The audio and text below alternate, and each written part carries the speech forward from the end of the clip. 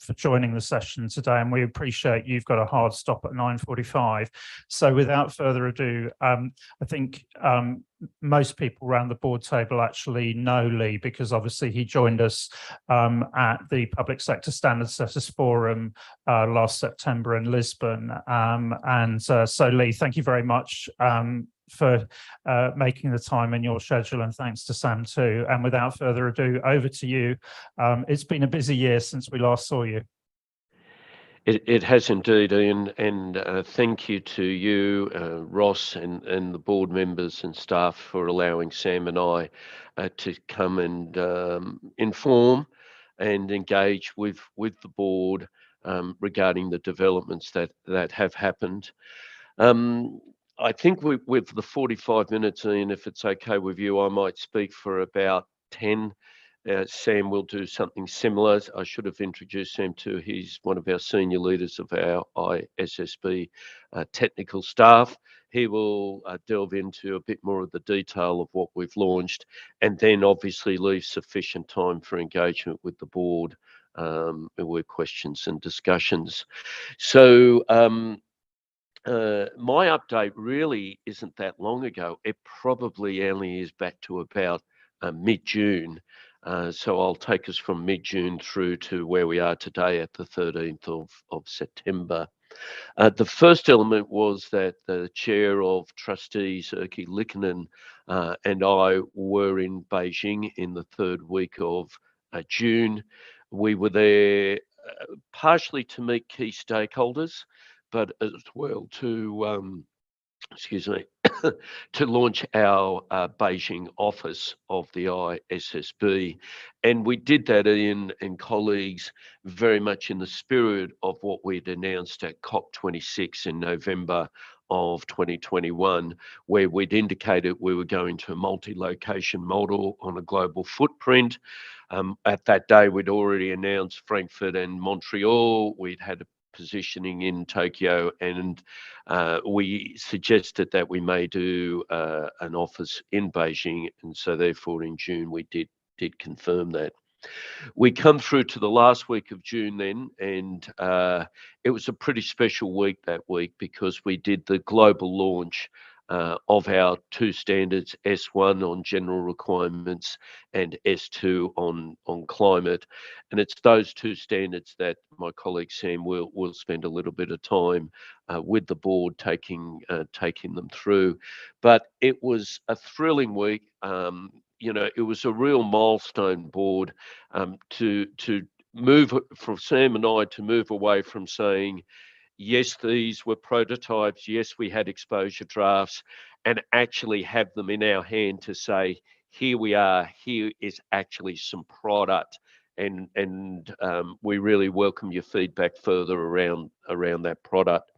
And as I said, we had 7 launches that week around the globe, and it was pretty special, the feedback that we received.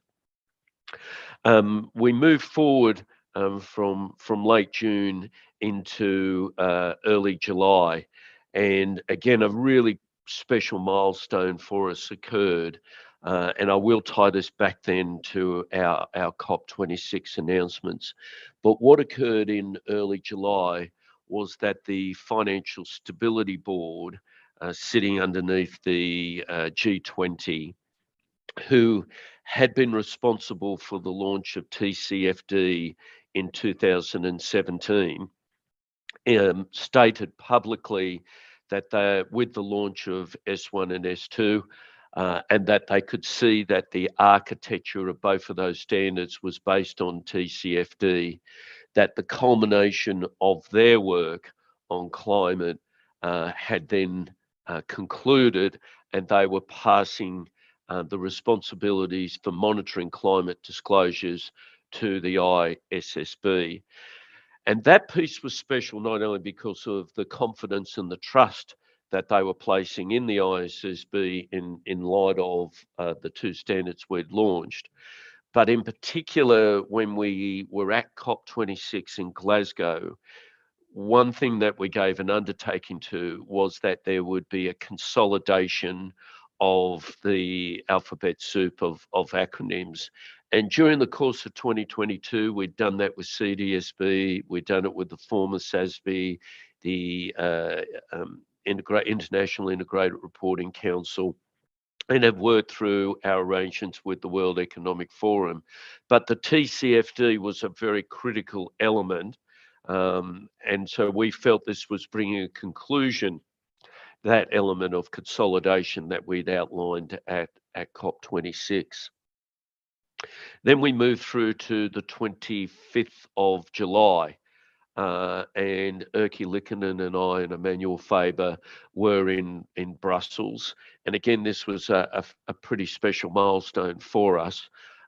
It was a press conference held by the chair of IOSCO, and it was at that press conference that he announced that IOSCO had completed their work, their review, their analysis of S1 and S2, and were able to provide their endorsement to those two standards.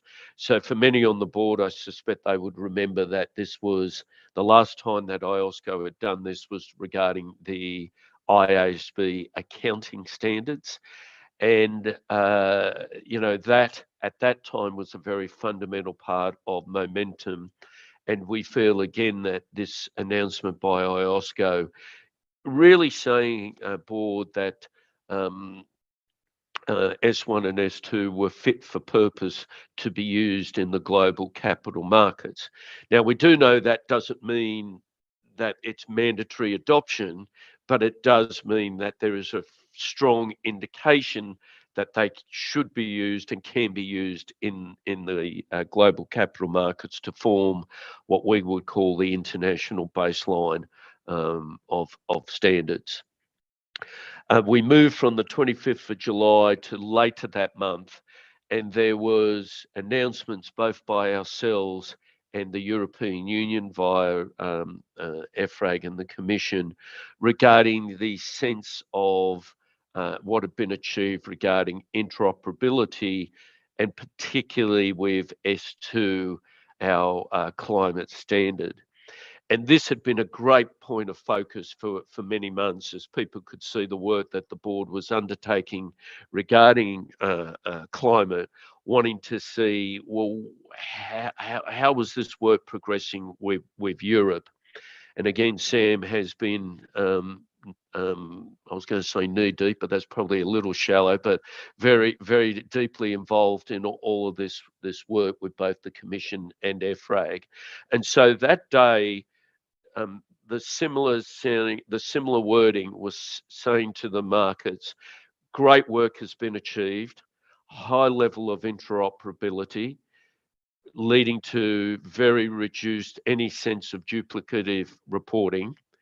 But we still need to do further work, which we're underway on mapping our requirements so that users can see exactly the steps that they need to take. But that announcement has been very warmly received. So that really was quite a number of milestones that we'd received to that date. We then go through to the 1st of September. It was that day, Ian and board, that we concluded the IPSASB agenda consultation. We've received in excess of 400 responses. Those responses, and this is a new approach for us, where we're happy to always receive the types of responses in what you might describe the more traditional letter format. But also we have a survey where it hones in on particular areas that if people wish to provide their views as well. So we're trying to make sure that consultations are accessible to all in the best way. So the board will take now at least the rest of calendar year 23 in order to unpack the direction that it will take in its further activities. But some will also know that there was some sense of direction that the board already outlined at the commencement of that agenda consultation around biodiversity, human capital, integration of reporting and human rights. So we will see how those elements will play through. So an incredibly exciting time for me and Sam, a great privilege to be part of what is developing and moving through, but we do know a significant amount of work lie ahead for us. We felt the pressure with climate disclosures. You could feel the pressure building with these other areas where there is much passion and focus going forward as well. So I'll pause there because I could see I'm just 10 minutes past the hour. Let me pass to Sam to give a little bit more of a sense of the technical detail, and then we can open it up back into your hands, Ian and Ross. That's great. Thanks very much, Lee. And certainly our congratulations on those milestone achievements. It's amazing to see what's actually been achieved over those few months, let alone what's happened since we saw you in person a year ago in Lisbon. So, so with that, let's pass over to Sam, and then we'll open up for board discussion after Sam's had the opportunity to speak. So Sam, over to you. Thank you very much, Ian. And I see that Lee was exactly 10 minutes there, so I'm pressed to see if I can match his timeliness, but I'll do my best. So I'll spend a little time going over the detail on S1 and S2, but particularly looking at some of the areas we're focusing on now that the standards have been released in engaging with stakeholders and what the focus has been on there.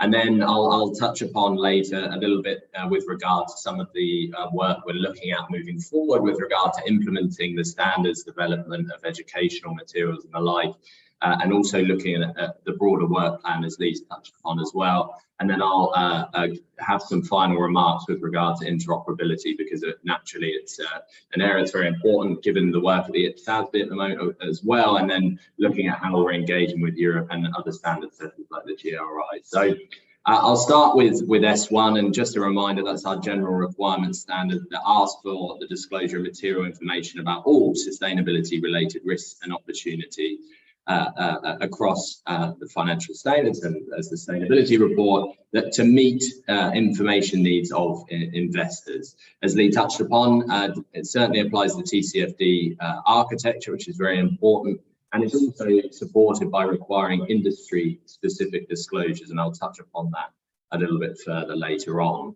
And just to highlight, this is the standard that really focuses on matters for other sustainability matters other than climate, and refers to sources of guidance to help companies with that. In identifying topics, we have the benefit of the IPSASB standards that an entity shall consider in that regard. And then we can also draw on other industry practice and other frameworks as well that an entity can consider, such as the CDSB framework.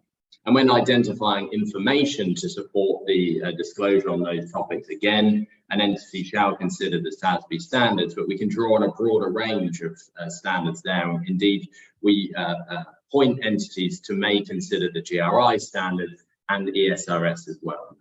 An important point there. But S1 is particularly important because it essentially provides the conceptual underpinnings for the disclosure of sustainability related information. And right at the center of that, and we've all had many a debate in this regard, is the concept of materiality. So it's an important one to focus on, and just to remind that the concept of materiality in the IPSASB standards is based on what the concept is in the IFRS accounting standards. So information is material if omitting, misstating, or obscuring it could reasonably be expected to influence investor decisions. So very much built upon the existing concept of materiality in financial reporting, applied in 144 jurisdictions around the world, and known within financial reporting and the structures around it. So very important that we've been able to utilize that and incorporate that into the sustainability reporting as well.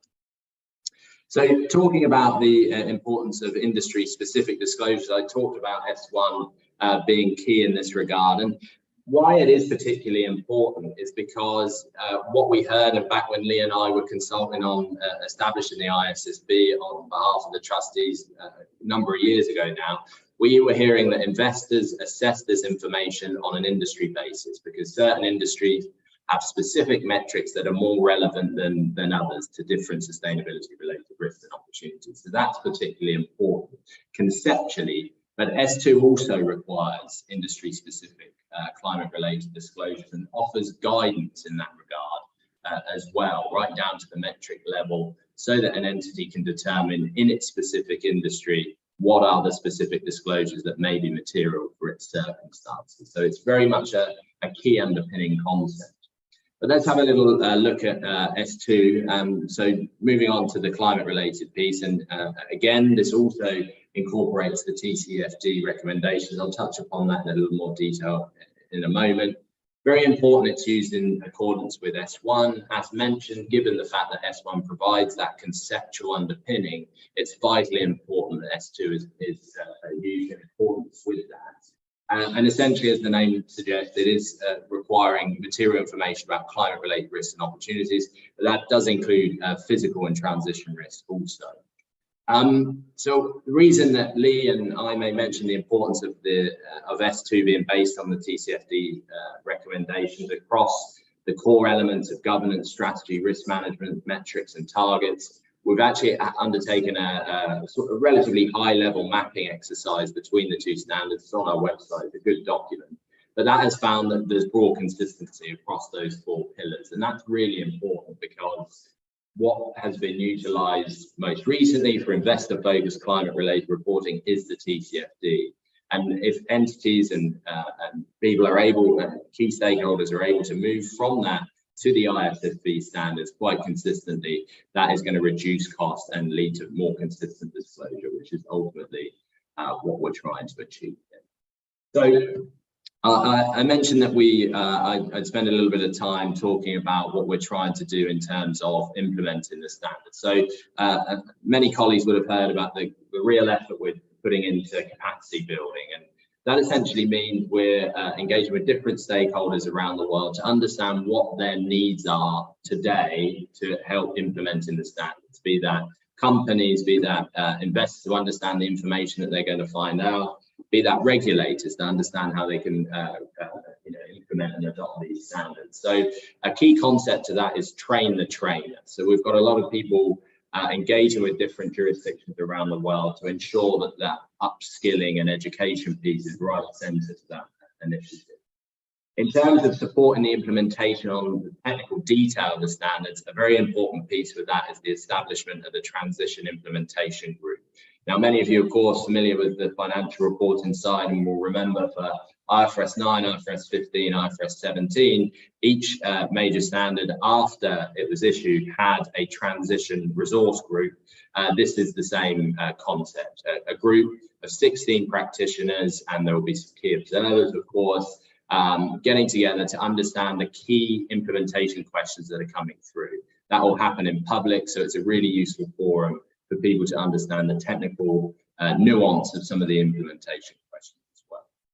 Alongside that, it's going to be very important for us to develop educational material. Of course, some early work has begun with regard to current and anticipated effects in that, and I think with our engagements with colleagues, we're starting to understand some of the specific areas where may need a few extra R's to be hummed, to coin a phrase, with regard to some of the details. So we're monitoring that very closely.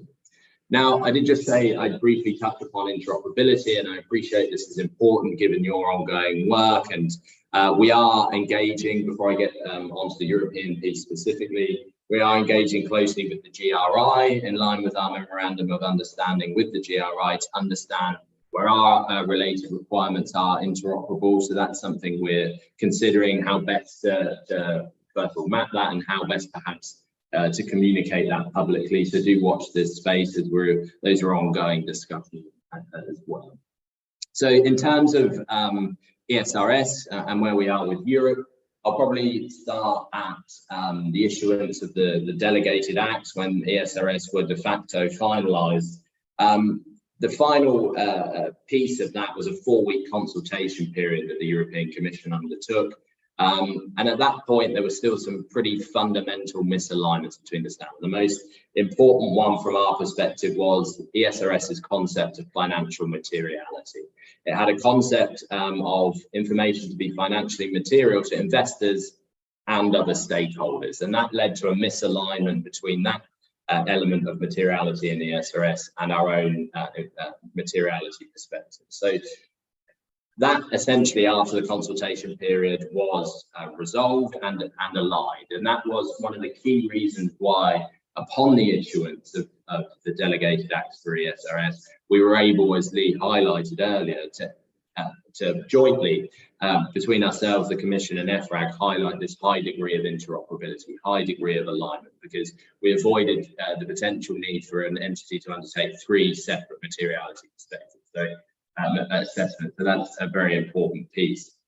Where we are now currently is engaged in discussions about how do we illustrate where there is alignment, how do we illustrate and communicate this level of interoperability. Colleagues who are paying close attention to this may have noticed that EFRAG published independently a mapping table that it has produced for its SRB meeting. That was not something that we participated in, but something EFRAG wanted to do to contribute to the debate. It's an important piece that has helped for us to look at sort of what the form could be for our joint publication moving forward. But from our side, there's a couple of key points that we would like to incorporate. Some are that there are some choices an entity has to make to ensure that interoperability is enhanced between the 2 sets of standards.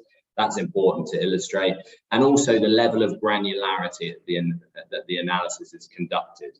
EFRAG's is conducted at a paragraph level, whereas the subparagraphs contain specific disclosure requirements that some may be aligned and some are unique to both sets of standards. So it's important that we are able to illustrate that to entities. So ongoing discussions between ourselves, EFRAG and the Commission, which hopefully within the coming weeks will bear some fruit as well. Just one final point on interoperability, because it is something that's open for comment at the moment. Digital reporting, our digital taxonomy is open for comment until the 26th of September. And this is a piece that really can be utilized to support interoperability. If we have the digital tagging of information, and we're working with EFRAG on their work in this area as well. And if we have interoperable tagging systems that enable an entity to tag its disclosures as, say, ESRS relevant and IPSASB relevant, that could be very, very useful from an interoperability perspective. So just highlight that that's open to the 26th of September, and I'll probably pause there, but thank you very much for that whistle-stop tour. Thank you very much, Sam. And as you say, a whistle-stop tour, but I think some very useful points there. Going into as we go into our own first substantive discussion this week on climate-related disclosures. And just before I open up for comments from the board, one point to note, I think you mentioned the establishment of the Transition Implementation Group. And I think we were certainly very pleased to receive an invitation to provide an observer for that group. And just to let the board know that what has happened is we've nominated former board member Bernard Schatz, who now works at PwC on implementation both in the private and public sector of sustainability reporting, to be the IPSASB observer on that transition implementation group. So I think that's an important development, and certainly I think we will want to have a close dialogue with the IPSASB as we start to move into the development of climate-related disclosures. So I think we look forward to discussions on that. So I think with that, thank you very much to both you and Lee for a lot of input. What I'd like to do now in the 20 minutes that we have remaining is to open up for board questions and comments. So Scott, perhaps if I can go to you first. Thank you. Lee and Sam, thank you very much for your remarks. You put a lot of pressure on all of us with the speed in which you able to issue these 2 standards, and obviously statement 1 and 2, the prototypes help. So my question is you mentioned there's pressure for the next set. So what did you learn in your process that this board could learn through about the speed of issuing this? Because you high quality standard, but you did it in a record time for a standard setter. So what did you learn? Because now you don't have a prototype on the next documents you're going to go through, and how you're going to move forward at the same level of speed. Thank you. Thank you very much, Scott, and great question. Whilst we may not have prototypes in the sense, and I should just come back very quickly to Ian's remarks. Ian, thank you very much for having representation on the transition group. You know, the spirit that you're there then is a continuation of the spirit that you were observing at the group of 5. So we feel the relationship with the IPSASB, really, you've been with us from day one. So back to Scott's question then, we may not have prototypes or be working around prototypes, but I think, Scott, there is certainly still considerable intellectual property or work that's been done in many of the areas that the board will be reflecting on. And I think, and again, this is me speaking, not the board, that they will look to draw upon all of that intellectual property in different ways in order to assist how it can build up to the work that it may wish to do in its next phases. And you might say, well, Lee, what are you talking about? Well, clearly when we talk about integration of reporting, we've got the intellectual property of the integration thinking and integration reporting elements. CDSB did some significant work around biodiversity, but there's other organisations that have also done work. And so we need to find ways in which we can build off that. Sam made reference to the GRI, Scott. We see them as a very significant partner, and they've obviously done a huge amount of work in many areas, and we want to see how we might unpack that work and utilise it as well. The other element, Scott, is more about you know, we did move at pace, there's no question, from COP26 to late June of 2023. But we feel we never took a shortcut on due process. And so our consultation periods for the exposure drafts were 120 days. We did think, you know, could we make it 90, and would that thing, and then we just went, no, this is too important. So my encouragement to this board, as best I could say it, is, yep, you need to find ways to build how you might set out to do what you wish to do, but always at the top of your mind, as I know it will be around the rigor of due process, because if you lose a hint of that, it's, you know, your credibility really as a standard setter is greatly diminished. Thanks, Lee. Lynn, next. Thanks for the presentation, and, you know, congratulations really on the progress that you're making. I just had a couple of questions. My first is around proportionality. Obviously, with disclosures come burdens on entities. How did you consider sort of proportionality, and is there any further thinking you're doing around that in terms of, you know, differential type of reporting? That was my first question. And my second question, sort of linked to that really, is how are you going to monitor implementation? Are you doing any form of, you know, post-implementation review to see the impact when standards are implemented? And is there anything you think we can learn on that? Thanks. Lovely. Thank you very much, Lynn, and good to see you again. I will ask Sam to take the lead on proportionality, but one element just to mention very briefly, the day that IOSCO did the press conference on the endorsement, there was a press release by us, and not only did it thank IOSCO for the work that it had done, but it also released a 14-page document called The Journey to Adoption of S1 and S2. That document also, which is there for regulators and preparers, gives a sense already, Lynn, around proportionality and other elements of transitional relief. More information will come from us on a full adoption guide, but Sam, may I pass to you on proportionality, please? Yeah, thank you very much, Lynn, for the question. It's an important piece. So there is proportionality mechanisms built into the standards. So I'll touch upon that first of all, and then further to Lee's comments with regard to how we're engaging with jurisdictions on this sort of adoption journey. There is a further consideration there.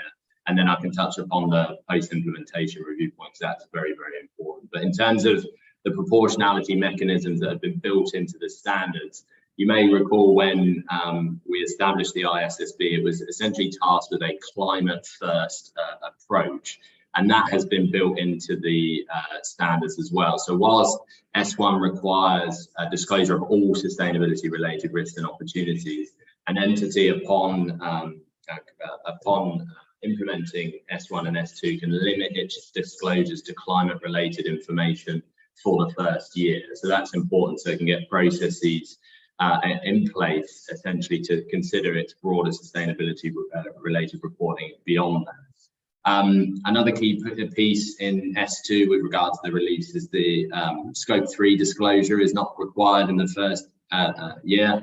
That's very, very important because as we appreciate obtaining data and information up and down a company's value chain and considering organizational boundary, this is a new area for a number of entities. So that's an important piece that gives them time to getting further processes in place around there. Also related to the greenhouse gas reporting, an entity doesn't need to apply the GHG protocol if it's already using a different measurement approach in that first year as well. So there's various pieces that are built in, particularly around the disclosure of greenhouse gas reporting, that help an entity on board the standards.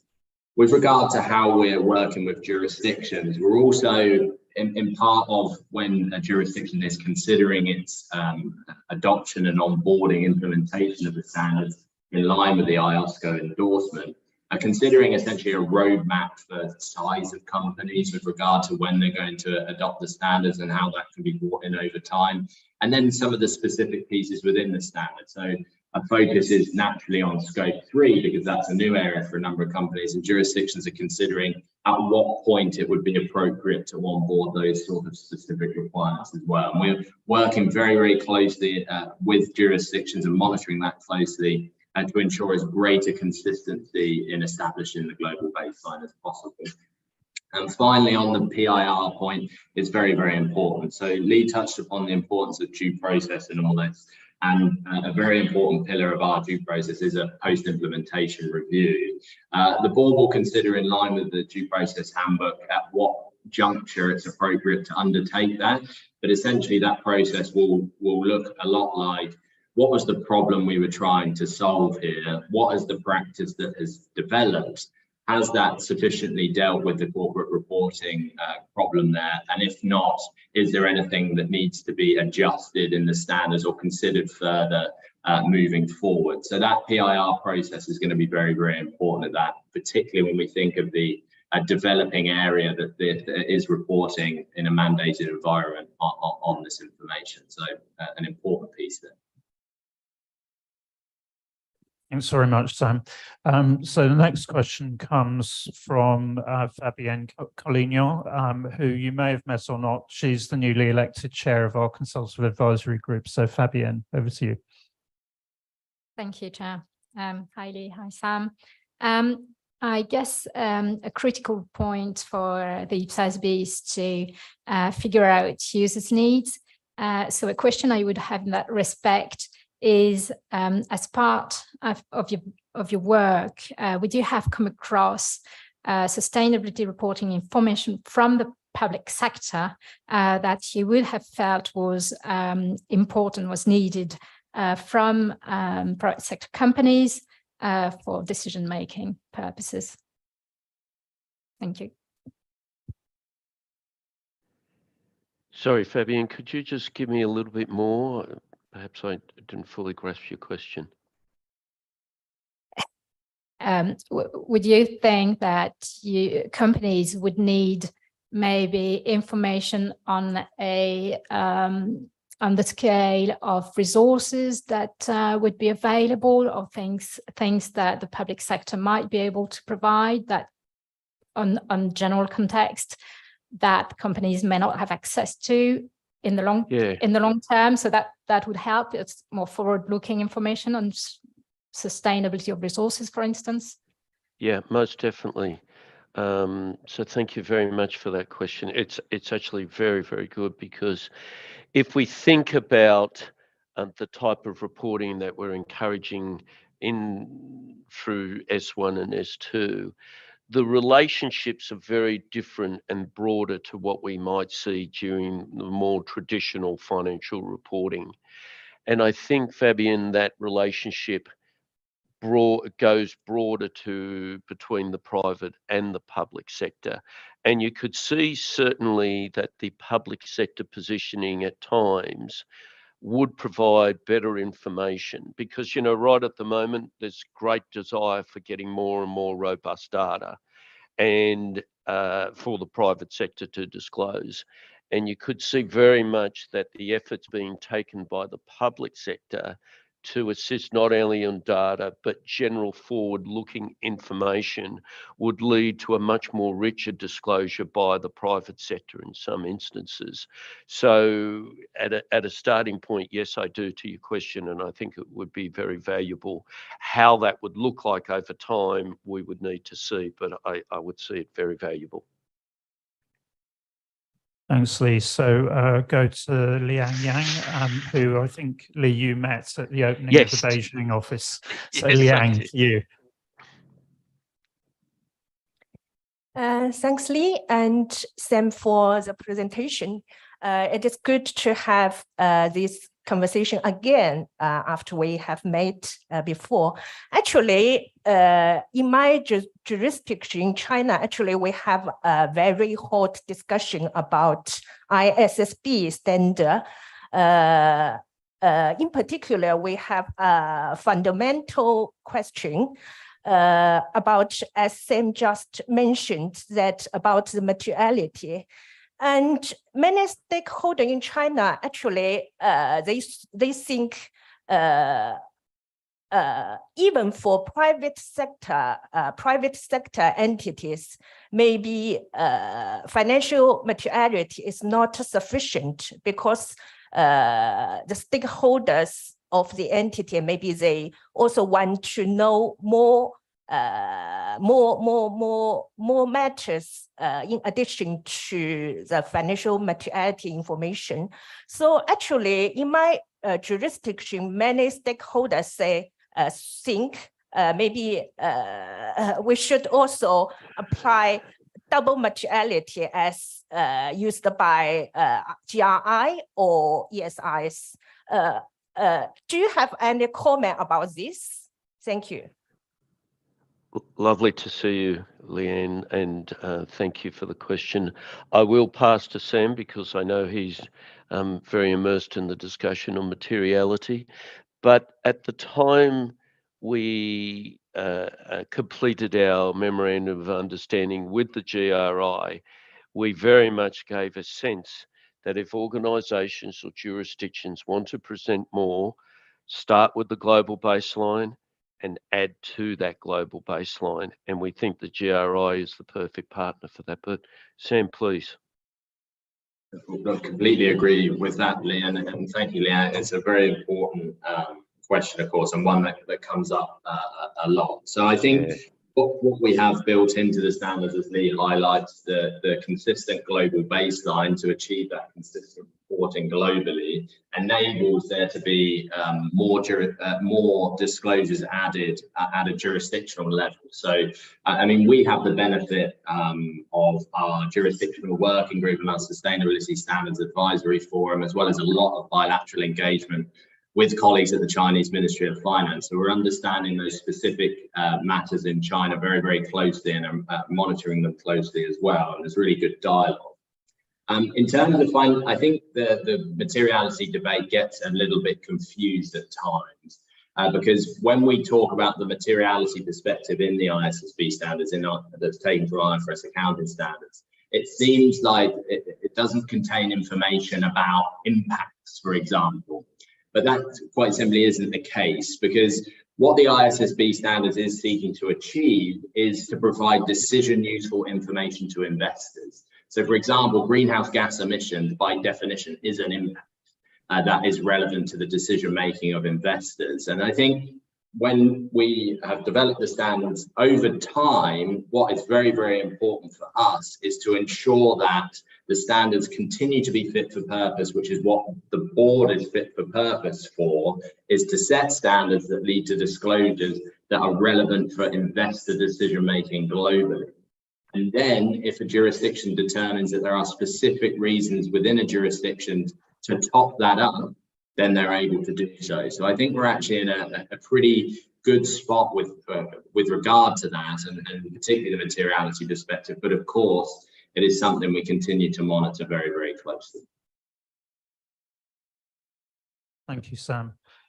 So I think we've probably got time just to squeeze in one more question, if we may, Please, before please. you have your hard stop. So Renee, to you. Yes, thank you, Chair. Good morning, Sam and Lee. Really nice to meet you from Canada. My question is about the thinking you've done and the lessons learned or the experience so far in considering financial statement impacts. And I know that there is collaboration with the IASB, and the IASB is going to be considering in parallel what to do from a financial statement impact in terms of additional guidance. For us, we're all integrated, right, within one board, and trying to understand how we should approach this, be proactive, be careful with scope creep as well, but still be proactive and consider always keeping in mind also this other aspect, and just wanting to understand your experience so far with that, understanding that you're working with another board on this. Thank you. We are, and again, I will ask Sam for his thoughts in the last few minutes, but great question, Renee, and perhaps over time, we may learn more from you, you know, in it all being, as you said, into the one board. But at the moment, our challenge is we've got a very mature board, the IASB, producing it's already got its suite of standards. It's looking further at what it needs to do, but it's got a mature sense of content and process. And yet on the other side, we've got an IPSASB in effect still in startup mode. Fantastic, we've issued the first two standards. How we bring the engagement between those two boards regularly is a bit of work in progress for us at the moment. The spirit is fantastic. The energy is really, really focused. And then it's up to both boards to start being able to read from each other. So it isn't, Renee, from sustainability only back to financial. It will be from financial over to sustainability as well. But the point of focus right at the moment clearly is climate, and the IASB has its project underway already around that. But Sam, in the last few minutes, mate. Thank you, Lee, and thank you very much for the question, Renee. It's a very important one again. So I think what we have been able to benefit from on the IPSASB side is those conceptual underpinnings and consistent terminology and concepts that have been taken from the accounting side. And that means that because that has been built into the sustainability reporting standards, that as those are implemented and mandated globally, we're going to learn further how they apply in a sustainability context. And that will also lead to further collaboration and understanding between the two boards. So it's something that's going to move forward in that regard. Then also, if we look at what we consulted on in our agenda consultation related to connected information, integrated reporting, that's something else that we're going to have a lot of feedback and be able to react to as to how we move forward with that work. And then specifically in relation to the IPSASB, considering how this information is related to the financial statements, some of the early work we'll do on educational material will be on our requirements related to current and anticipated financial effects. And that some further information with that in that regard is going to lead to the need for even closer collaboration between the ISSB and the IASB. But even at the staff level, we're engaging with IASB technical staff, and we're able to build on that expertise as well. So there's a lot of collaboration happening already, and I think moving forward, to Lee's point, it will be more clear as we advance our work further. That's great. Thank you very much. So, Lee, we need to let you get off to your meeting, but thank you very much to you and Sam for some great input, which I think will really help us as we start our own journey in terms of the development of first public sector sustainability reporting standard on climate-related disclosures. I think some really helpful messages there. Certainly, we look forward to continuing and deepening the relationship, both with the foundation and with IPSASB as we move forward on that journey. So thank you very much. And if colleagues can just express their appreciation for the input and for taking the time. Thank you very much.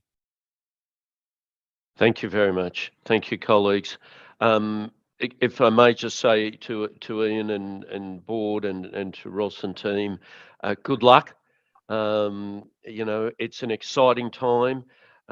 Congratulations in taking forward this strategic direction that you're wishing to pursue.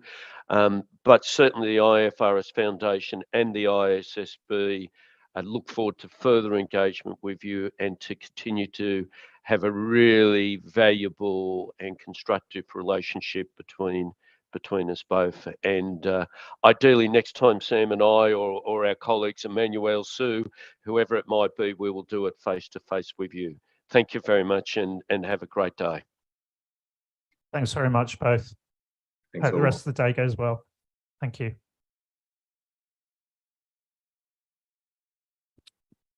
Okay, so I think that was a very useful session. We were juggling agendas there in terms of originally we'd hoped this would go with tomorrow, but we thought, well, we just do the minimum change to at least get that direct interaction today. So with that, we move then into the second item for today, which is on measurement, the application phase, and we've got a number of topics to cover there. So if I can ask the team to come to the table, and then we'll move forward with that item. Before we actually start on the detail on that, David, perhaps if I can go to you as chair of the task force for a few opening remarks.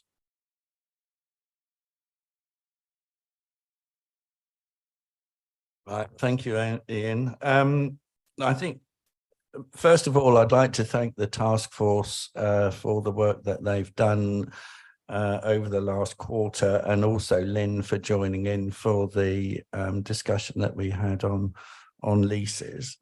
I think it's true to say that we've found, as we've been going through the standards, we obviously started with the easier ones, but they are getting progressively more complex in our considerations.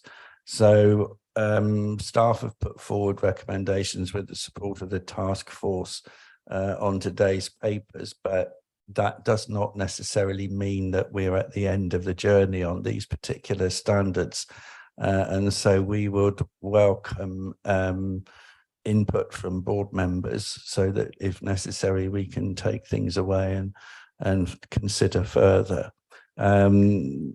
Following initial discussions earlier in the quarter with the task force on, for example, IPSAS 31, we actually withdrew it from this particular board meeting because we felt that we, just as the task force, we needed to consider things more. So we are open to look at issues so that we actually get it right rather than rush something out. But with that, I'll hand back to you. Thank you. Thank you, David. And we're pleased you finally made it, particularly because the bell is here today, which we missed yesterday. Thank you very much. I think without further ado, hand over to Agustina to kick us off. Thank you, Ian, and thank you, David. As David mentioned, we had sessions with the task force. There was a lot of discussions, but we're always open to hear your points of view of the people who were not part of the task force and in general, just board members, and how can we improve or get to the right decision on each of the papers presented today. Just a quick project update, just to tell you where we're at. As David discussed, we started with the easier standards, and then we got an approval in June for several ones of them. Initially, we started discussion on IPSAS 21 just to define that the scope of it. And now at this point, we look at IPSAS 12 for inventories that we'll be discussing today, IPSAS 21, the recommendation, IPSAS 40, 32, 43. And we're also going to be discussing IPSAS 3. We'll get back more into the details then, but originally in June, you discussed some amendments to IPSAS 3 based on the improvements to from the ISB. So there's more details on that on the agenda paper. Then the plan is to look at IPSAS 31 in December, and of course, other issues, depending how the conversation goes today. There might be other things that we will have to look for December and reconsider based on your input. With that, I will move to the first paper and the first recommendation, which is for IPSAS 12. And the staff recommendation here was based on two things. So first, when we look at IPSAS 12, we can see that when it was originally developed, there was considerations for public sector specific inventory that is held. So the standard today actually splits between measurement of inventory. If it's held for a profit or financial capacity perspective, it will follow ISB, IS 8.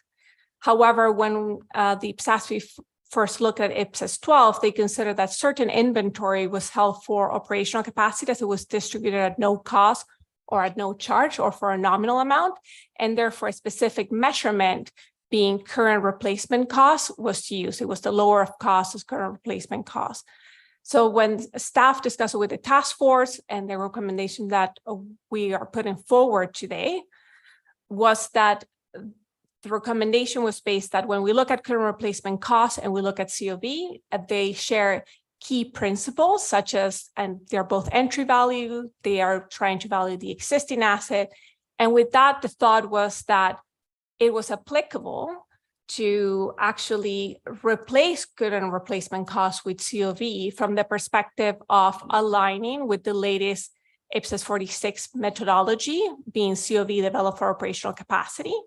And this where the task force and staff is recommending that change of amending IPSAS 12, sorry for the typo on my recommendation, to reflect the applicability of COV for inventory that is held for distribution at no charge or for a nominal charge or consumption in the production process. And with that, I'll pass it to the chair. Thank you. Thank you for that overview, Agustina. So open up for any comments on staff proposal.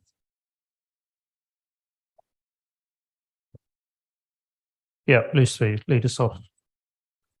Thank you, Chair. Thank you, Agustina, for the presentation. I would like to be clarified on 2 points. First is on the, I think there seems to be a disconnect between the recommendation and the analysis on paragraph 2, where the task force and staff recommended for the addition that the COB be added as a measurement basis for inventories held for distribution at no charge or for a nominal charge, or the inventories that are for consumption in the production process of goods to be distributed at no charge or for a nominal charge. However, as discussed in the analysis, specifically paragraph 13, it would seem that COB would effectively replace the current replacement costs which henceforth I will refer to CRC for brevity, so that the measurement basis for the two types of inventories that were specified in paragraph 17 of IPSAS 12 would reflect the the measurement basis for these two types would reflect the IPSASB's updated measurements methodology in IPSAS 46. Hence, actually, the intent of the recommendation is to replace CRC with COB. It's not adding COB. But I think before we can say that COB would replace CRC in the as measurement basis for those inventories identified in paragraph 17 of IPSAS 12, I think there should be a further analysis on the implications of implication by comparing or contrasting the characteristics of the two measurement bases. First is on the definition. The CRC or current replacement costs under paragraph 9 of IPSAS 12 has been defined as the cost of the entity would incur to acquire the asset on the reporting date. Okay, whereas COV, as defined in IPSAS 46, paragraph 6, it is the amount the entity would pay for the remaining service life or service potential, sorry, of an asset at the measurement date. So looking at the definition, it would seem that both CRC and COV, as mentioned in paragraph 12 of agenda item 8.2.2, they refer to both the amounts that the entity would incur or would pay to replace the asset. However, I think that the key distinction here on the definition is on the timing of the determination of the measurement, wherein in CRC it is at the reporting date and COV at the measurement date. So I think further there were two key principles of COV and CRC that were mentioned in paragraph 12 of the agenda papers, which are the entry value and the current condition of the existing asset.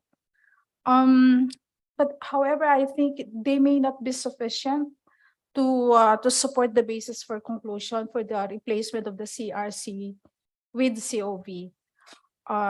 And assuming that the board will decide so, I think there should be further guidance or further analysis that would show or that would support the basis for conclusion in case the board would decide to replace, not add COV, but to replace CRC in the in IPSAS 12. So I suggest that staff would present before the board further analysis on this in the December meeting, so that we can see there will be sufficient basis for us to decide on this. The second point I would like to raise is that in paragraphs 14 and 15, the staff recommend to extend the applicability of COV in place of CRC on the initial measurement of inventories that are acquired in a non-exchange transaction. I think this recommendation, however, is not clearly specified or cannot be subsumed in paragraph 2 of the agenda item. So I think I need to have some clarification on this matter. If this is also being raised for approval by the IPSASB, and if it is, then I maintain that there should be again, there should be a further analysis on this to support the decision or for discussion and consideration by the board in the next meeting. Thank you. Thank you, Lucy. Agustina, I don't know whether, I mean, clearly there is a need to communicate, more specifically and for the precise use of language in terms of replace rather than add and so on. I don't know if you want to pick up on any of the specific points. I think ultimately, yes, we will need to provide a clear basis for conclusions that addresses the points you've raised.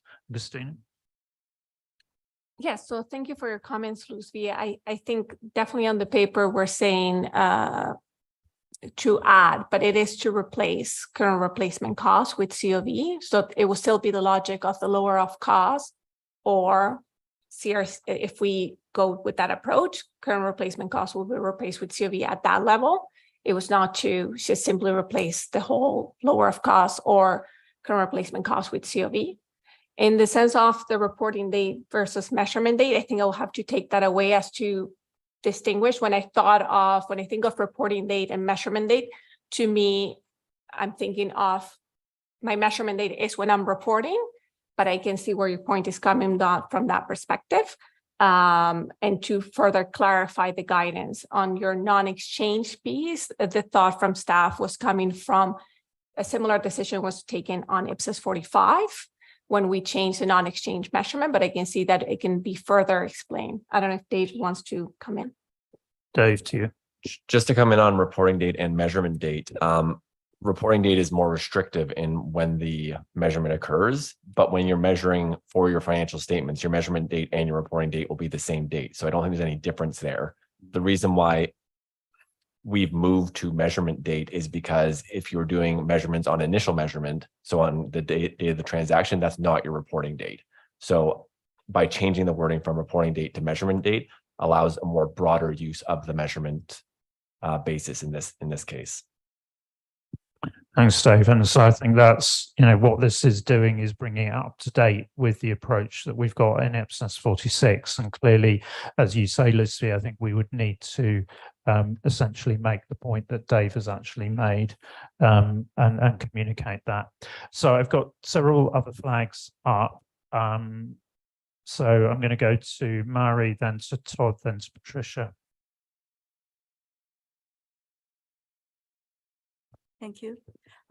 Partly, I agree with the Ruthie's point, and however, in the latter part of the document, COB is defined the subsequent measurement basis, and the paragraph 12 is stated the entry value, and it from my point of view, it is not consistent. It is a 1 point, and another point is paragraph 14, we have to pay more attention to the characteristics and feature of the public sector to acquire inventories. And so that in most cases, the public sector acquires inventory in maybe through the non-exchange transaction. And so the description and the statement and the how to delineate how when the non-exchange transaction, the inventory is how to measure. It is point. My point. Thank you. Thank you, Mari. What I'm going to do is take several more questions from members and then I'll come back to staff. So I've got Todd, then Patricia, then Andrew, and then we'll come back to staff. Thanks, Ian. And on this recommendation, my view is that COV is conceptually the right thing to do here. We have had debates around some other standards in terms of COV, and I think, there are potentially other standards where conceptually COV was probably the right thing to do, but we decided not to go there, and I think it was agriculture that we landed on fair value, even though you might be holding some agriculture for operational purposes. So in terms of the recommendation, conceptually, yes.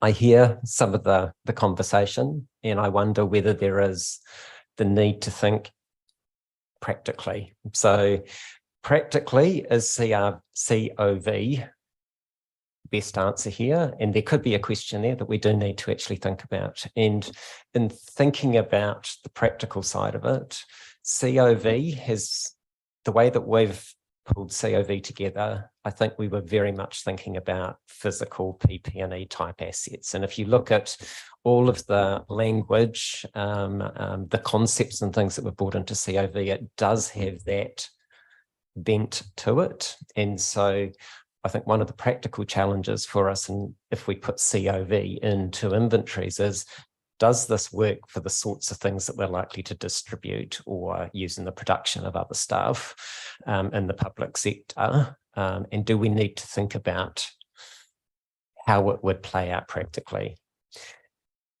Right now, I don't think CRC in terms of a measurement base is difficult for people to apply in terms of the inventory standard. By putting COV in, which conceptually I think is the right thing to do, are we going to complicate things for our constituents unless we really think about the way we've articulated COV and whether it can work in an inventory context? So I think listening to the conversation and with some of the thinking that I've been doing since being part of the task force discussion that made this recommendation, there may be a practical element that we just need to reflect on.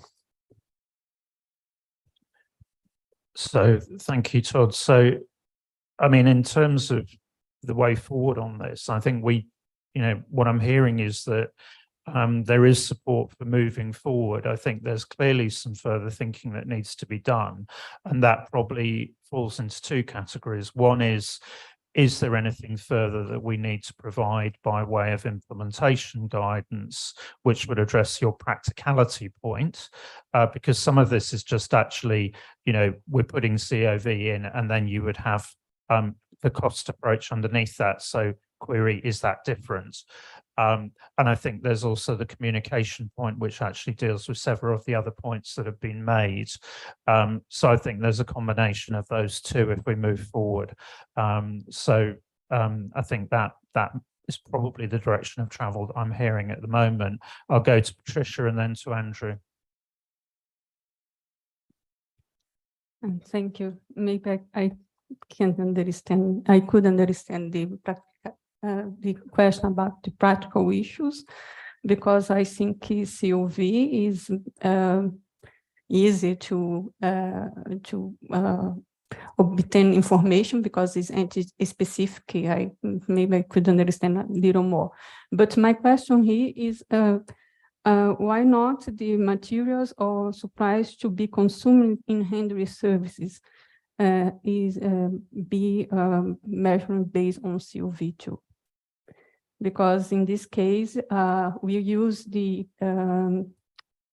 inventories to handle services, and handle services is operational capacity and not financial capacity.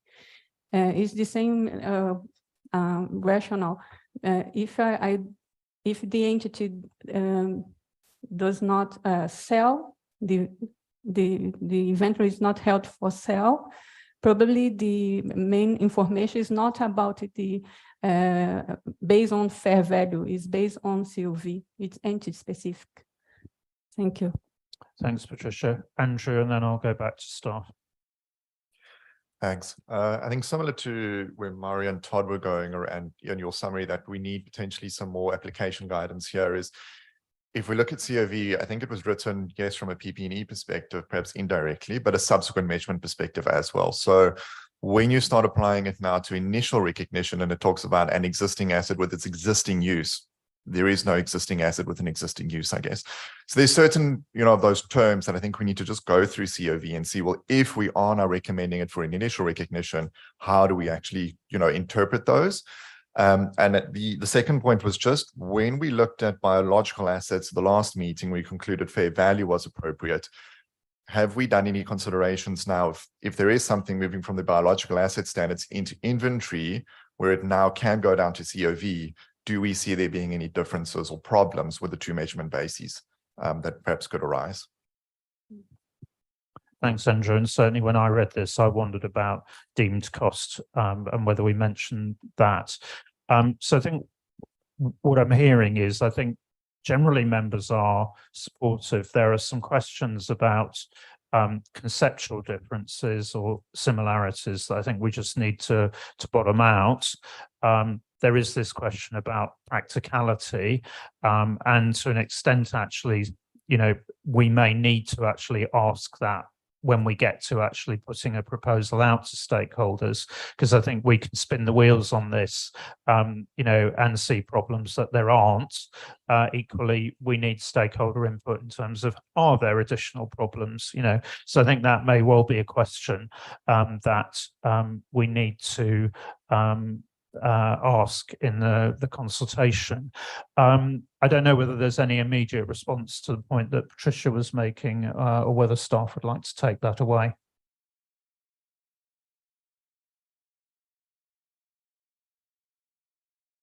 I think I would like to take that away on the clarity of the question when we're saying reserves.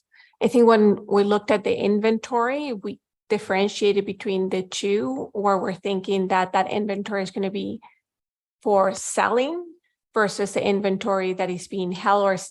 Or one of the examples that we have on the paper was about books from a health perspective that are distributed to a school, and therefore they're not held for profit.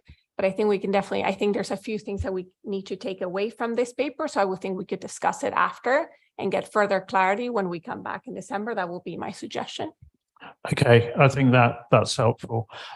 So I think if we say, look, you know, there is support for moving to COV, but that's conditional on those further pieces of work being done. And I think it would be helpful actually in December just to bring back some drafts, some proposed drafting that members can see, you know, addressing the issues that have been raised, and you know, the practicality point in terms of is this likely to get anywhere, you know, take us anywhere different, cause any unforeseen problems as far as we can see at this stage. So that's my proposal. Lucy, I'd rather not take any additional input at this stage in the meeting. I think if you can talk to staff afterwards, that's probably the better approach. Okay, so with that, I'd like to move on to the next item and hand over to John at this stage.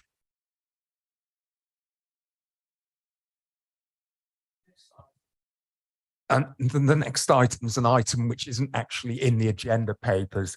It's what we've called an IPSAS 21 education session. And the thinking behind this is that IPSAS 21 was approved getting on for 20 years ago.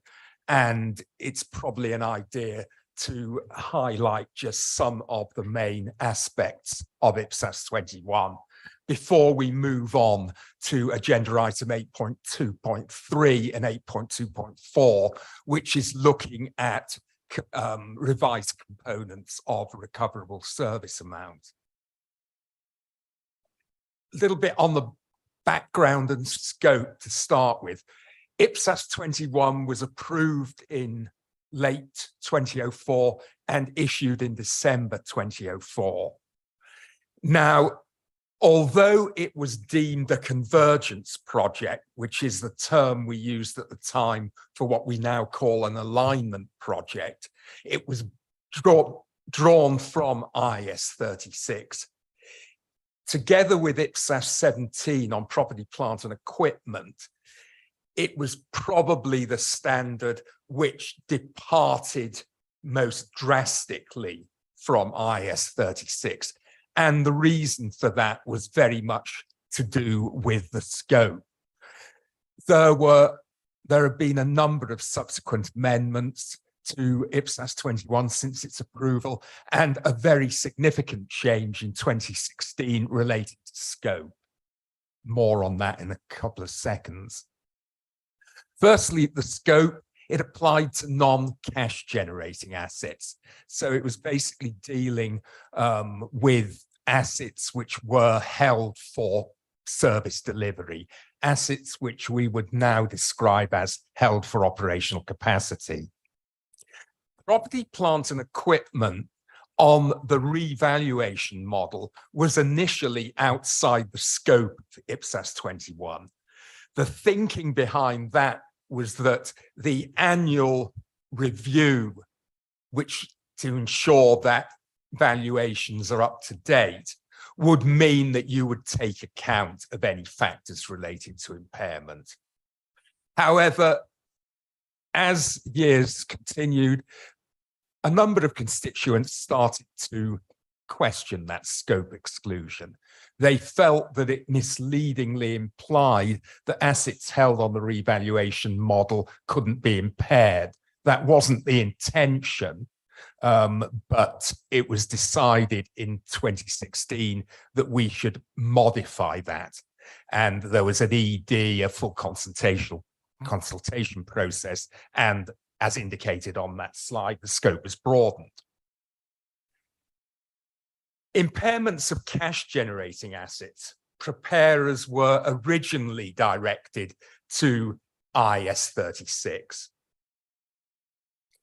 However, the IPSASB did launch a project to deal with impairment of cash-generating assets, and that led to the approval and issuance of IPSAS 26 in 2008.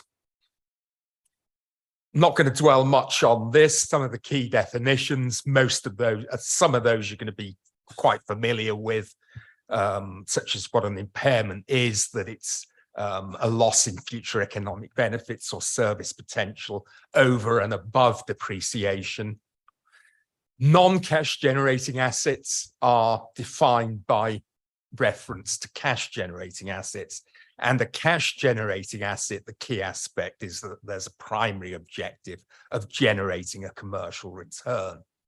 Goodwill is considered a cash generating assets in the IPSASB literature for impairment purposes, and IPSAS 21 contains quite a lot of material on how you distinguish a cash generating and non-cash generating asset. And there's an ultimate presumption that if there is a dilemma here, that an asset is non-cash generating because of the nature of the entities for which the IPSASB is primarily developing standards.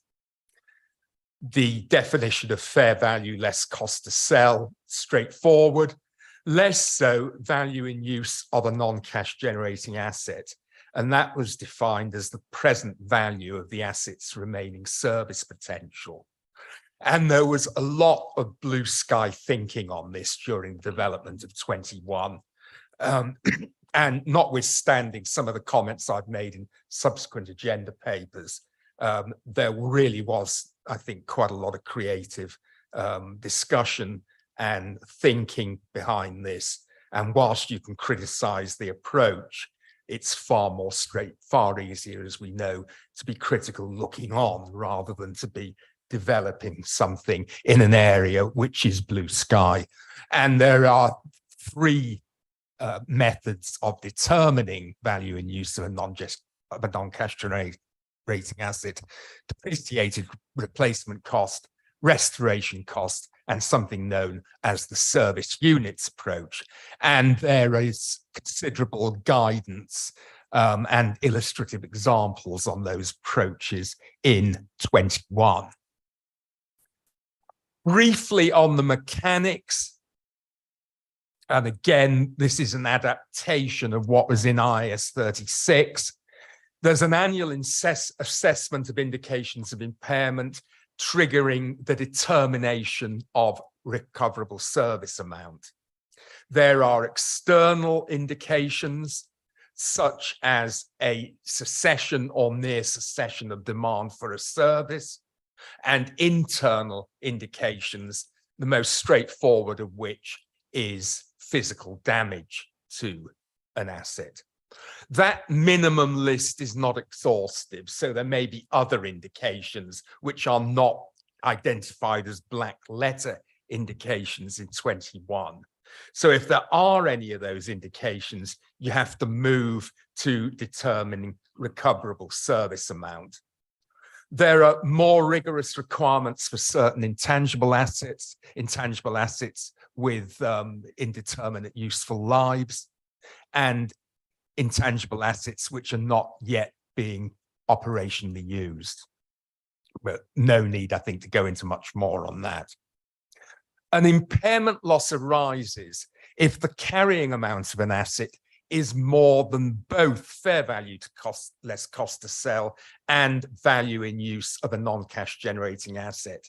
And something which IPSAS 21 does reflect in guidance, and which I'll be repeating this morning, is often it's not necessary to determine both measures. If just one is higher than carrying amount, there is no impairment. If you know through prior analysis that fair value less cost to sell is likely to be less than value in use of a non-cash generating asset, then there's no need to create what was described in the measurement task force as a fair value industry. IPSAS 21 deals with reversals of impairment, just as IS 36 does. And basically those assessments, those black letter indications of impairment, are the flip side, the converse of the indications of impairment, which I briefly discussed. 21 provides guidance on redesignations, such as when you determine that a non-cash generating asset is in fact a cash generating asset and vice versa. And the point there is that redesignation doesn't automatically trigger an impairment test or a test for reversal. It may do, but it's not an automatic feature.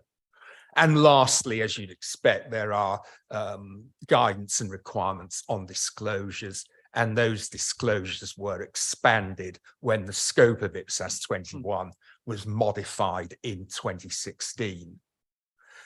Lastly, and you have seen this material before in the agenda papers for June, here we identify the main differences between IPSAS 21 and IS 36. And I think they pretty much flow from much of what I've said.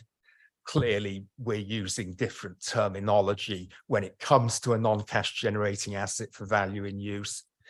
IPSAS 21 doesn't include a change in the market value of the asset as a black letter indication of impairment. However, changes in market value are discussed in grey letter. Similarly, IPSAS 21 has a black letter decision to halt the construction of an asset before completion, and that is a difference with IS 36. Importantly, IPSAS 21 deals with impairment of an individual asset. So there's no equivalent in 21 for a cash generating unit as defined in IS 36. We don't have a concept of a non-cash generating unit. And 21 deals with corporate assets in the same way as other non-cash generating assets, rather than dealing with them as part of cash generating units. Okay, that's a very brief introduction to 21 and aims to sort of get us to where we currently are. Thanks, John. So just to check, are there any questions on John's presentation before we move into actually discussing the agenda items? Okay, so thank you, John. I think that was very comprehensive. So if we move into the first agenda items, 8.2.3. Thanks, Stina. The first of the substantive agenda items, 8.2.3. And what this is doing is considering whether the revised definition and assumptions behind fair value in IPSAS 46 are appropriate for incorporating into a definition of fair value less cost to sell in IPSAS 21. In other words, should we retain fair value less cost to sell as a component of recoverable service amount, noting that IPSAS 46, the assumptions behind fair value differ quite considerably from those in IPSAS 17. To remind you, IPSAS 17 incorporates depreciated replacement cost, restoration cost, and the service units approach for certain assets.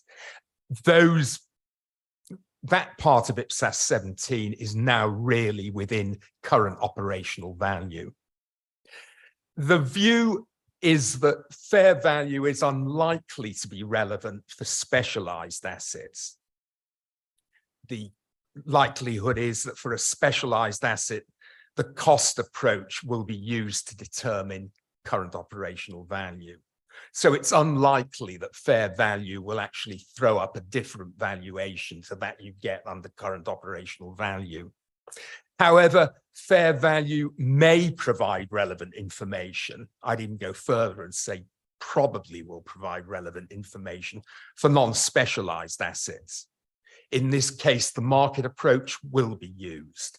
Now, an example of this is a straightforward office building. It's too big for current service requirements. Let's suppose it's an educational administrative building. It's in a prime city centre location, and clearly it provides more service capacity than is currently necessary for the reporting entity, but it can be sold to a market participant. In that instance, I think it's unlikely that you will have an impairment, and therefore not to include fair value as a less cost to sell as a component of recoverable service amount may lead to information which is not relevant and faithfully representative. However, in many instances, fair value is unlikely to be relevant. So the recommendation on the right-hand side, firstly, is that fair value less cost to sell should be retained as a component of recoverable service amount. And that revised definition of fair value should be based on IPSAS 46 definition and the premise underpinning fair value, the highest and best use assumption. The use of an asset which is physically permissible, physically feasible, legally permissible, and financially viable. And lastly, to repeat what I've said 2 or 3 times now, we need in guidance to emphasize that in many instances, fair value won't be relevant, particularly for specialized assets, and we need guidance and examples to make this clear. The phrase that the Measurement Task Force came back to on many occasions, which I've already used today, is not to create a fair value industry. And it's certainly not the intention that the approach I've outlined will be cumbersome and onerous on preparers. At that point, I'll... Thanks, John. Can I open up for any comments on staff recommendations there, please? Yeah, Claudia. Thank you, Chair. I'm struggling a little bit with the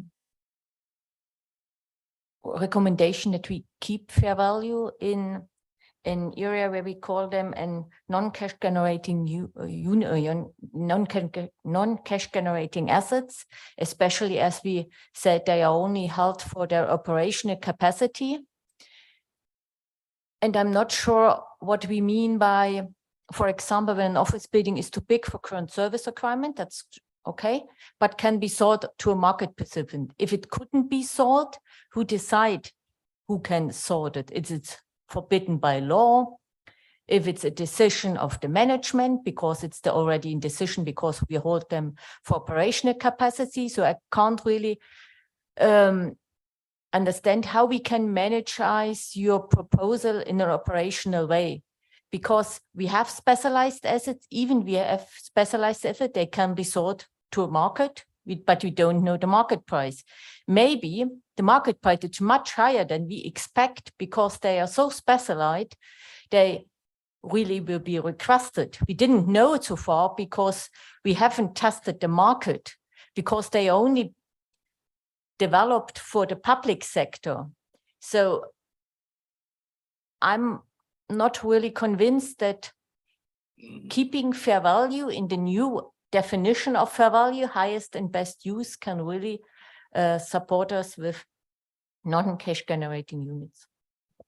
So I think before we get into this, what I would recommend is that we actually pin this, this particular point is something that we've already covered in IPSAS 46, and there is actually implementation guidance, because we went round this question in IPSAS 46 on actually, can you access, can you dispose of? So what I think we need to do is just make sure that it is located in the fact that we've already covered this off in IPSAS 46. So I don't want to redebate the implementation guidance that we've already got there. I think what I would do, though, is recognizing that we already have that guidance attached to 46. I'll take comments from board members before we go back to staff. So I've got Patricia, and then Todd, and then Renee. Thank you. I agree to retain the fair value because the recover amount is the entity has two ways to recover the amount: sell the assets, to sell the assets, or to use the assets. And then I agree with the fair value is a good proxy for the to have a value of exit value for the assets. When my intention is to sell, it's a possibility for the entity to sell and not to use. But I'm not sure about to use the CUV as an alternative, because CUV is an entry value. And then I'm not sure about this. Can we come back to COV, because that's the next item? Okay. So we'll come on to that. Todd. Thanks, Ian. And I thought I'd just come in on the back of Claudia's comment, because the task force certainly had quite a debate around this, and I was very much where Claudia was through a lot of that debate in the task force. But I think I was convinced to leave fair value in there for the minority, probably small minority of cases where it may actually be the go-to that people can use quite easily and then not have to impair versus COV. But in getting to that conclusion through the task force discussions, it was important that we send the right signals. And going to John's point, we don't want to create a fair value industry here where everyone that thinks they've got an indicator of impairments going out getting fair value valuations done, etc. Because I think it is the small minority where maybe the type of asset, there's easily you can find a fair value without even having to think through any of the COV type arrangements. So I thought it was just helpful to explain some of the thinking that the task force worked through here to end up in a place where we could leave fair value there, but with the right signals about, it's likely to be the small minority of cases that you would actually go to the fair value. Thanks, Todd. So we'll come back to Claudia later and see if her colleagues have convinced on that. So I'll take Renee and Lynn, and then I'll go back to staff. Yes, thank you, Chair. I like Claudia. I struggle with wrapping my head around that proposal. If we're saying that there are cases where COV may be appropriate, then why not open up the possibility of a preparer looking to COV when looking for a current value? We've already debated and provided guidance and concluded in IPSAS 46 that COV is a proper current value alternative to fair value. I totally agree that we don't want to create a fair value industry out there, but the new definition of fair value is highest and best use, as was acknowledged. Why would we want preparer to go to this highest and best use fair value amount and go through the complexity of potentially finding that value when there could be a very simpler way to achieve a current value through COV if there are specialized assets that warrant that approach? So it seems like the recommendation is ignoring that possibility. It seems like we're trying to adopt a pragmatic approach here, but I'm not convinced it's necessarily pragmatic. And it seems like we're not reflecting all the principles and the thinking we've done in IPSAS 46 and coming up with COV. So I am still struggling with the proposal. Lynn, and then I'll take Dave.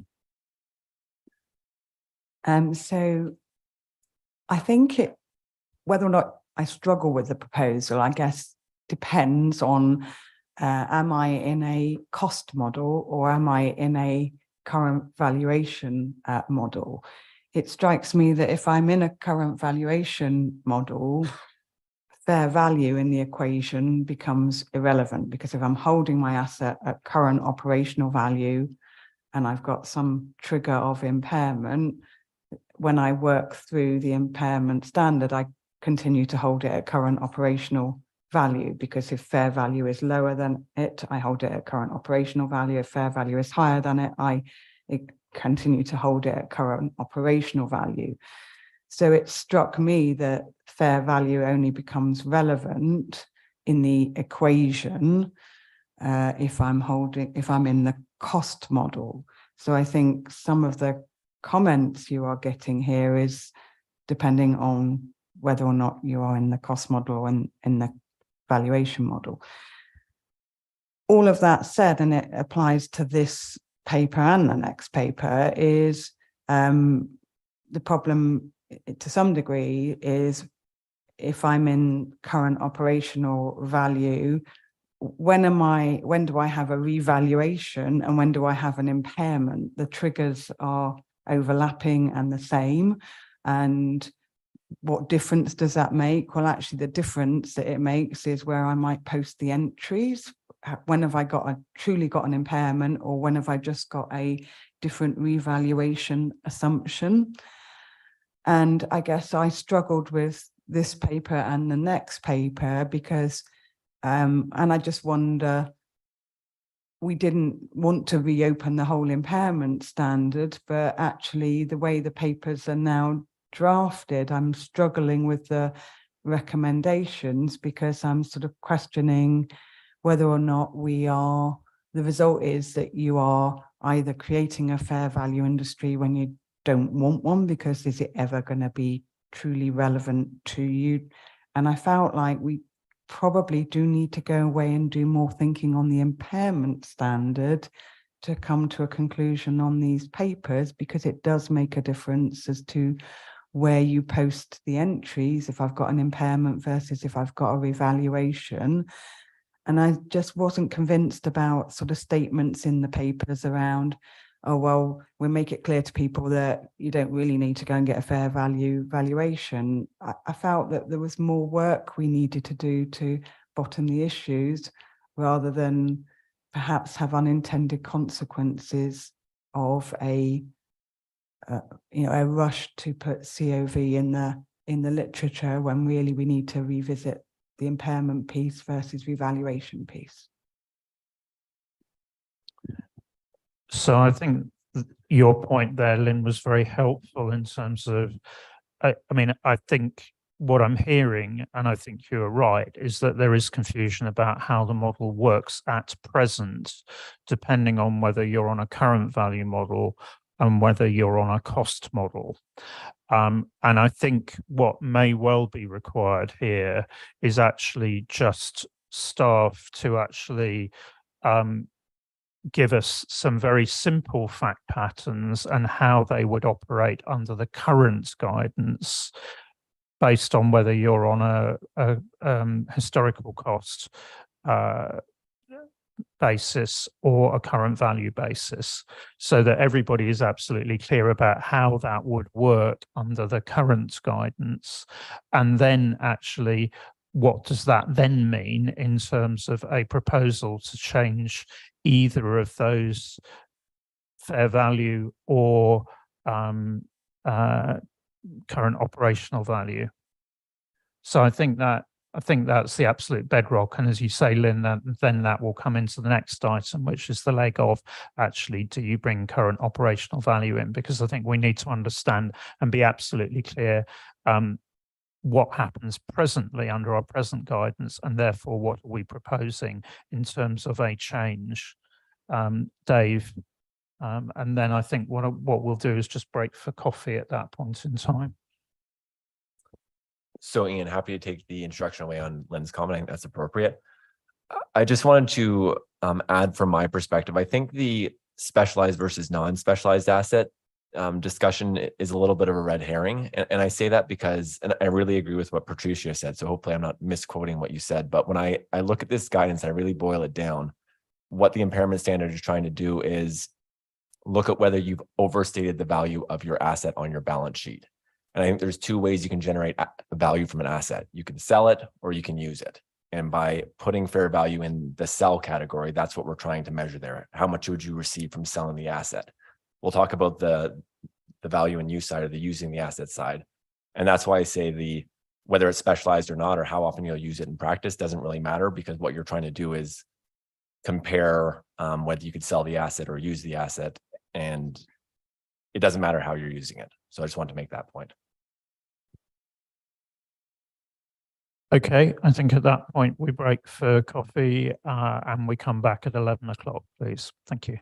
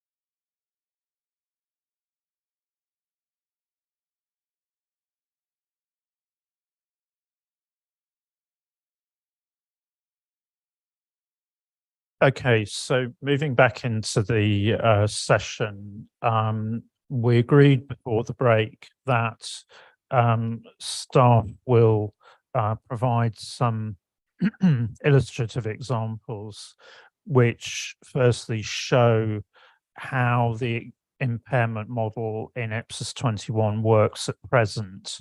And as per Lynn's comment, depending on whether you are actually on a current value or historical cost, so that we can all understand how that would apply under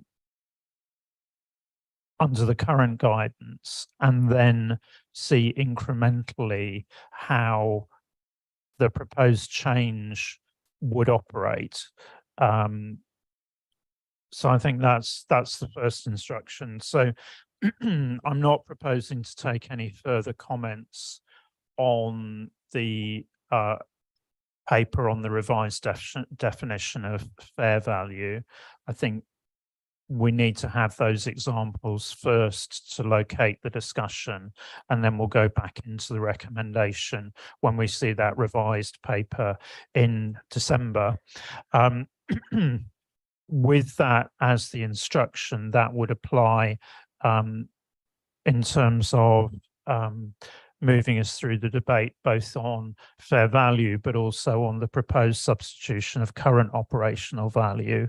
So what I will though ask John is to just introduce the paper on the COV, and then I will take any additional comments from members, but with the proviso that we're not going to take a decision today, but I want to understand, you know, where you are at the moment, and then with that we will see examples, but I think it would help staff to hear the discussion from members so that they can make sure that the material they bring back in December actually addresses the questions and concerns that board members have at the moment. So John, if I go back to you to take us into the item on COV. Okay, just a note before we continue. Firstly, I agree that the implications of this are going to be more severe for those on the cost model. Secondly, the purpose is not to, as a result of impairment testing, change the measurement basis on which an asset is carried. It's simply to determine whether or not an asset is overstated on the statement of financial position. I'll move on then, as Ian suggested, to agenda item 8.2.4 and try and make this quite brief. So I've analysed, firstly, we use this defined term in IPSAS 21, value in use of a non-cash generating asset. Now, in my view, that, for many very solid reasons, that terminology tried to retain the link with IAS 36, even though the approach to determining that measure differs very significantly from IAS 36. IAS 36 uses a present value cash flow approach. IPSAS 21 uses these three approaches, which I very briefly outlined: the depreciated replacement cost approach, the restoration cost approach, and the service units approach. And none of those approaches actually involve the discounting of cash flows or factors such as risk adjustments. So the argument in the paper is that value in use is not being used consistently with either IAS 36 or IPSAS 26. And we've been told on many occasions by the consultative advisory group that it's important that as a global standard setter, we use terminology which is consistent with that used in the corporate sector, unless there's a strong reason to depart. The options for the way forward on the retention or replacement of value in use of a non-cash generating asset as a component of recoverable service amount are the three highlighted on the left-hand side of the slide. Firstly, retain the current approach in IPSAS 21.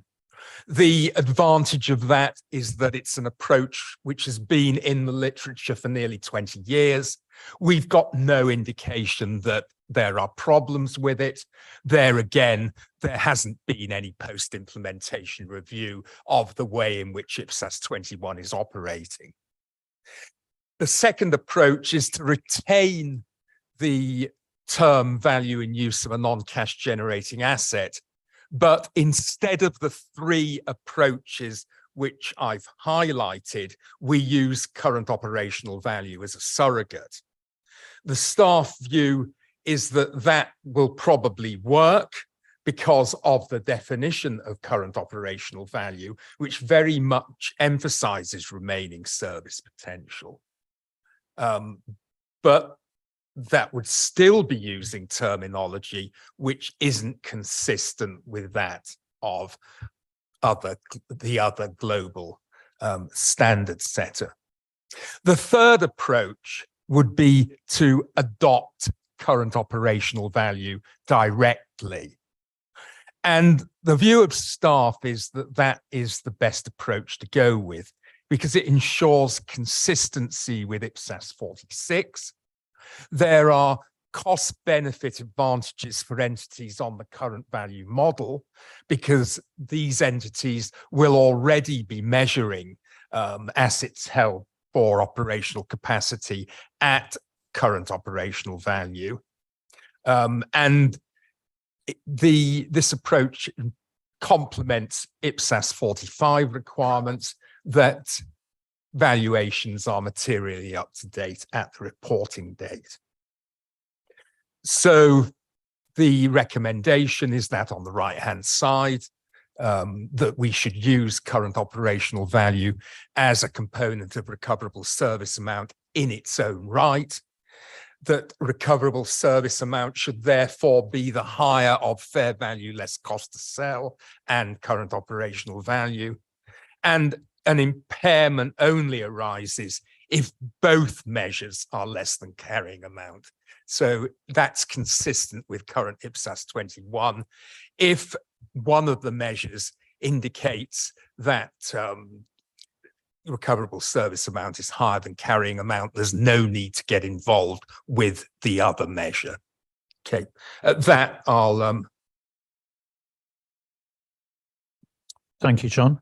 Open up for comments from members on the proposal here. Okay, Claudia. Thank you. I really appreciate and I will support the recommendation CUV should be replaced value in use, because otherwise you have variety of valuation methods which have in substance no difference. And I think then the second thing, recoverable service amount is higher or not, that we will be discussed in the next meeting, I guess. Thanks, Claudia. Very clear. Patricia. Thank you.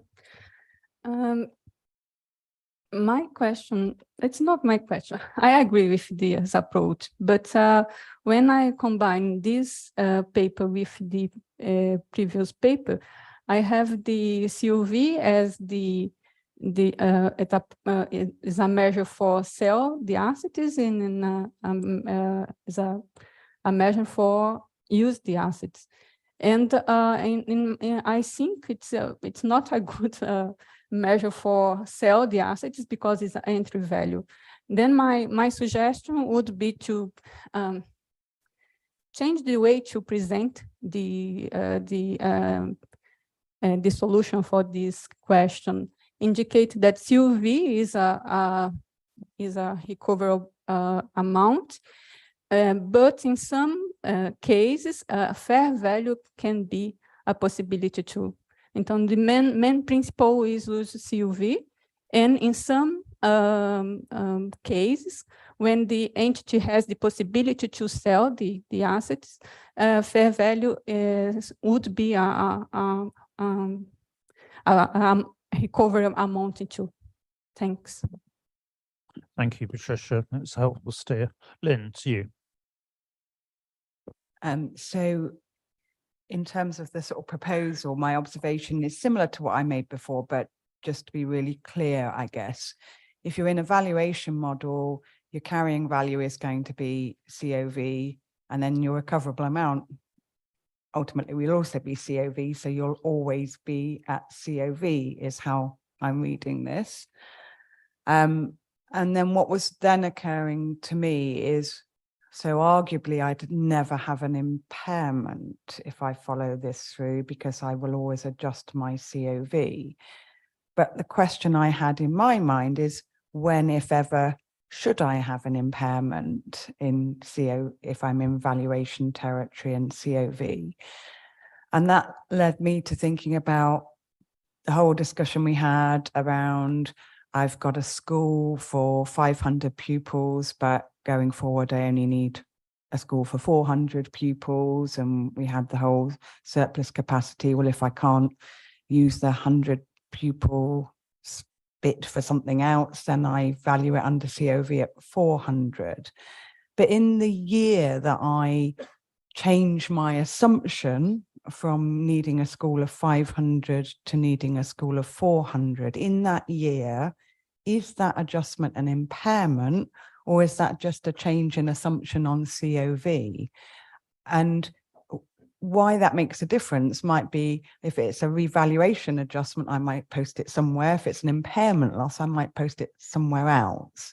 And so what I'm not getting from the sort of papers is that type of, and maybe it's something we need an example on, is that, does it matter? Is that just a revaluation adjustment? Are we happy with that?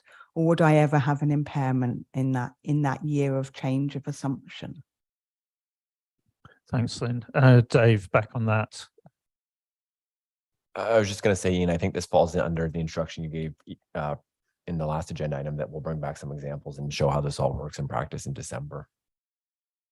Thanks. I mean, I think there is a point, though, that Lynn's made that is very valid, which is we need to just double check what guidance we've got on that in IPSAS 46 to make sure that we don't have a gap between the two sets of guidance here.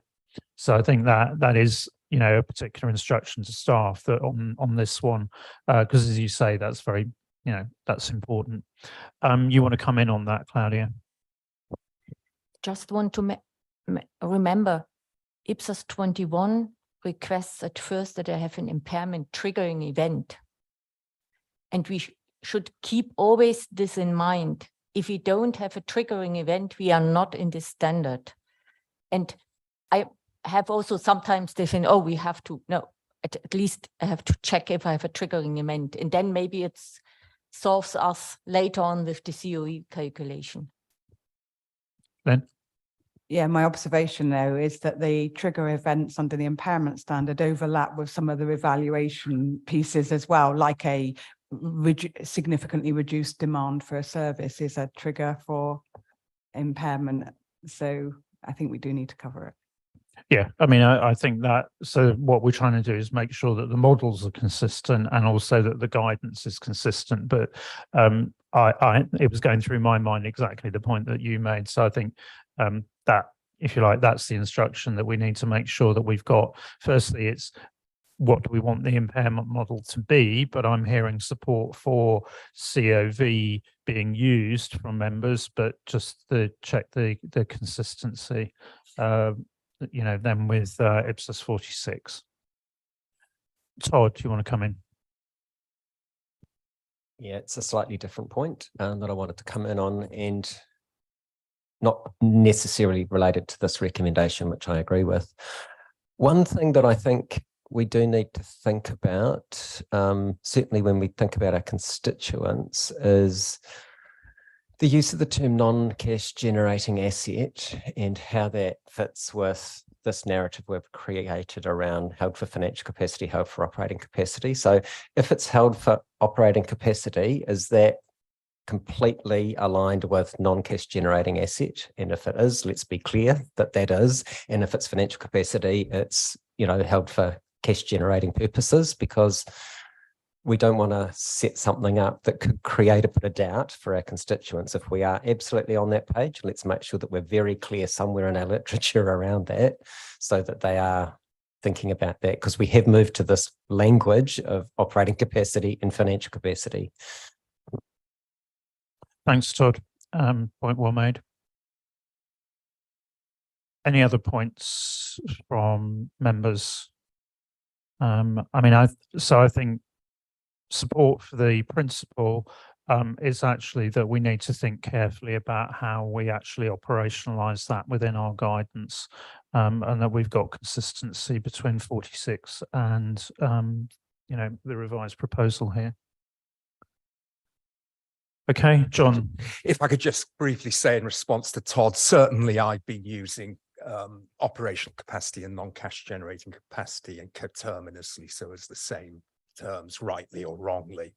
And there is, as I said in my introduction, quite a lot of discussion in 21 on what distinguishes a non-cash generating asset and a cash generating asset. My feeling was that that was consistent with the way we'd gone in 46, but I do need to check that. The other point I think we ought to recognize is that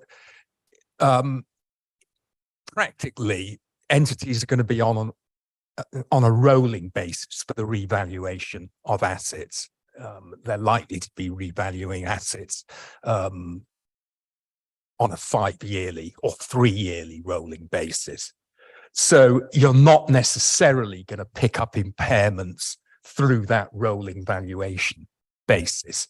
And that is why I've referred to impairment as a reinforcement and guide for entities which are on the current value model. I think this goes back to Claudia's point. It's about the triggers for impairment. So yes, I think there's a practical expedient there, but I think Claudia's point still stands that actually those are the things that you would be looking for. Okay, good. I think that's been a helpful discussion, and I think some helpful points for staff to follow up on in bringing both those recommendations back, but preceded by the examples that will anchor our discussion in how the impairment models currently work based on whether you're on historical cost or current value. So at that point, I think we move on then to 8.2.5. Thanks, John, for both those items. I think that's with you, Agustina. Yes, thank you, Chair. So for IPSAS 40 publication sector of combinations, public sector combinations, staff and task force analyzed the IPSAS and looked specifically about the scope of IPSAS 40, which is the bringing together of separate operations into one public sector entity, and compare that to COV that was developed for the measurement of assets held for operational capacity. When we look at the scope of IPSAS 40, is broader than the measurement of an asset, and therefore COV was not recommended at the standard level. Rather, IPSAS 40 will refer the entity to apply the specific IPSAS to the measurement of those assets, and that's why the recommendation from the task force and staff is not to amend IPSAS 40 and remain that applicability at the specific individual IPSAS that cover assets. Thank you, Chair. Thanks, Agustina. So open up for comments from members.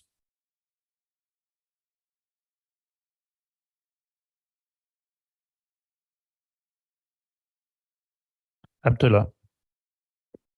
Thank you, Chair. It's a general comment. I agree with the recommendation, but just a general comment that I had about this agenda item, it's the application of measurement.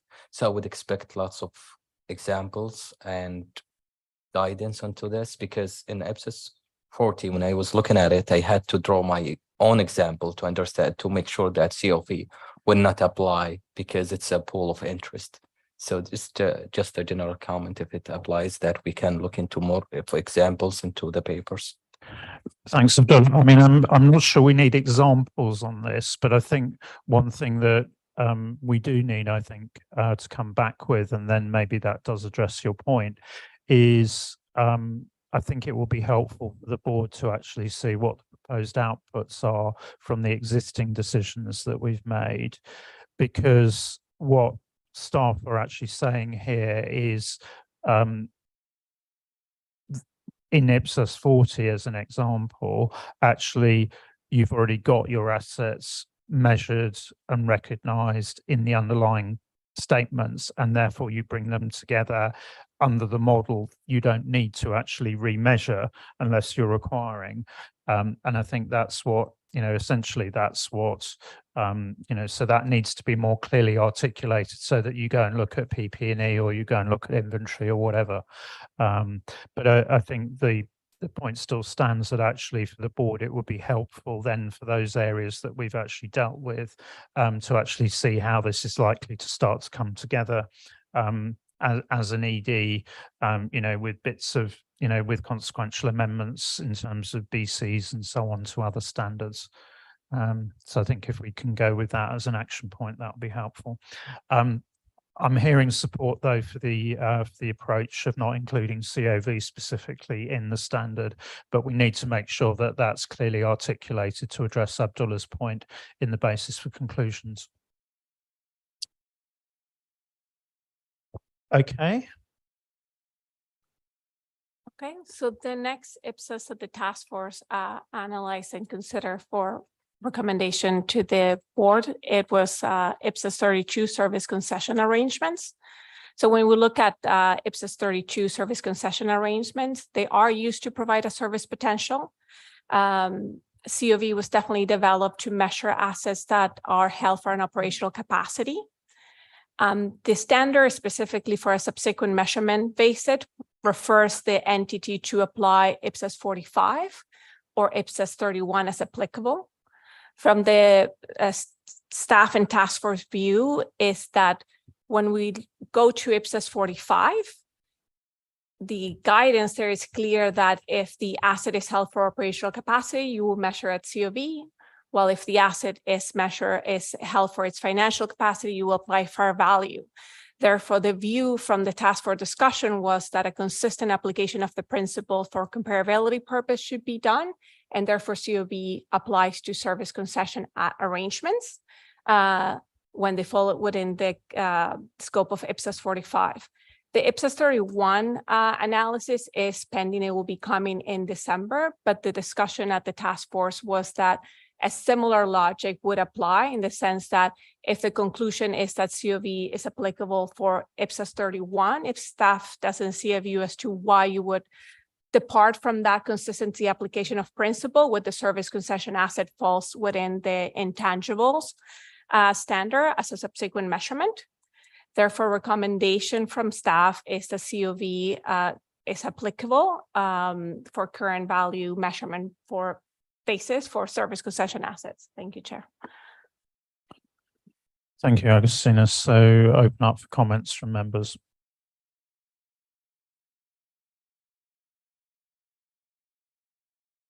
Yeah, Andrew. Don't disagree with the conclusion that we've got here for subsequent measurement. I've just got a point to raise on initial measurement, where the standard currently says it should be measured at fair value, but we're very prescriptive in the standard as to how that fair value needs to be measured. And reflecting on what we've done in leases, where we go down to that technique level and we don't say fair value, I think we should probably reconsider what we're doing on initial measurement here as well. A suggestion would be rather to phrase it as transaction price. If I look at what we've got in the framework in 46 around the initial measurement principles. So perhaps just an ask for staff if they can consider for the December meeting the initial measurement, because we've got that term fair value. Thanks, Andrew. Agustina? Yes, I think we can take it away. When we thought of initial measurement for service concession assets, this arrangement happened with a private entity, and therefore we thought fair value was applicable. But I think where you're coming from, Andrew, is at going, why is it specific at the type of measurement technique that has to follow? And I think that will be something that we'll need to take away. Okay. Dave, you had a point to make? Just want to say that makes a lot of sense to me hearing it now. Just as Augustina said, let's take it away and just work it through and make sure it makes sense more broadly. Okay, thanks for that. Any other comments then on the subsequent measurement proposal? Okay, so I think the board agrees to that, and then we have Andrew's pointers and instruction to bring back for December. Okay, thank you, Chair, and thank you, Board. The next IPSAS that the task force looked into during the quarter was IPSAS 43. The analysis was similar in the sense to IPSAS 32. The task force discussed specifically within IPSAS 43, the lessee can elect to measure lease contracts, elect the current value model or revaluation model under PP&E. So the question that the task force looked to address was whether COV was applicable to leases that will be measured under IPSAS 45. The conclusion is similar in the sense that when we think of IPSAS 45 guidance, it's pretty much drives you to if that right of use asset is used for operational capacity, it will be measured at COV. And if the right of use asset was measured for a financial capacity, it will tell you to measure at fair value. The similar logic of continuing the application of a consistent principle makes the task force recommend that COV conceptually is applicable to leases, and therefore it should be reflected as such. Thank you. Thank you, Agustina. So open up for comments.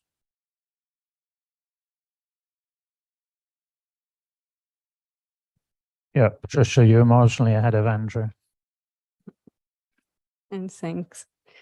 I had a good discussion yesterday with João, and I think we don't have the same understanding about the initial measurement of leases. I think to conclude about not to use CUV as an initial measurement of leases, I need to discuss some items raised by the respondent in leases project. And then my suggestion is to conclude about initial measurement of leases after to discuss the point raised by the leases. Because, for example, what is the market in the leases initial measurement? Market can be a specific entity or non-specific entity. The initial measurement is more fit more with the current operational value or fair value. And I think my concern is about what in fact is the initial measurement in leases project. Without know this what is, it's not possible to conclude about the recommendation not to analyze the initial measurement in this project. Initially, I think it's not necessary, but I need some inputs from the leases project. Other point is we analyze on based in the IPSAS 43, considering the commercial approach in leases 43, I think I agree, but I think you need more further analysis in relation to the two types of the transactions, considering the amendments to IPSAS 43. For example, we decide if you decide about simplified approach, use, for example, market based on entity specific. Why I use fair value in the subsequent measurement? Then I think I need further analysis about the cross or the relationship between IPSAS 43 and this decision in the second phase of the measurement project.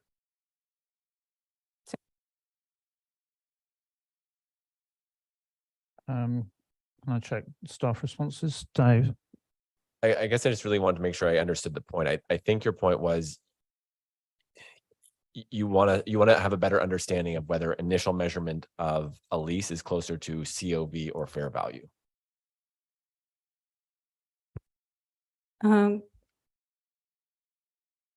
Based on our discussion yesterday, the leases project for concessionary leases type arrangement, we use a specific measurement basis for initial recognition.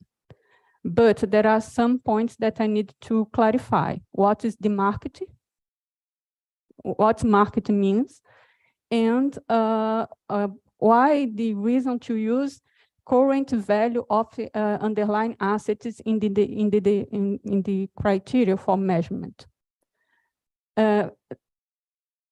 When I know about this, understand the decision to include market is market from a specific entity or from the market participants perspective. When I decide about some points in relation to the initial measurement criteria for leases, I can analyze the decision about the subsequent measurement. This is my point.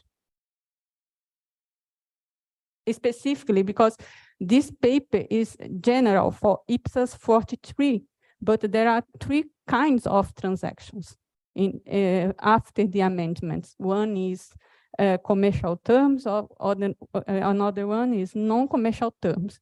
One I can identify the concession, another one I can't identify the concession. And I need to link this with IPSAS 47 and IPSAS 48. Then I need more inputs to decide. It's my main message here. Okay, so it sounds like it would help if we gave analysis for each type of lease. So for your market leases, your concessionary leases, and the third type of leases. I understand that point now. Yeah, I think that's helpful to just understand that initial measurement, and then, as you say, then that understanding that, and it is that nexus of those various different types of standards, then that would help us then be clear in terms of what the recommendation is on subsequent measurement. Although I think, dependent on that, I'm not hearing you object to the recommendation, but that needs further analysis to begin with to then support that recommendation. Andrew, and then Lynn. So I think similar to Patricia, I've also got a concern between the initial measurement under the leasing standard and then the subsequent measurement to COV. So to give a particular example, if you've got a concessionary lease, because it's an intergovernmental market, for example, the new leasing proposals would say measure it at market, which I guess I'm interpreting as a commercial-based transaction, and you'd recognize your right of use asset at that basis. If we're then going to COV, which is an entity-specific entry value in the lease cost, if I have routinely always received a below-market rental, and for the foreseeable future, I can see I'm going to get that as well, to me, that's my COV. So immediately on day 2, you'd have this knockdown to the concessionary rate. So I think it works that way. To Patricia's point as well, if you can't measure the concession on day 1, and therefore on initial recognition, you default back to contractual terms, but in future, you can't say that you will receive that concession in future, then you've kind of got to go back to market terms or something like that. So I think that the interaction between initial and subsequent on leases is something that needs to be explored to all the different types of leases. Lynn, did you want to come in on that point as well? No, it's a slightly different point, so I don't know if you want to. Okay, I mean, I think do have an I do have an observation on the point that Andrew. Oh, okay. Well, if made. you make that observation, then I just want to wrap up on next steps on that, and then I'll come back to your separate point. So my observation on the point that Andrew's just made is surely the same would apply on a donated asset. If I know that in future I'm going to get it donated, so if we're considering that point on concession releases, we should consider it on subsidized or donated assets as well. So what you're saying, Lynn, is the staff need to check whether we've got you know, a gap or something like that in IPSAS 46 in the first place. And then to roll forward into those three examples that Tricia gave, so that we're clear on what the initial measurement requirements would be between the standards, and then what would happen on subsequent measurement in each of those cases. Okay. Yeah, and it just strikes me that it's how you're interpreting lease cost in applying COV, and whether or not you can take subsidy into account in determining lease cost. That strikes me to be the nub of the issue. Yeah, I would agree, and that was why I was saying I think we need to make sure that we've got the guidance to hang it on in 46, and that fits with what we've got in 43, proposing to add in 43, so that this does all tie together. Linz, your next point. So I think there's been a sort of a number of discussions in the wings on this agenda item, but it does pick back to a point that Andrew sort of made as well. There were occasions in leases where you kind of like revert back to the net present value of the contractual payments or some discounted cash flow method of valuing. And, you know, I think staff are of the view that, you know, in the weeds of how you might get to a market approach value or a cost approach value, there might be some discounting of cash flows, approach technique, whatever you want to call it, that is used in that, and that is okay. So that sort of can make you comfortable with this paper.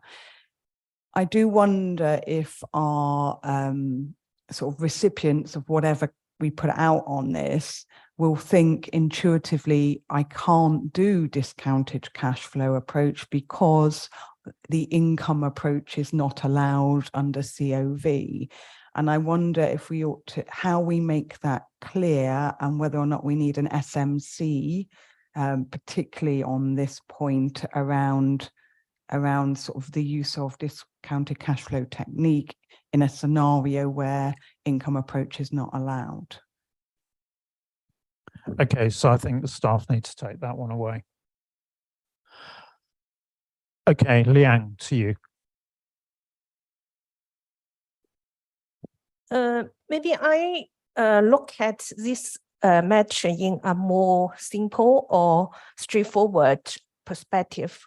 Actually, when I read IPSAS 43, it says that for the subsequent measurement of lease, you should look at the cost model or look at the requirement for investment property or look at PPE requirement. So actually, when we have brought in to COV measurement for PPE, I think that the principle is there. So we may not need to add more guidance or add more requirement in IPSAS 43. We just look at PPE standard or intangible standard. So this is my thinking. Thank you. Thanks, Liang. I think all for simplicity, and it probably comes back to this challenge about how we signpost, really, doesn't it? To make sure the link is overtly made. Dave, you wanted to come in on that. I was just going to confirm with Liang's comment. If members agreed with this recommendation, that's absolutely right. We wouldn't make changes to IPSAS 43. It refers to IPSAS 45, and that's where the guidance is. So just wanted to confirm your interpretation was correct.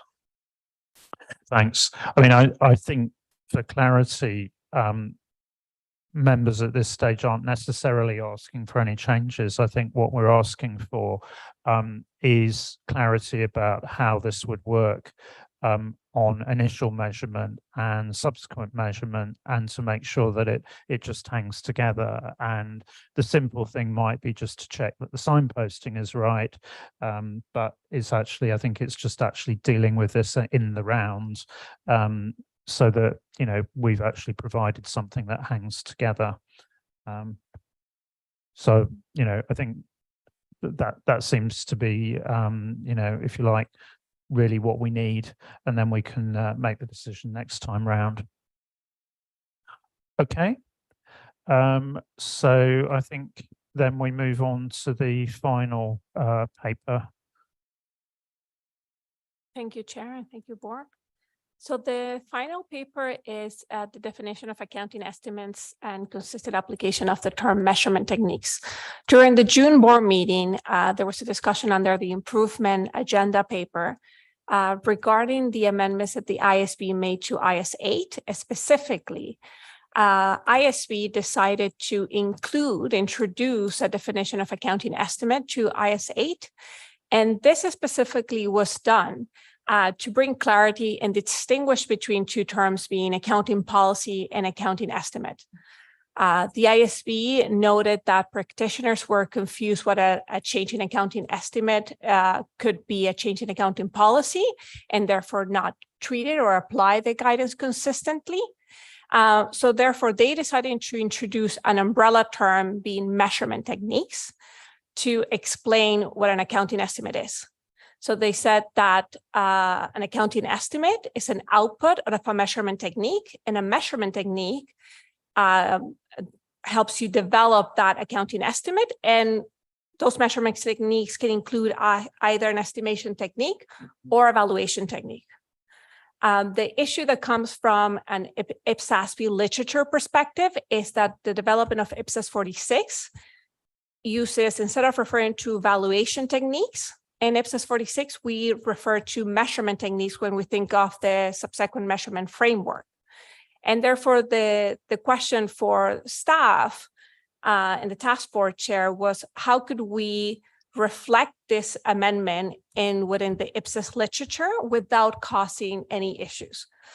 So some considerations that were taken were three options. So if we were to, and I guess I should start by saying the reason why we consider the options is that when you think of an accounting estimate in the public and the private sector, they mean the same. So there's no difference from a public sector perspective. And adding a definition of accounting estimate to the IPSAS literature will provide clarity and distinguish between the two terms and ensure consistent application of it. So it's considered important to be added. But the question is, like, how do you do it without creating unnecessarily issues? So there were three considerations discussed in the paper. One would be to include the IS8 improvement as the terminology used, but that will create inconsistent in terminology within the IPSAS literature. The second option that the paper discusses is aligning IPSAS 46 terminology with IFRS, meaning using this umbrella term that encompasses those two techniques. However, we know that the IPSAS 46 was supported by constituents and we introduced this terminology, so it would be weird to depart from it. And then the third consideration was aligning the terminology with IPSAS 46, meaning how do you introduce this important definition of accounting estimates while not jeopardizing the terminology using IPSAS 46 across our literature. The paper recommendation, pretty much what it does is recommends removing the umbrella term measurement techniques and simply referring that an accounting estimate is an output of an estimation technique or a measurement technique. And therefore, that's a recommendation from staff and the task force chair.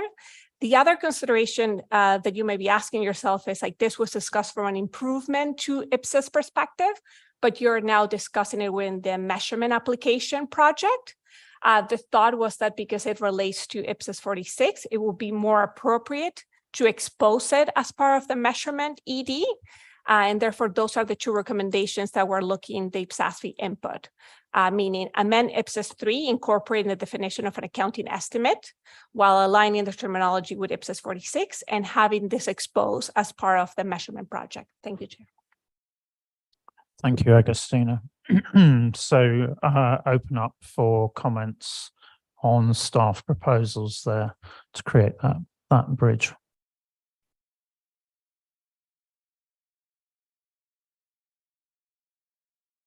Valia. Just for clarification, I'm sorry, could you go one slide back?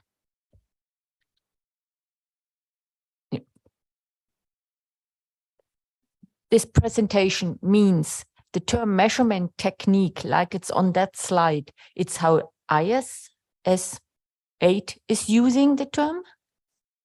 But if we put measurement technique then aside to estimate technique, then we will have a deviation from IS 88. So that's the proposal.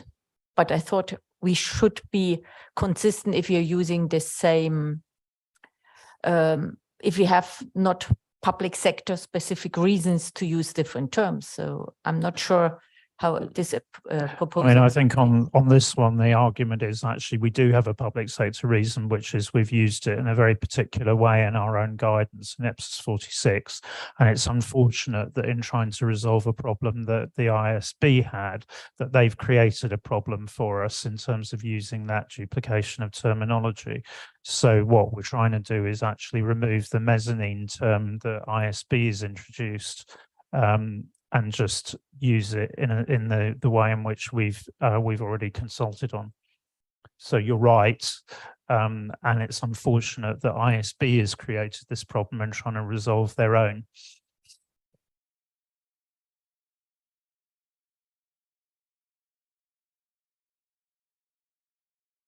Renee.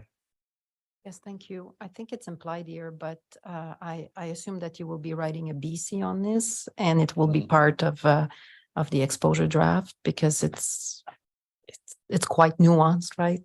Thank you.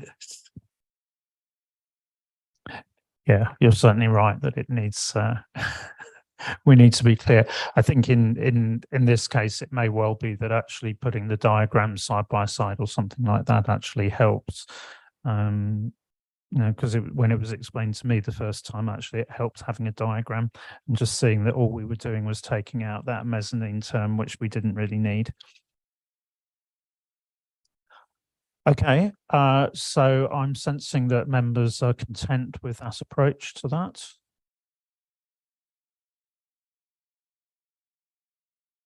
Okay, so then that brings us to the end of the measurement application phase item for this morning. I'm looking for confirmation from staff. Hang on a moment.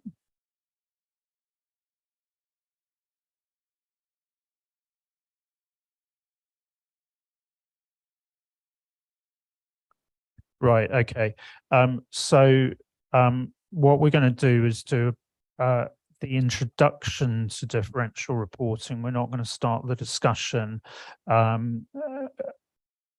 because lunch is not available upstairs until 12:15. So we will run until 12:15. And then we will actually break for lunch at that point in time. So just give Eileen the opportunity just to set up.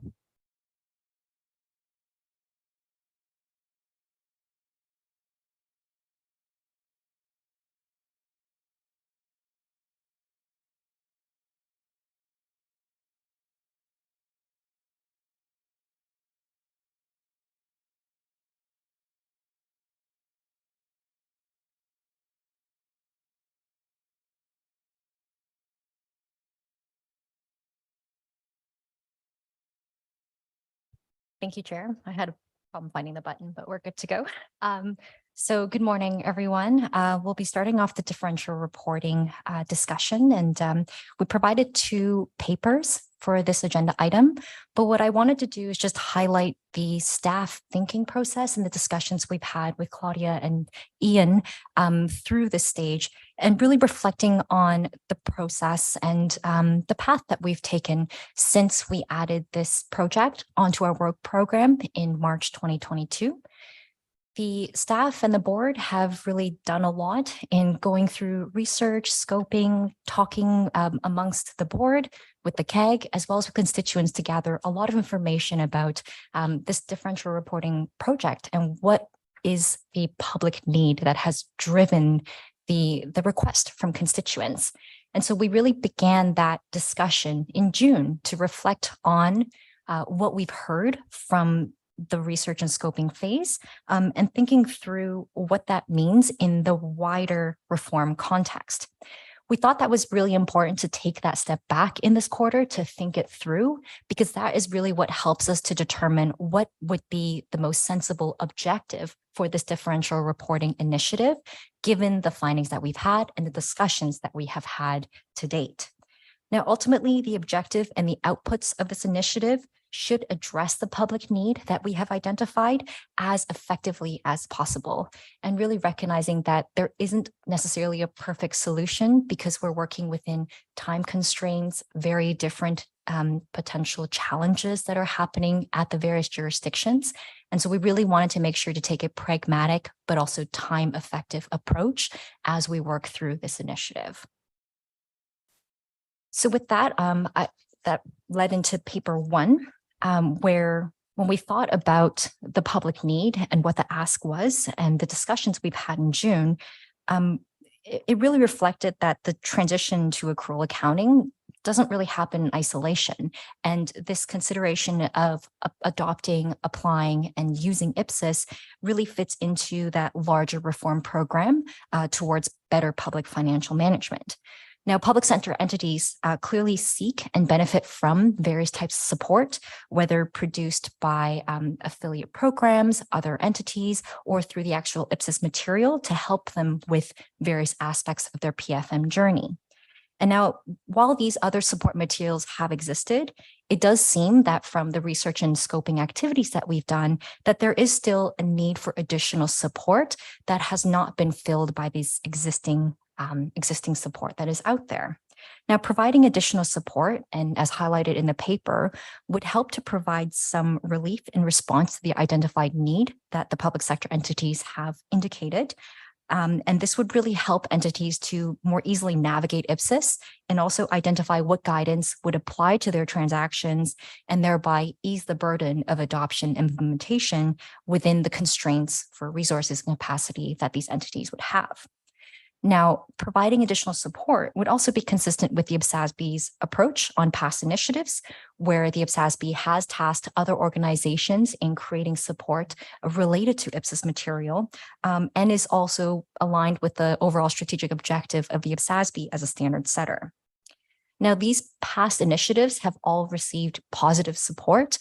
We've listed a few examples within the paper itself, but it has worked well for us in the past in terms of a process moving forward. Now, one thing we wanted to highlight about this additional support is that it would become a more non-standard setting initiative, which is aligned with the majority of board member views coming out of the June session, because standard setting was seen as not necessarily appropriate in effectively addressing the public need that has been identified. Now, given these reflections, what we recommend the objective of the differential reporting initiative be is to facilitate the development of practical support material that will help public sector entities better access, understand, and apply IPSAS. So with that, happy to pass it back to the chair to collect comments and feedback from members. Thank you. Okay, thanks, Eileen, for that reminder of the, if you like, the journey that we've been on so far with this. And I mean, I might just, without wanting to put you on the spot, Claudia, but I am going to put you on the spot as the nominated chair of the task force. But just to maybe get your input, your reflections on the journey to date. Yeah, thank you. Thank you, Eileen, for explanation and remembering what we have to decide. It has a quite big impact for all our users, that we give them a possibility how we get better access to our material. We figure out in June that in standard separate project wouldn't be sufficient or wouldn't be feasible and didn't link with our conceptual framework. So that's why we have to be open to find another way to support the needs of our stakeholders, as probably we heard yesterday and the day before that even in Switzerland we have issues with small entity in small cantons or states. So I really appreciate that we could present you an objective and a way what could be the next. That was the request from you from the last meeting, that we should present you what could be done instead of an own standard. So hopefully you agree with our some proposals, and yeah, I'm happy to hear your comments. Ross. And maybe just because I've had a few questions in the last couple of days around this project, and I think it relates even to the objective to start off the discussion. So there's some nuance in that very first sentence. So we specifically chose the word facilitate rather than develop. And we're talking about practical support material rather than standards, guidance, words like that we would use when around this board we're developing material. That's very specifically chosen words, and I'll be clear on why. So we're not intending to move into us deciding how our standards should be implemented and developing reams of guidance that sit under the guidance that already exists in IPSAS. That's why in the project, we're also talking about working with partners to do this.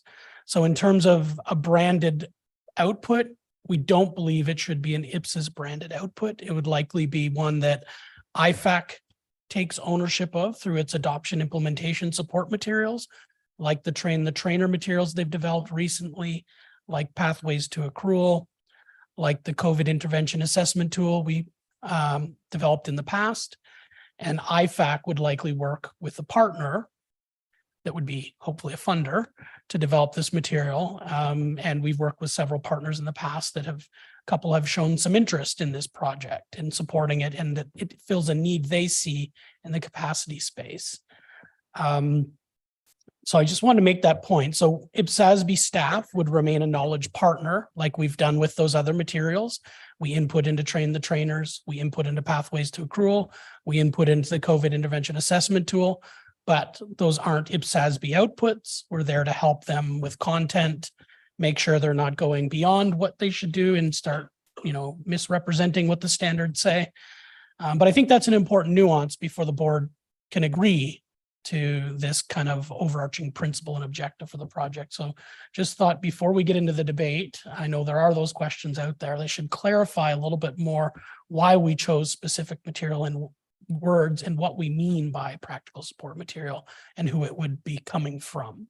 And just one last point I did want to make as well is when you look at the guidance that exists in the private sector supporting the international standards, IFRS, and you look at the material that exists beyond what this board puts out, there's a huge gap in the public sector from the firms, accountancy organizations, and other organizations around, education material, practical application support.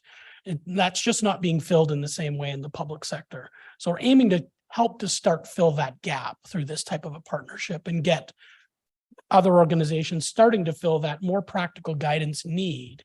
But there's also a bigger capacity building need that exists. And we've talked about this all along. So this might help a little bit with that, but it's one piece of the puzzle. There's still a bigger capacity building need that the broader international organizations, accountancy bodies around the world need to continue to work on so that smaller entities and public sector accountants actually exist in jurisdictions that are starting to use these types of standards and audit them. So I just thought some context would be useful based on some of the side comments I'd received the last couple of days. Thanks. And just to underline, Ross, and I suppose just check this, but in terms of questions I've had, in that role that you envisaged for staff, that would be a quality control role as part of that, because I think, it is very important that there is a consistency with the board's literature and the intention behind the literature. Absolutely. Okay, I think that's helpful to have that confirmation. So with that, I'll open up and take some first comments from members. And Scott, I think you were first, and then Adrien, Todd, and then Patricia, and we'll just go through as many comments as we get to before we break for lunch. Great. Thank you. My question is naming of the project now. Okay, we started thinking this was going to be about small entities, but as we didn't scope it that way. And I like the way we're going, and I think this is very consistent with the work program that we approved yesterday, but we may be misleading our constituents with this title. So I think we ought to rethink, particularly as we start communicating about this project. It's no longer really about differential reporting. It's about providing guidance on implementation. So I caution us about messaging. Thanks, Scott. And I think we might loop back on that point when we get to the end of the board discussion, because I think it's not just about title, it's also about communication to constituents in terms of the journey and the thinking and the board's been on. So if I go to Adrien next. Thank you, Chair. Well, although I fully understand the reason why we are going down that way, it's a bit frustrating. Because in the end, I think we do not address some of the users' needs or requests with regards to application of the IPSAS framework to smaller or less complex or whatever we call them entities. But indeed, we made the right decision because it would not be consistent with the conceptual framework to develop a new standard. However, now that, and considering the cautious forward that you delivered, Ross, on initiative rather than a project, and facilitate development and help, etc., etc. In the end, the message we send is IPSAS is all or nothing, whatever. It's all or nothing. I mean, you apply IPSAS as it is. You are able to apply IPSAS as it is, or what? I don't know what. We don't provide a real answer. We develop the pathways to IPSAS, the help we provide, the support we provide to possible users or possible future adopters. And the issue I have with that is that, okay, with entities that have adopted the IPSAS framework, it's fine. I mean, today or tomorrow, in a few years, that we find a way to navigate comfortably within the framework. But we have an issue with new adopters or possible adopters. How will we have increased the number of adopters when IPSAS framework looks so frightening for so many other public entities? And this is it. We don't only need to help the entities that have adopted the framework to navigate and apply IPSAS in a consistent way, and et cetera, and meaningful way, but we also need to bring people to adopt the IPSAS framework. And we don't have really an answer, or I don't see an answer in that initiative. Thanks, Adrien. I mean, I think you've articulated the conundrum that we face there very, very clearly. Ross, did you want to come back on that? Yeah, just I would think we've got to get the communication right, because I think it would be a shame if the communication was it's IPSAS is all or nothing, because I think there's already more than just IPSAS. So we have the cash basis IPSAS as one of the tools that we've developed as, and has progression within it as part one that's mandatory, part two that's encouraged, that's meant to start to build capacity. So we've had that option, a differential model forever in our standards. So I think we need to articulate that. And I think we also need to articulate, matter of fact, how the IPSAS are adopted. So we have little to no say on how people use our standards. That's almost always a jurisdictional decision. And there are differential reporting models that have been developed at a national level that seem to be working, but they reduce some of the complexity that we have as the international standard on deciding what's small or less complex, because they get to regulate and make that decision based on their circumstances. So I think in our communication, we need to get into some of that nuance. We need to talk about IPSAs, who they're developed for, parts in our literature that talk about applicability of IPSAs, the types of entities they're for, so jurisdictions can better make their decisions in their own jurisdiction, whether they're going to adopt IPSAs directly through an endorsement mechanism, if they're going to take all the IPSAs or not. Because matter of fact, around the world, as we saw with Claudia's presentation yesterday, even here in Switzerland, that I would say is a very advanced adopter, they've made some decisions to change the standards in certain places. And we can't really control that. And I think the risk is if you go and give something between cash and the full IPSAs, that people may start adopting that and stick on that. And they might not move to the more aspirational IPSAs, and they might take credit that they're doing the international standards that may not be a fair presentation framework. So there are some risks too. So I think the purpose of this, once we decide, is we are going to need something to really robustly communicate a very nuanced issue that has many facets beyond just a differential reporting model. It's also around how the standards are adopted, what IPSAs say about who they're designed for, and the fact there is already some differential reporting guidance in our literature, the cash basis IPSAs that we did update 4 or 5 years ago, and make clear that that's meant to be a stepping stone on the way to full accrual, not an endpoint. So there's a lot there to unpack in the communication, but I think it's important that we don't let the narrative become, well, we're just leaving people on their own and there's nothing. Thanks. Yeah, thanks, Ross. I mean, it is a very tricky thing, and you know, in a sense, actually, perhaps to your point, Adriana, I think the kind of key principle when we looked at this in terms of the conceptual framework is that point about public accountability, and that's certainly a matter that is still causing problems for the ISB in determining what is not publicly accountable in terms of the application of IFRS for SMEs. They're still struggling with that, even although they're on the 3rd update at the moment, still causing problems. So, you know, I think if you like, there is a message in terms of public money and things like that, but then balancing that with that, actually, in a sense, that's a hard principle, but then actually what we can do is actually help people to really understand, you know, it may sound, we've got three handbooks. Actually, if you're a relatively small entity, actually only a part of that is actually going to be relevant to you, and here's how you work your way through that. So it is tricky how we balance those messages, but you're entirely right. You know, in terms of the articulation of the conundrum. So I'm probably just going to walk around the table, I think, actually, given that flags have been going up whilst we've been talking.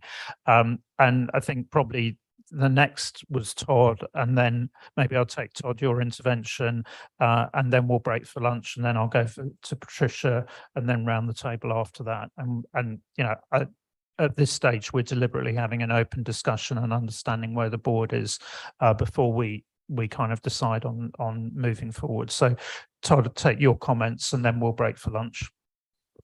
Thanks, Ian. And thanks for the explanation about what is meant by facilitating the development. It sounds to me that that's very much sort of at the staff level. And I think it's important that we're clear that this is, if we go down this path, that really the board's involvement sort of stops and it's handed over. So, you know, we had a consultation, mid-period consultation. We took this on as some responsibility of the board, and we'll need to be clear that this is no longer a responsibility of the board. We think that this is a better path. So I think we need to be clear that the board isn't really going to be involved in this if we go down this path. So long as we're clear on that and agree, that's fine. I'm happy with that personally, but I think it's important that we're all on board with that. So it's not like, as a board, we're going to be getting involved in the detail here. We're going to be leaving that to staff to oversee at that level. In terms of the naming of the project, I had exactly the same comment as Scott, and we'll have to come to that at some point, and it's really part of the broader communication here.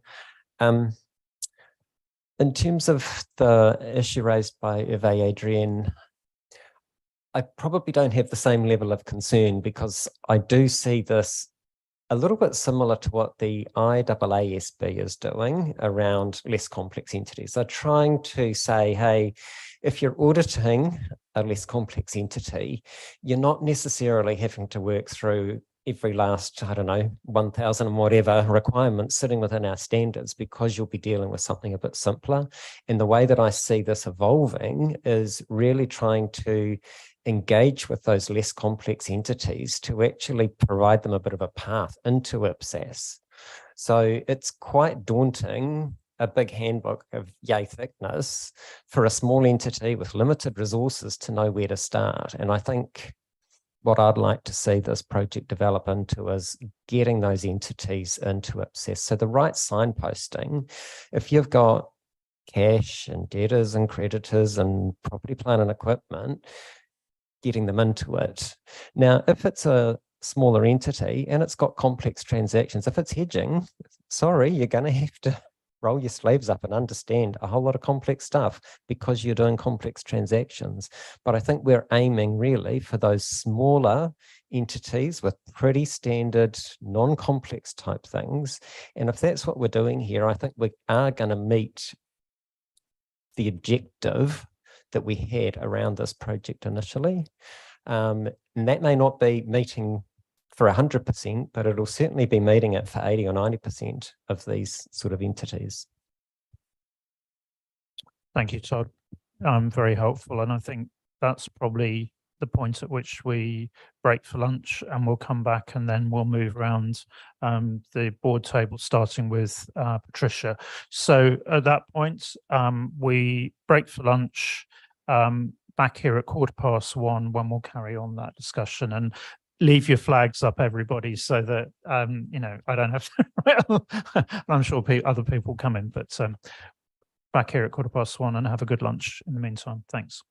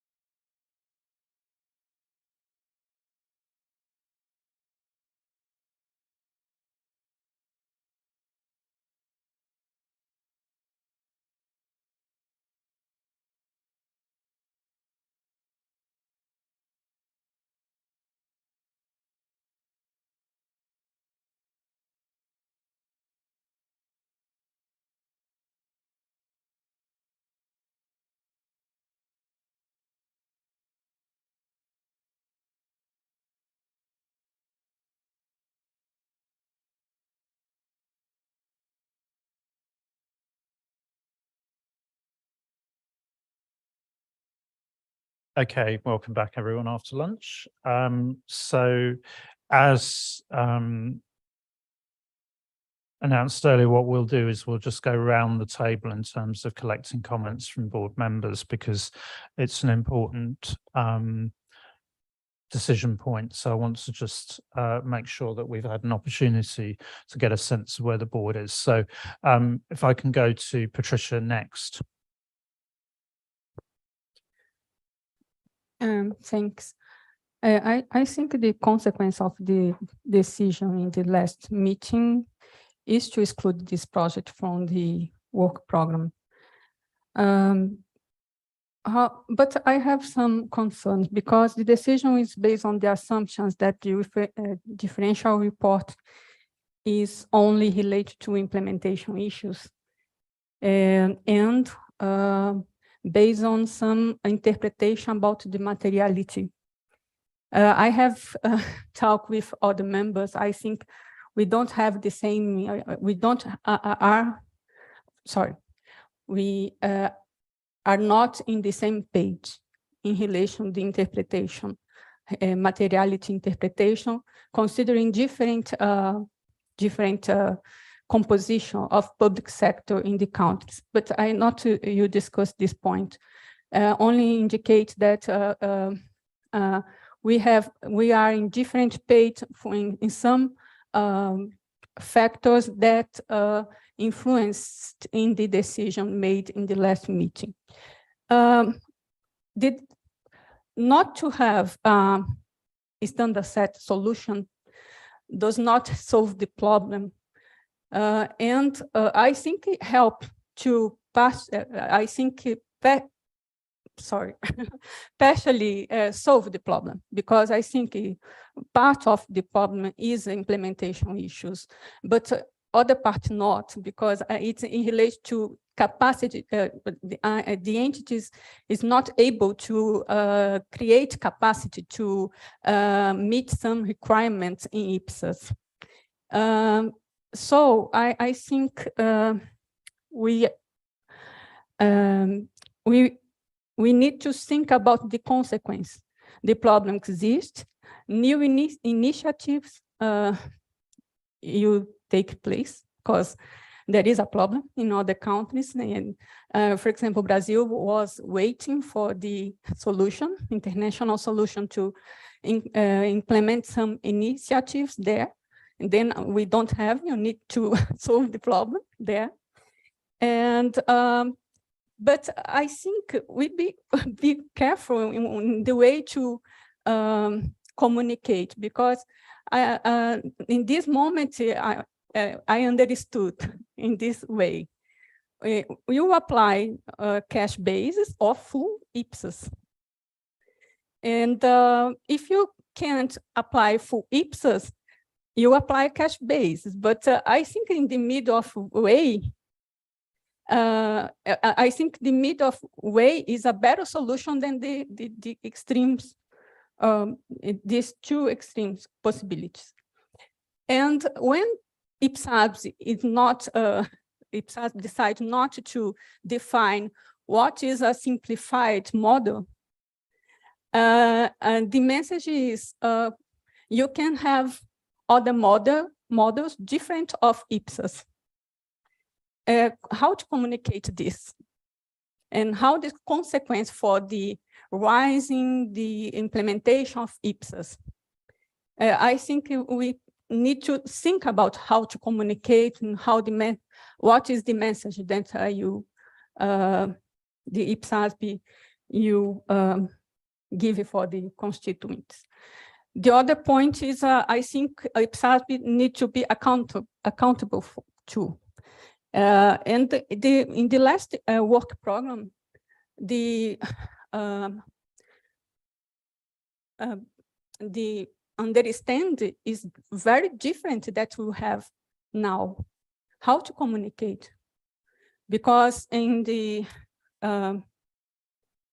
mid-period work program, it's prevalence is high, consequence is high, urgency is high, feasibility is high.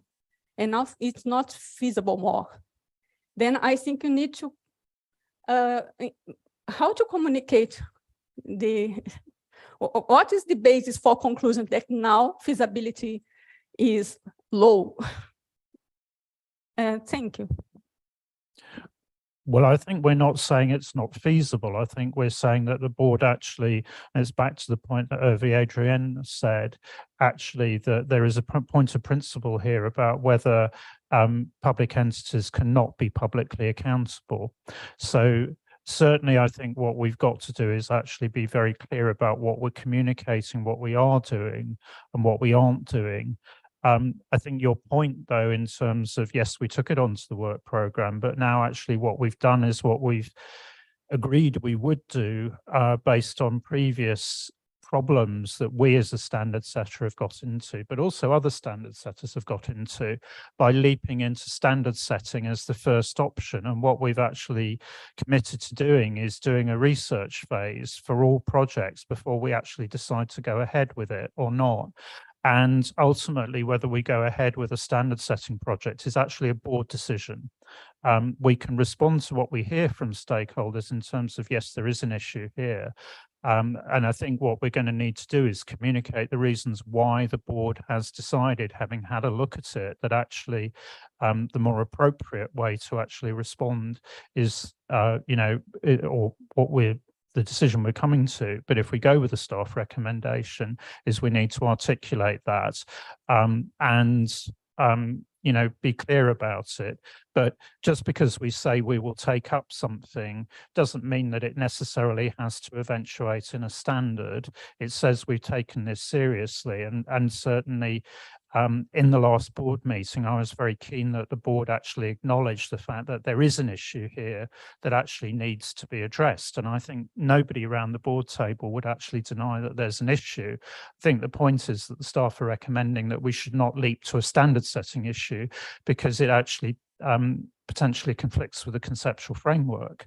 And that's the more principled way. So actually what we're proposing is a different practical way that can be delivered more quickly and then will actually help with the project. So, there's a number of different things. I agree it's complex, and actually we do need to think about this communication issue very clearly, and that may tend towards a more formal solution in terms of a feedback statement or something like that that says clearly here is our thinking.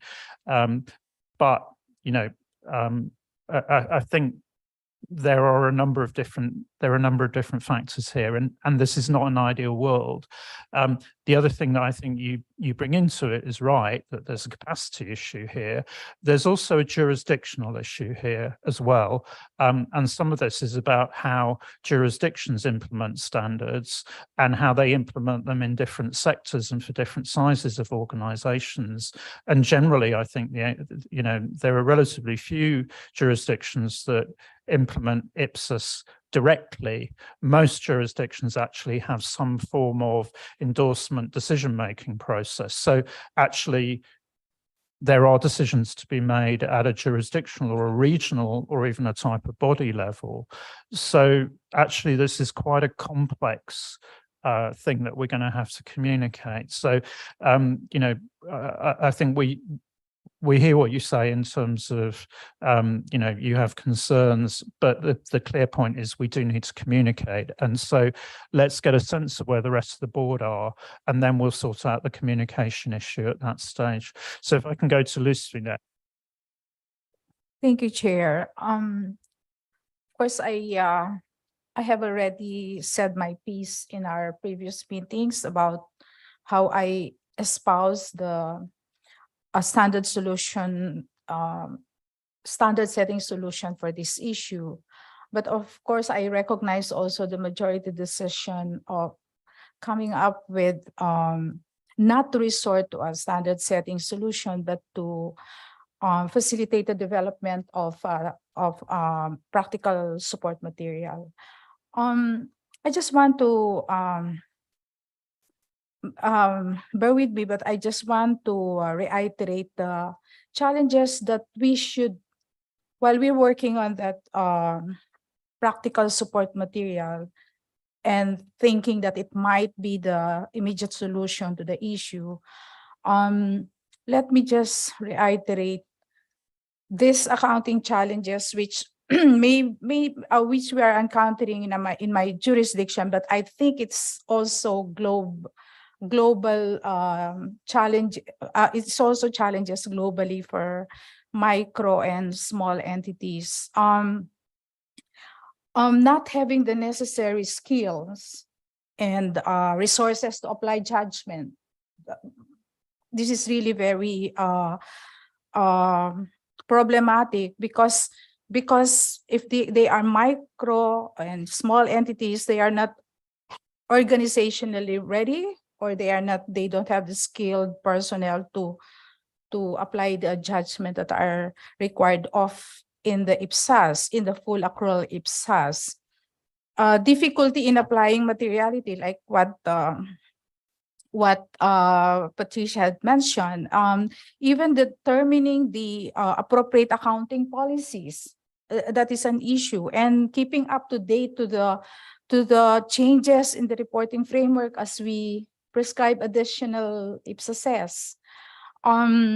And in addition, there are also a number of challenges which may not be accounting related, but these affect the entity's ability to prepare the necessary for their financial reporting requirements. Example, compliance with their with legislations, and sometimes there are over reliance to consultants because there are no people in the organization to do the work, so they rely to consultants, and that is resource intensive, financial resource intensive. And of course, the lack of human resources, capacity, and skills. Well, at the moment, there is a constraint that, well, because we said that the standard setting solution is inconsistent with our conceptual framework, and there is the risk, reputational risk that the IPSASB is facing if we will push through with a standard setting solution. But I think we may give a try to this support material, but to my mind, we are still not addressing the issues substantially. I'm relating now the 2024-2028 strategic objective that we want to thread on, inspiring implementation. And with the approach that we are going forward, I don't think we would really be inspiring implementation, especially for those jurisdictions which have a number of micro and small entities. Again, in our case, we were constrained to implement cost basis for the small entities, the smallest entity, which is the Youth Council. But knowing fully well the limitations of cash basis, this runs counter to the PFM reform agenda of the government to come up with financial statements that would enhance accountability, transparency, and decision making, because being accounted for under cash basis, the financial accounts cannot be consolidated in the financial statements of the local government units, and therefore the local government units' financial statements is not representative of all the entities in the local government. So it won't give the total view of the financial worth of the local government units. In our case, we have this as part of the PFM reform initiative to come up with a whole of government approach, and that is the non-implementation of full implementation of accrual basis in the smaller entities deter the achievement of that initiative because of the two different bases of accounting that we are applying for small or micro or smaller entities. So I don't think that even with the support material that we would like to come up with, we may not be addressing these challenges. And as Trish had mentioned, I think we just have to rethink the consequences that it might have to our constituents if we will just be providing them with the support material. Thank you. Thank you, Lucy. I mean, I think we're all cognizant of those practical challenges. And the question is actually, are those our challenges or are they other people's challenges? And the reputational point, I think there it cuts both ways. Actually, should we set a diluted standard? That could be a reputational problem. And that certainly was one of the things that the CAG, there was very strong comments in the CAG in terms of don't allow people to basically opt to use a reduced disclosure standard, which actually dilutes the brand and the quality. So there aren't any easy answers. But going back to the local situation, there are responsibilities of regulators, there are responsibilities of those that fund implementation to actually address some of the issues that you talked about that aren't necessarily for us as a standard setter. And I think we have to be careful not to take on other people's problems in terms of actually what should we be doing and what should we be setting as standards. That's, it's tricky, but we've got to be very cognizant of that. If I go to Kamira next and then round to Mari. Thanks, Chair. And well, I just wanted to tell you that I'm not fully convinced about the objective. Similar to the previous comments, I think that even if we help entities to better access and understand the IPSAS, if they do not have the resources or there are cost benefit issues, they will not be able to implement. So we are not addressing the problem really. And also one of the arguments exposed in the paper that having a standard setting solution will be in conflict with our conceptual framework. I'm not fully convinced on that because we can still develop something that considers the qualitative characteristics and also keeps in mind the restrictions of the financial information, so cost, benefit, and materiality. So I think more guidance on that, on how to analyze the cost-benefit relationship and the materiality is important. And also, for instance, take a look into IPSAS 3 and how to interpret there, because there also says that an entity should not apply an accounting policy. If applying it, the effect will be immaterial. So maybe we do not need to issue a new standard saying, well, these are the release, but help entities on how to interpret or how to apply what is already there. So how an entity will say, well, really here the cost benefit doesn't match, so I can justify why I cannot apply this specific requirement. So that's something that I think the IPSASB could look at. I know that at this point in time it's very difficult also for us. Yes, we will go for a standard setting solution because it's an unknown territory. So it's a lot of uncertainty. We are not sure what is the output.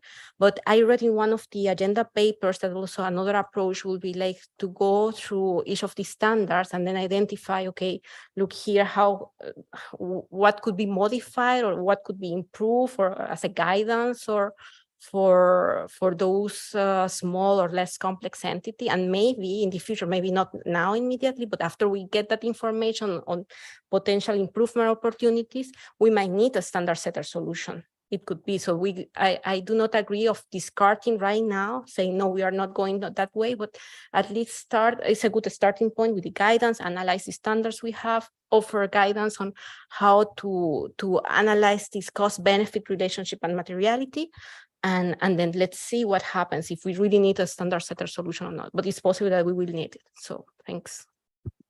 Okay, thanks, Camilla, Mari, and then sorry, you've already been Adrian, haven't you? Or are you still? I just want to take a first round of comments before. So, Mari, to you. Oh, thank you. Thank you. My comment is so simple about the objectives of the differential reporting initiative. And as Adrian suggested, that it is a end user is the public, and so we have to emphasize the importance of the end users, the public, and so the accountability focus is very important. And so how I did this document, addressing the public sector user need, that who is a public sector user is the public sector entities. And however, the last three we have to focus on the public and the accountability. And thank you. So I would like to ask you to add the expression about such kind of implications. Thank you. Thanks, Mari. So in terms of first round of comments, I think Mike and then Renee. So thank you, Chair. Just a short comment. I fully support our objective for the time being, but however, dependent, let's say, on the feedback from our constituents during the following years or following 5 years and so on, whether we fit their demand or not, we might rethink about the topic, independent from whether we are of the opinion whether it's in line with the framework or not. That brings me to my last comment, and that I'm thinking exactly about that what Scott felt. I think the name of our project is not appropriate anymore. That raises the expectation that we're really having a standard setting solution, but it's not true. So I propose even for our current or future work program to rename that project. Thank you. Thanks, Mike. I think we'll come to communication and include that point about naming in that, dependent on the decision that we come to. So Renee, and then in terms of first round comments, I'm going to go to Abdullah and then to Noryati. Thank you, Chair. I would say that at this point, I partially agree with the objective. I totally agree that it's non-standard level guidance, that I am totally there. I agree with Scott's very first comment that it's more implementation guidance, and to Mike's point, we should reframe the name of the project. Where I'm not sure is, and thank you, Ross, for clarifying that the intent here is for this to be non-board branded document, right? That we would delegate responsibility, not just delegate development, but delegate responsibility for the document. And thank you, Todd, for articulating what this means, right? Meaning that the board would not take responsibility for this document. So that was useful to me because that's where I think I'm not necessarily sold on that, comfortable with that. I think that as a board, we need to take a bit more time to reflect on whether that's where we want to land. And I would invite us to consider the extent of the responsibility and accountability we want to take on this matter. The matter is extremely important to our stakeholders, to a very important subset of our stakeholders. We've been saying how it's going to be complex, tricky, very nuanced to communicate. We're talking about potentially, a formal solution to communicate feedback statements. So we seem to be acknowledging around the board table that this is not an insignificant matter. It's one that we should care about as a board. And so therefore, I think that the issue warrants the board to consider the extent of its accountability and responsibility. Whatever document is being created also should not just be at a point in time. I think that document should live and should evolve at the same pace as the standard set evolves. So to illustrate that, I look at study 14. So study 14 is a board branded document. It's at the lowest level of our literature. It's just guidance that we've issued at a point in time. It's old, it's outdated, but it's still very relevant. Some of it is still very relevant. And at the time we decided that we issued it as board branded. So I'd like us to reflect on whether that's not where we are. So that's my first point. Building on study 14, I think we also need to, nowhere in the paper so far have you, we mentioned study 14, but I think that we should put a placeholder there. I think that the way, actually, this is beyond the objective. This is probably for the next issue paper, but I think that we need to consider the impact of doing this on study 14 and also the ability maybe to leverage the content of study 14 as a starting point to create this new guidance. I think that there's a risk that we cannot just leave study 14 hanging out there. We're going to need to address it. And I didn't see this come out in the paper, but maybe that was the implication. So that's just a secondary point. My first point is, I think, the one that I'm very passionate about right now as a board. I'm not clear we're ready to make the decision that this is a non-board branded product. So just to pick up on the study 14 point, study 14 has been superseded by pathways to accrual. So study 14 does not exist as a document anymore. It's pathways to accrual, but there certainly is an interaction. And you know, that does need to be thought about, and we probably need to again think about that in the you know, the feedback to constituents and also in terms of the discussion. So I'm going to take comments, first round comments from Abdullah and from Noyati, and also I'll draw in Fabienne at that point for feedback from what the CAG has said, and then I'm actually going to ask for a show of hands in terms of those that support moving ahead with a non-standard setting solution at this point in time. I will then, you know, and we'll see where we get to at that point in time, but I want to make sure of where the board is, because we clearly have divergences of views. And I think we need to check where we are in terms of whether we have a majority of the board that would like to move forward in the kind of general direction that staff proposed. There's clearly some questions and concerns about how we do that, and I think we need to talk those through. But I think we're at a fork in the road. And I want to make sure where the board is at this stage. So if I go to Abdullah next. Thank you, Chair. And I might not be introducing new thoughts, but I want to put this in perspective.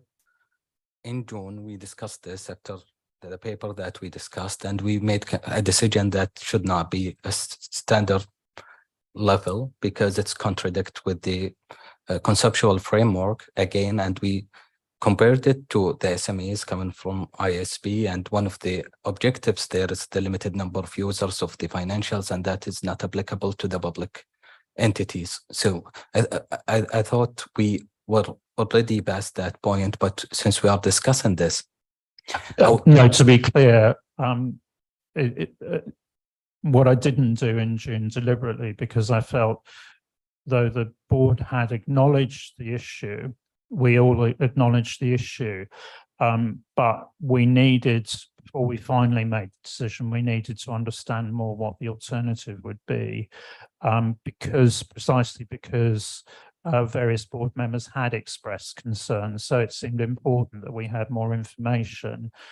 So I didn't push it to a formal decision, but I think we do have that information now. And so therefore I am pushing it to a decision after the conclusion of the first round of comments, because then I think we need to move forward. But I did that with the hope that actually, you know, at least the board would understand more fully what the alternative to standard setting was, and therefore take it as a reasoned decision which we could communicate. Fair enough, but that was my understanding. Sorry for that. But again, I will take it from an implementer and being responsible for the implementation in Saudi.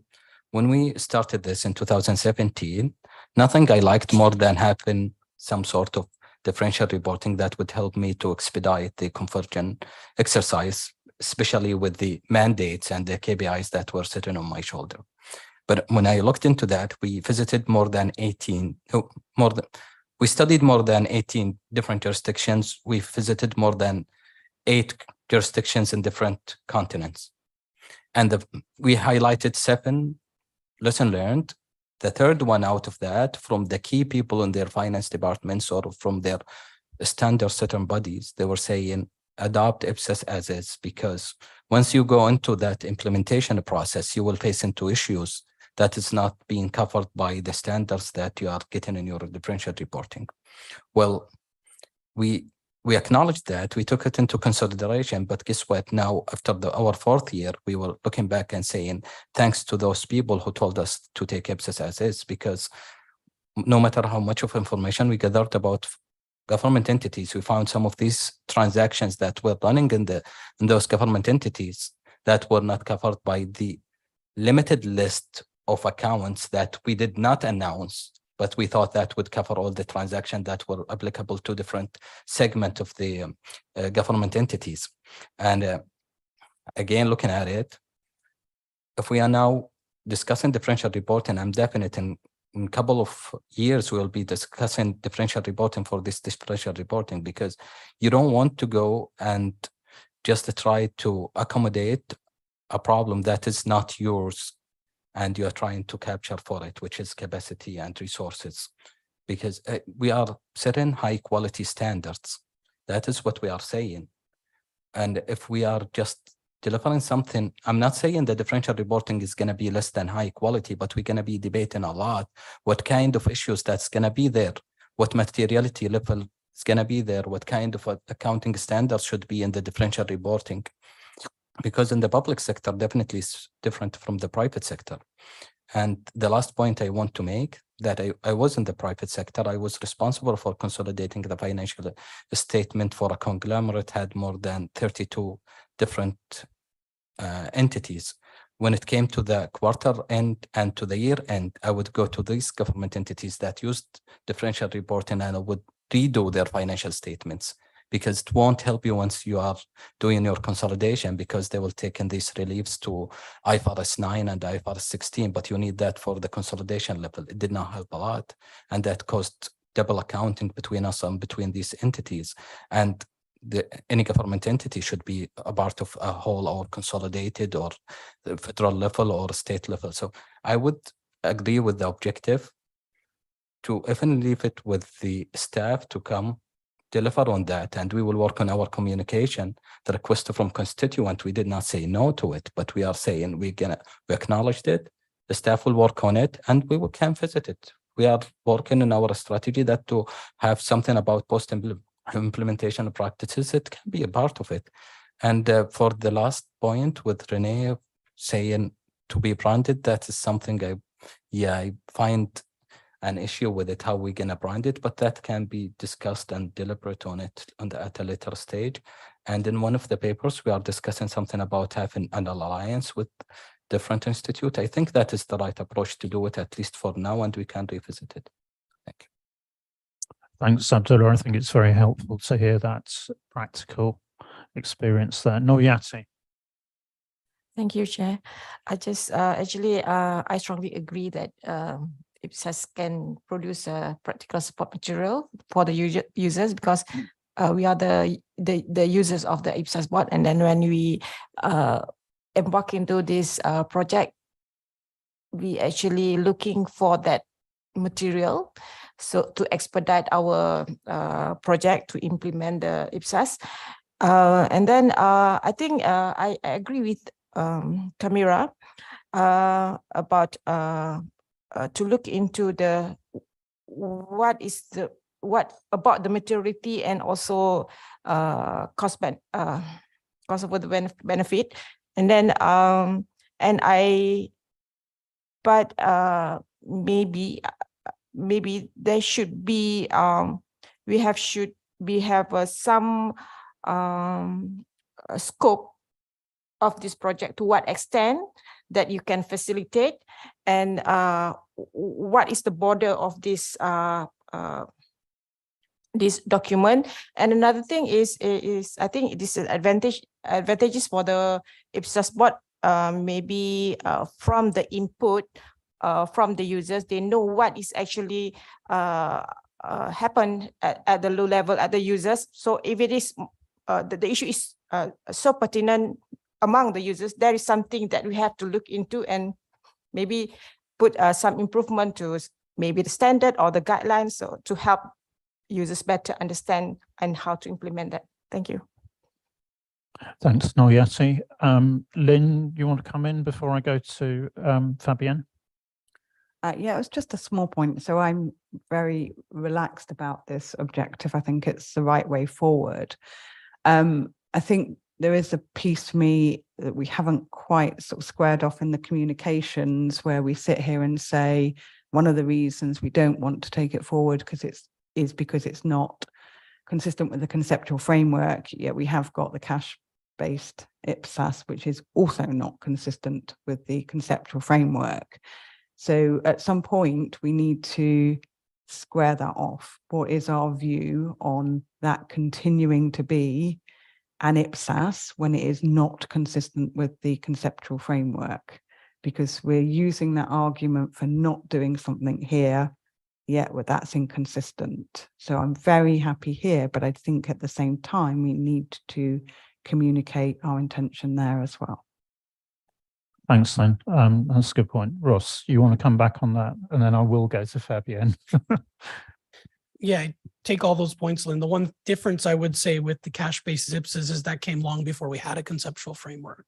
So I think that changes the perspective now. If we go and develop something that doesn't really follow our framework and we can't really justify how we draw the line between accountable, not accountable, and where we decide if you're not accountable, what parts of the framework you want to be strictly applying and what's ones you don't. It just gets a little bit difficult. So that's where we were thinking from a staff perspective, but I take your point. The board might want to revisit if we even support the cash basis at all going forward. It's a fair comment. Thanks, Ross. Fabienne, to you. Thank you, Jan. Yeah, it's just some inputs, overall inputs from the CAG here, based on the public interest. We discussed differential reporting in December 2022, when we were asked how we would define less complex entities in the public sector context. And it appeared through CAG members' comments that a characteristics-based approach to define those entities that would apply a simplified approach was the least bad solution. And in any case, it was down to the jurisdictions to decide who would apply, which entities would apply the simplified approach. So this definitely would impair comparability across jurisdictions. So that's one point here. And the other question we were asked was about how a simplified accounting model would provide relief. And to that question, CAG members mentioned some main challenges, conceptual with the compliance with the conceptual framework, we've discussed that, maintenance of a full set of standards or even disclosures for that matter. And as mentioned also earlier, entities are complex in different ways. So a one-size-fits-all solution wouldn't be appropriate, may not be appropriate. And there was also a comment on the fact that while transition to accrual accounting under IPSAS may be resource intensive and expensive, the benefits far outweigh the costs. And experience shows that some small entities applying IPSASs have seen substantial increases in useful information in their financial reporting. So that was a sharing of experience from a CAG member. So listening to those comments, going forward with a standard setting solution may not provide a sound solution, and may not go in the direction of simplifying actually application of IPSASs for entities that are considered less complex. So that's it from the CAG. Thank you. Okay, thanks, Fabienne. So I think, it's very clear that we do have a difference of views within the board about whether we pursue a non-standard setting approach or not. It's clearly an important decision for the board. It's also an important decision in terms of accountability to our constituents, and also the reasons why we take the decision that we do. So I think, it's right that we do commit that we will provide formal feedback on the direction that we've taken and the reasons for that. So the proposal is that we do have a formal feedback statement that does actually communicate what we're doing. We'll talk a bit more about that dependent on the results of the vote that I'm now going to call. And I think the fundamental fork in the road that we have at the moment is, do board members support a non-standard setting approach or not? Once we have a decision on that, then we can sort out the precise mechanics of what the objectives are, and also approaches to implementation, what needs to be communicated, and so on. So I'm going to ask for a vote at this stage, and ask for those members that actually supports the proposed non-standard setting solution to please raise their flags at the moment.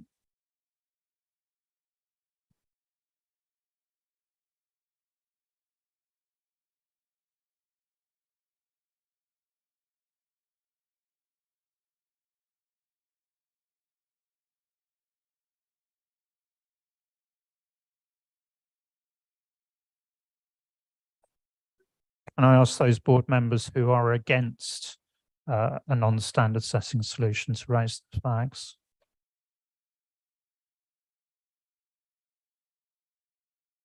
Is that all board members then? Yeah, then we had 15 for, and that's 3 against.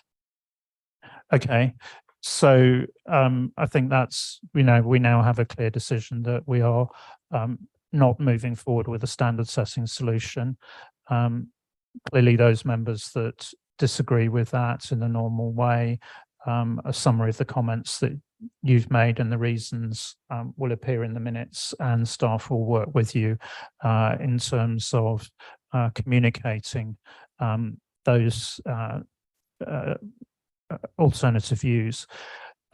So then, given that we have decided that we are moving forward with a non-standard setting solution, I think before we decide the details of communication, naming, and so on, it would be appropriate to ask Eileen to take us through the outline of the proposed approach, and then we'll circle back and just pick up some of those points in terms of how we communicate and naming and that kind of thing. So Eileen, if you can take us through the proposed approach at the moment. Thank you, Chair, and thanks to all the members for the comments on paper 1. I guess as a very high level comment, I think quite a few of the comments are reflecting and even the analysis and thoughts we put in as staff and with Claudia and Ian on how we wanted to present the material in paper 2 and how we would want to take it forward. So a big thank you, and we'll definitely provide a bit more detail on that kind of thinking as we progress. So in paper 2, it really builds on that objective that we presented in paper 1, and really noting that this is about finding a practical solution that is not going to be a shortcut or a completely perfect solution to the exact public need, because as some members have identified and in some of the responses to paper 1, capacity constraints, resource constraints, it's not a problem for the board to fix, but it's really about how we have thought through, identified the public need, and thought about what we can do as a board in supporting the overall solution as one cog in the whole wheel of accrual adoption. And so in paper 2, we really did try to keep this in mind, and we thought about the various types of outputs or solutions that we could provide. That was one of the takeaways coming out of the June discussion, having thought about that public need and what types of outputs there are. We have seen quite a few great examples from various jurisdictions as well. And we also looked at the various types of support that staff have provided, the board has provided, and these other organizations have provided over the years, and thinking about the pros and cons of each of these formats. And so more of that details highlighted in the paper, which I didn't want to propose in substantial detail in the session today, but it was really important in framing the output that we did propose in the paper itself.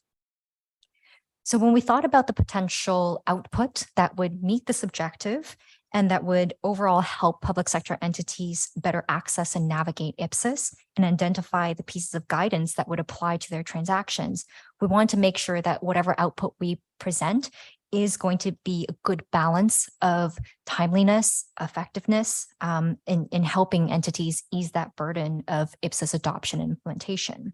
And so we thought about the types of content that would be of most help to these entities that face these constraints.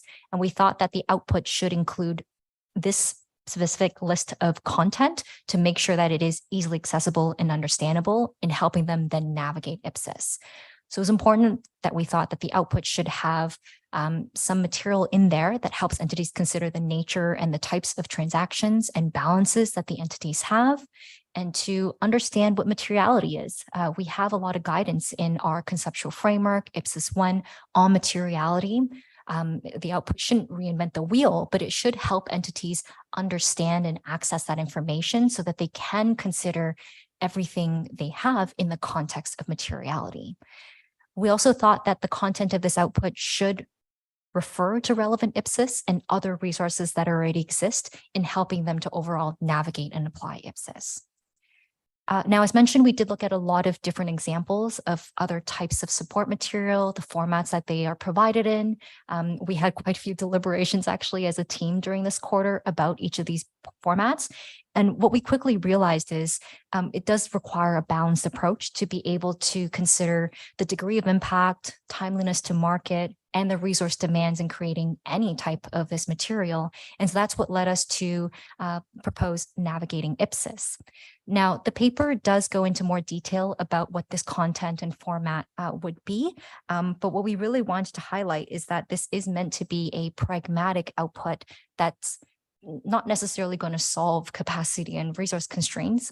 As mentioned, that's not what it's not a problem for the board to solve per se, but it is meant to help entities navigate and apply IPSAS.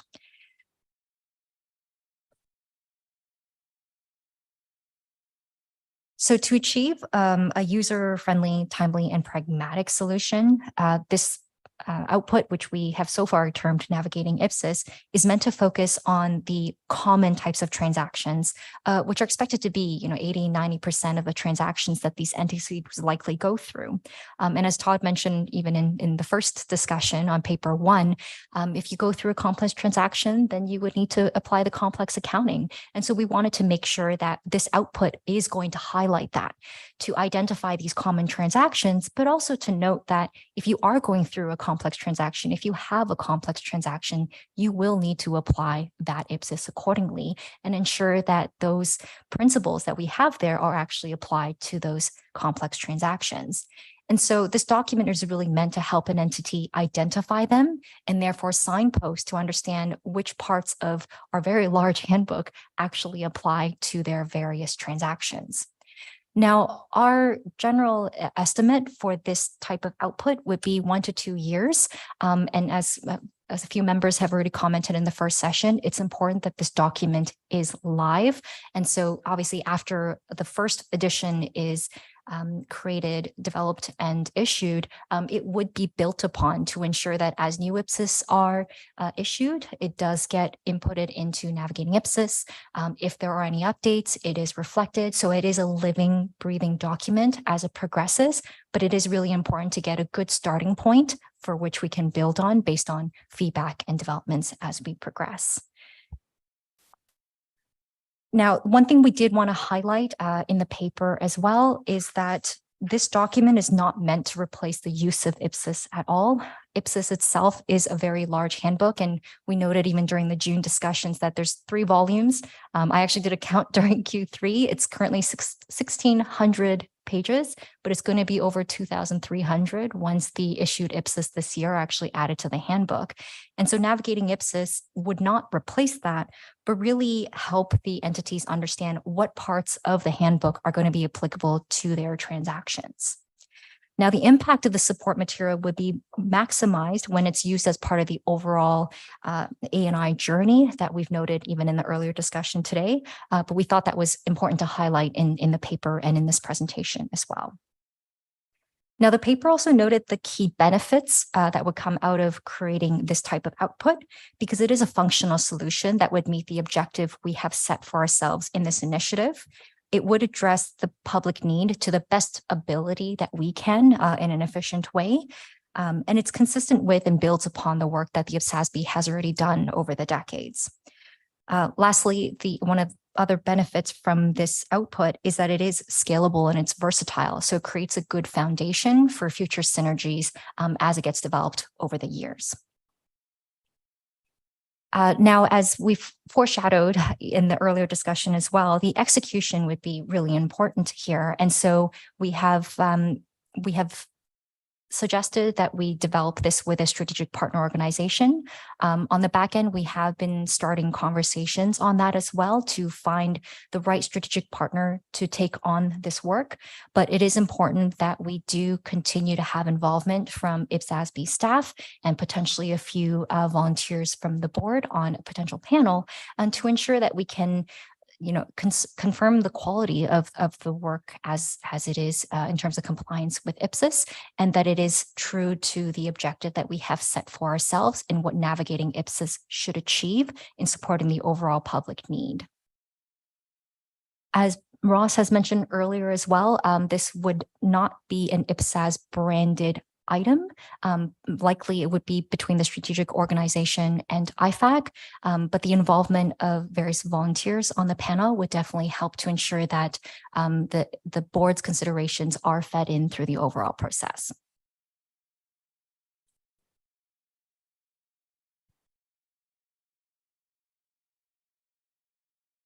Now, in terms of future considerations for navigating IPSAS, I think a few members have already highlighted today that it's important that we don't completely take hands off the wheel afterward, but really reassess whether or not the output from this initiative is really helping to address those issues and where there are areas of improvement or further development with navigating IPSAS itself.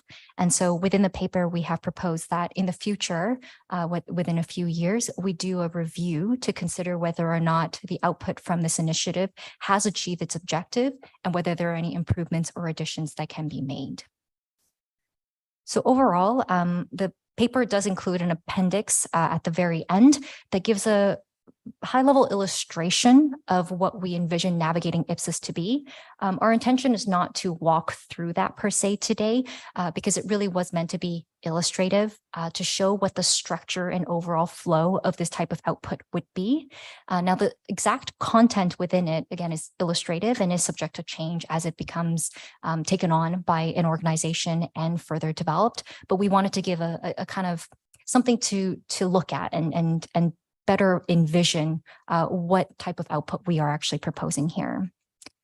So there were quite a few recommendations overall that build upon each other in the paper, which we've listed on the slide here.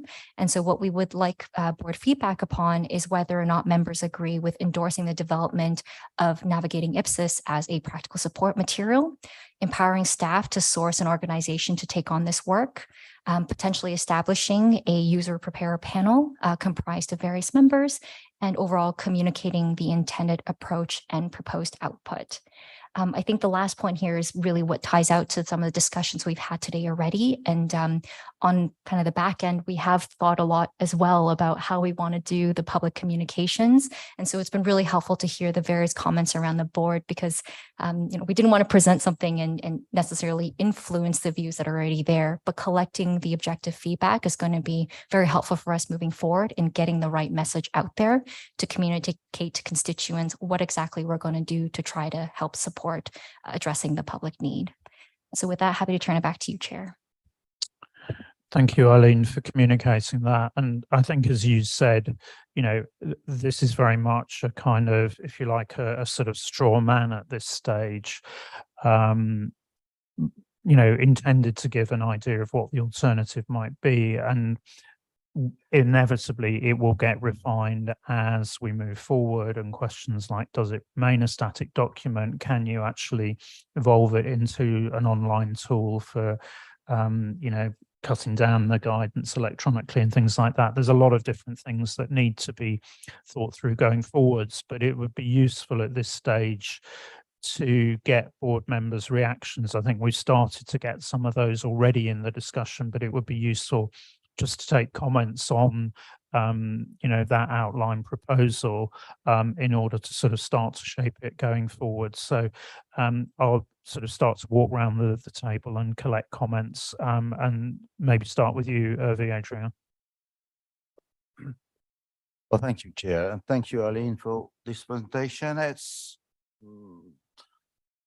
quite convincing in the end. I mean, but I would have a few comments to make on the way forward. I'd like to share an auditor's perspective on that, because as I've kept saying for the whole of my professional life, accounting is a fantasy and is not meant to provide jobs to professional accountants, but to provide financial statements to users. And this is very important in the end, and it is reflected in what you say, help people apply the concept of materiality, because we need to have people be aware that the financial statements they prepare for general purpose are meant for users to make, I mean, informed decisions. What I've experienced in my professional life as an auditor, as public auditor, is that I concluded from that we got off on the wrong foot when we started to try and define what is a small entity, what is a less complex entity. In fact, based on my experiences, that people are, I mean, not able or frightened to apply the IPSAS framework because they are under-resourced, understaffed, underskilled, and they can't deal with the complexity of the IPSAS framework. So it's not for us to address that issue. I mean, we're not going to educate preparers and help them be better staffed. But what we can do is help them identify the right questions to put to themselves before, at the time they prepare the financial statements for the users. You have identified most of them. I would say there is another one, because this morning I stated that it was all or nothing. It was a bit blunt, but more or less that from an auditor's perspective. For an auditor, when an auditor audits a set of statements that are prepared under IPSAS, it is all or nothing. There are some instances where preparers can depart from the IPSAS framework, but they have to explain why and why it is acceptable that they depart from the full application of one or the other of IPSASs, and why it does not affect what they provide to the final users of the general purpose financial statements. Materiality, or another aspect of the accounting methods applied, or the estimation or measurement techniques they apply. So this is something we should help them in. Put the right questions to yourself.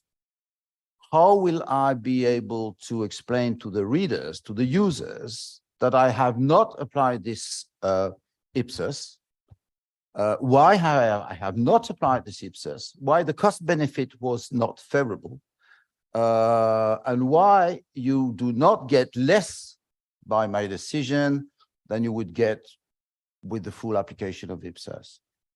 This is very important, because in the end, the auditors audit that sort of notes to the financial statements. It has to be explained in the notes to the financial statement, and the auditors audit that note. In the end, it's not for the preparers to decide what framework or what accounting principles or methods or measurement techniques they would have resort to. It's for the entities governing bodies to decide, okay, this is the framework you should apply. This is the way we want to be reported your operations and transactions. And sometimes they would allow for a departure from some IPSASs because they feel content that the final financial statements inform them accurately, fairly, etc., etc. In this initiative, we should be very clear and help preparers to understand that in the end, what is important is probably not, this is off the records, probably, probably not the strict and full application of the IPSASs, but the full compliance with the qualitative characteristics of the financial statements that are provided to the users. We have materiality with our fair presentation, etc., etc. And this is what is important. It's a matter of principle.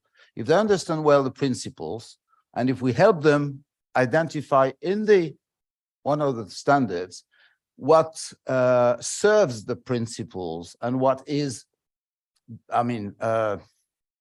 possible to depart from, then they will probably feel more comfortable with applying the IPSAS, even if they are understaffed or underskilled. Because in the end, as I say, this is the main problem we face when it comes to auditing financial statements and asking people, have you complied with the full set of the IPSASs? Sometimes they don't even know that they have or have not complied because they can't really understand. It's too complex. What is complex is not the entity. What is complex is the IPSAS set of standards. So probably in the document that we are going to prepare, we could sort of address that as a special chapter. Be aware that you can depart from the IPSAS if it does not address, what you are, but you should have such and such process or procedures or list of questions you should put yourself to support the initiative you take when reporting to your governing body. At the end, because I take the view of an auditor, I could recommend that a possible strategic partner organization could be the InterSci, because the InterSci would be, in my view, well positioned to provide a sort of how do you apply the IPSAS at the time you will be audited? Most of the public entities, even less complex than small entities, most of them are audited.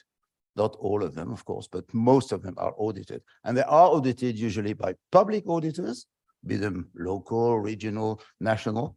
They're audited by public auditors who apply the InterSci standards. Thanks, Sophie. Adrian. Scott, and then Mike. Thank you. I have 3 points to make. First, I support the recommendation, and we don't want to get into wordsmithing in item, but navigating IPS, I'd encourage you to think about that in relation to the work program and implementation. The second item is actually, you mentioned auditor.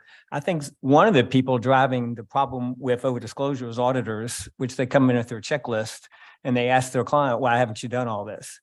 And so I see this as having greater benefit, not only for the preparers, but for the audit community to help educate the audit community on options they can do.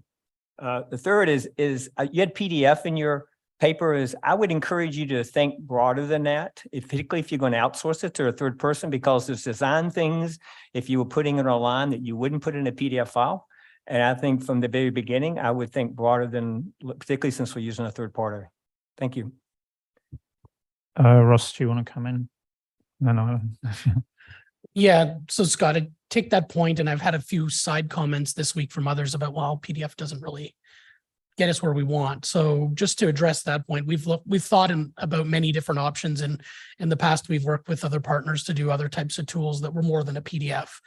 And what we've learned from that is we need to make sure we're not asking for too much out of the gate when you're going to a partner to develop something. So stage one, I think, would be a PDF. And the reason we said that is we think we have to get the structure of the guidance that we think would help, the right questions, the right narrative.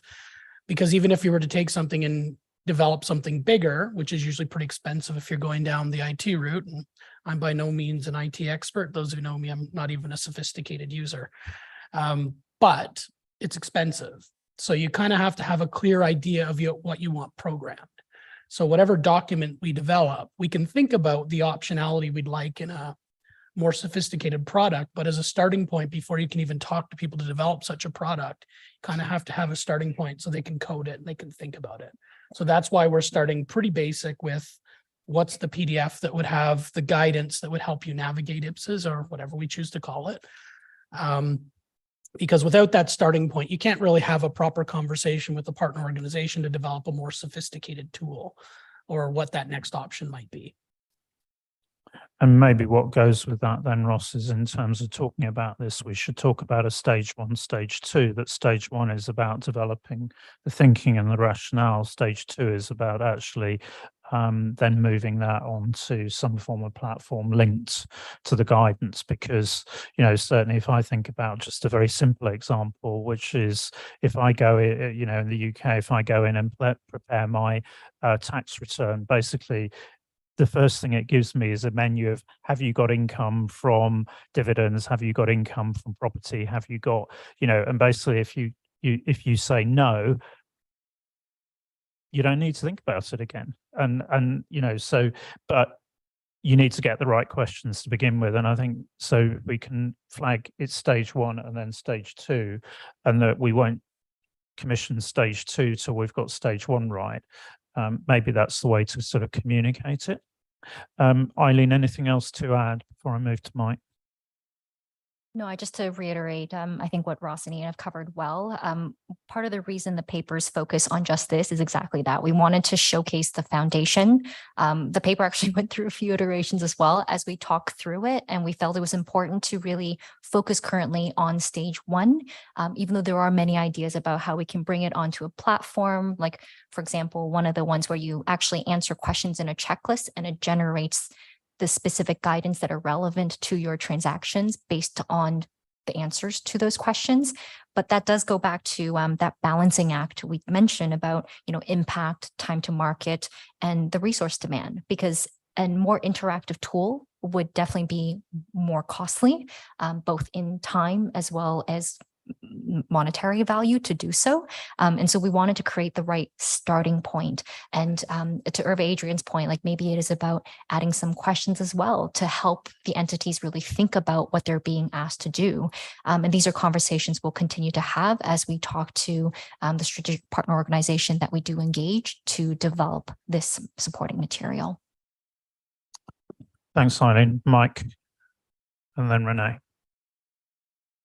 So thank you, Chair, and thank you, Eileen, for that presentation. I very much agree with the features you presented. Just three comments. The first one is I want to reiterate that it's very important that we keep those future documentation material up to date, because, you know, in Germany we have a bad example that is a German translation of the IPSAS, which has been managed by a private partner and which hasn't been kept up to date since, I don't know, 10 years and so on. I think that really causes reputational risk to the IPSAS board. The second one is, yes, I agree on that material, but nevertheless, I have the feeling that I as a board member, maybe other members as well, would benefit from if you try to provide us with a kind of inventory of what is already out in terms of additional material. We have pathway to accrual, we have at a glance, we have train the trainer, then we have that pieces within our standards, the illustrative examples and the implementation guidance. And I think we should be very clear on the scope of that material. So like a list of what, maybe you've already done that, that would be very helpful, that we have a clear scope, which is also in those documents that the reader, preparer, user can say, okay, that is the scope and that is the limits of that. And the last and the third comment, just a very quick one. I looked in that example. Yes, it is helpful, but if you ask me, I think that would be also benefit if you try to integrate some flow charts, illustrative or illustrations, something like that, which I think is really helpful for the ones we are preparing that material for. Thank you. Thanks, Mike. Moving around the table then to Renee next. Thank you, Chair. So Eileen, thank you for your verbal remarks explaining the proposed approach. So for me, it helps address, I think you've addressed some of my concerns that I didn't see come through in the written agenda paper. So for example, in paragraph 16, you were proposing that either the panel or IPSASB staff or the strategic partner can do an assessment. So it was kind of very soft wording, but I think that what you conveyed to us verbally is that the IPSASB staff will be part of that review. There will be a review, right? So now I'm getting a lot more comfortable that, as you said, there will be board's input on the overall process through the IPSASB staff's involvement in these activities. And you also mentioned that it's important that we don't take our hands off the wheel. So that resonates with me, and that's what I would like us to eventually clarify. And it's not in the recommendation. Like, I think the recommendation should address to what extent we as a board through staff want to keep our hands on the wheel. I love that expression. So that's addressing the original concern I have. So I'm a lot more comfortable now with the direction. And Mike, I agree with his comments about finding more user-friendly ways to add to the material. And sorry, I go back to study 14, but there's good content in there. Like those flowcharts in study 14, these decision trees, they're very useful. They're visuals. So adding some, maybe recycling some of these things or modernizing them. There's good content in there that I think we could potentially leverage. And yes, thank you very much. Okay, thanks, Renee. So Andrew, and then Patricia, and then Kamira. Thanks. I guess looking at the material, I'm not necessarily sold that it's going to address our users' needs. It kind of feels like there's an index in here, and it kind of points to certain parts within it. But I think, to go to Hervé Adrian's point, it's helping people ask the right questions. And I'm not sure that this document is going to help preparers ask the right questions that they should be thinking about to know what the issues are. And to me, that's a bigger need and the more important need that we should be trying to address here. I think if we do go ahead with such a document, I take Ross's point that you need something before you can go into digital as well. And I support the digital front, quite strongly. But I think the way that you design the structure of something, if you know there's going to be a digital intention versus just a paper, is different as well. So we need to keep that in mind. And then I think we need to try and steer away from terms that we use within the IPSAS literature. And I appreciate this is an early draft, but just to highlight, we say, does the entity receive revenue from a binding arrangement? What's a binding arrangement, right? And we use these differently in different standards as well. So I think there's a lot of thinking that we've got to get through there in terms of making the IPSAS readable outside of a technical specialist sort of a phrase, but really prompting people to ask the right questions. Because, and this might sound overly harsh, so I apologize, but I mean, I've sat here now and I've gone into ChatGPT and say to it, tell me how to account for tax revenue under IPSAS 47. It's giving me something at the moment that's more useful than this.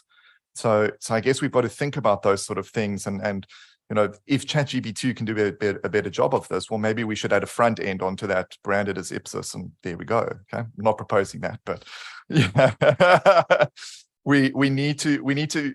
If we're going to spend time and resources, get a strategic partner involved in this, we've got to get something that's more useful than that, and something that it can't do. And I really like to say, Hervé Adrian, sorry, it's the third time I'm going there. It's getting people to ask the right questions that they don't know what to ask. Thanks. Thanks, Andrew. So Patricia and then Camira. Thank you. My concern is in relation to some comments made by the members. For example, interpretation about materiality, interpretation about cost benefit, implementation guidance. I think this is an output of standard setter. It's not in the scope of this project. And then I be careful in relation to the questions that will be made because for not the decision is not to retain this project in our table, but the things that our responsibility continue in our table, and the interpretation is is an kind of the product of the maintenance activities. This is my first comment. The second comment is in the panel. I think you could invite some prepares in small and less complex entities, or prepares that understand how the IPSAS works in this context. In addition, I think it's the same suggestion for the implementation group. The implementation group includes the prepare experts in small and less complex entities to have input about the issues are the same in the small and less complex, or big and more complex. And then my suggestion is thank you. Thank you, Patricia. So I'll go to Camira, then Claudia, and then back to Abdullah.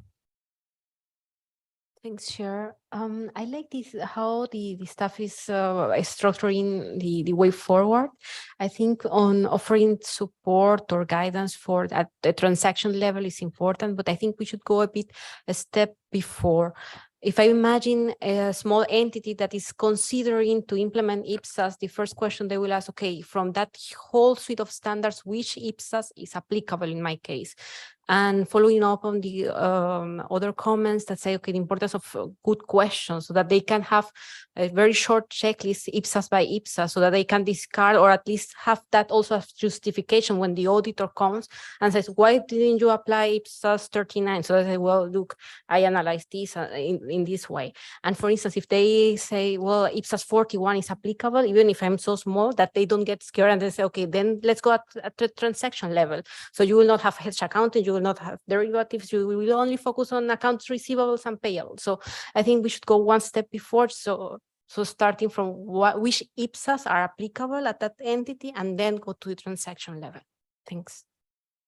Thanks, Camira. And I think, you know, there's a commonality emerging in terms of member comments, in terms of, you know, not using standards terms as such to get the tailoring and then actually starting to refine and so on. But you're right, you know, in terms of it has to link into which standards are being applied and so on. So there's that accountability and people understand the impact, but the standard shouldn't be the primary driver. It should be the what have you got and how can you represent it? Claudia, and then back to Abdullah.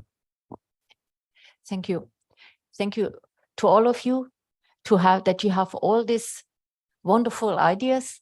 What we can get as an output of this initiative. So hopefully we find as soon as possible a strategic partner, and then I just can ask you all be part of this volunteer panel to help to start this documents at the beginning to get the right setup.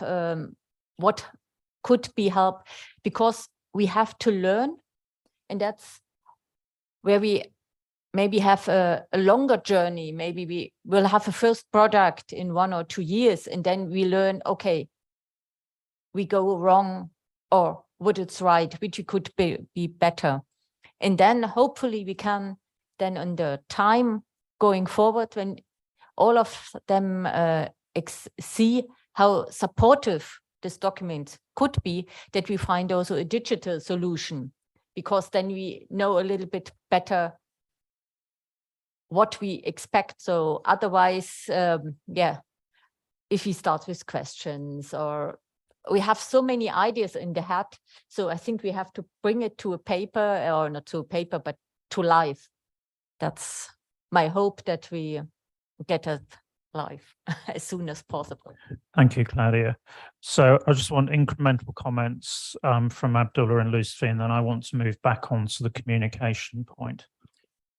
Thank you, Chair. I totally agree with the recommendation. It's just one point. I don't want to add load to the staff, but can we have more than one panel? If we can think about it, we might have it regional or something, and just to have some help from regional players, if they can host these panels, then report back. But it depends on the practicality of it and the feedback that we're gonna get.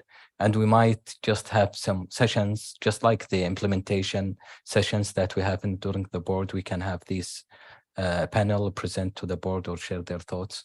Thanks. Thanks, Abdullah. Ross, do you want to just comment on that? Yeah, so I do think there's a risk of overpromising and setting up too much infrastructure around what we might do in this project that, you know, won't be our output. But I do think later in the week, we've got agenda item 17 about the application panel. And we do have the research and maintenance activities that we're proposing in the next strategy. And I think there's a place for some of this in there. I think we have to let that develop a little bit organically. I think we want a small panel to support this specific project with this objective and take into account all the points we've heard today. But if you build too complicated of an infrastructure, we might get really slowed down by overanalyzing, overthinking through too much around it. Whereas I think maybe the application panel might be more where your problem you're describing sits, about what are the real problems we're getting fed back to us through this new system, where people are telling us about their issues and applying the standards and monitoring where those are coming from, what we're hearing, where the challenges are, and then how that panel works through those issues and how those manifest in the work program. Thanks, Ross. Lisby. Thank you, Chair. I just want to be clarified on the process that we will be going through to come up with this navigating IPSAS document. To what because this is not I am clear, it is clear that it is not an IPSAS branded document, but apparently in the development of the navigating IPSAS document, there is an involvement of the IPSASB. So I just want to be clear on that.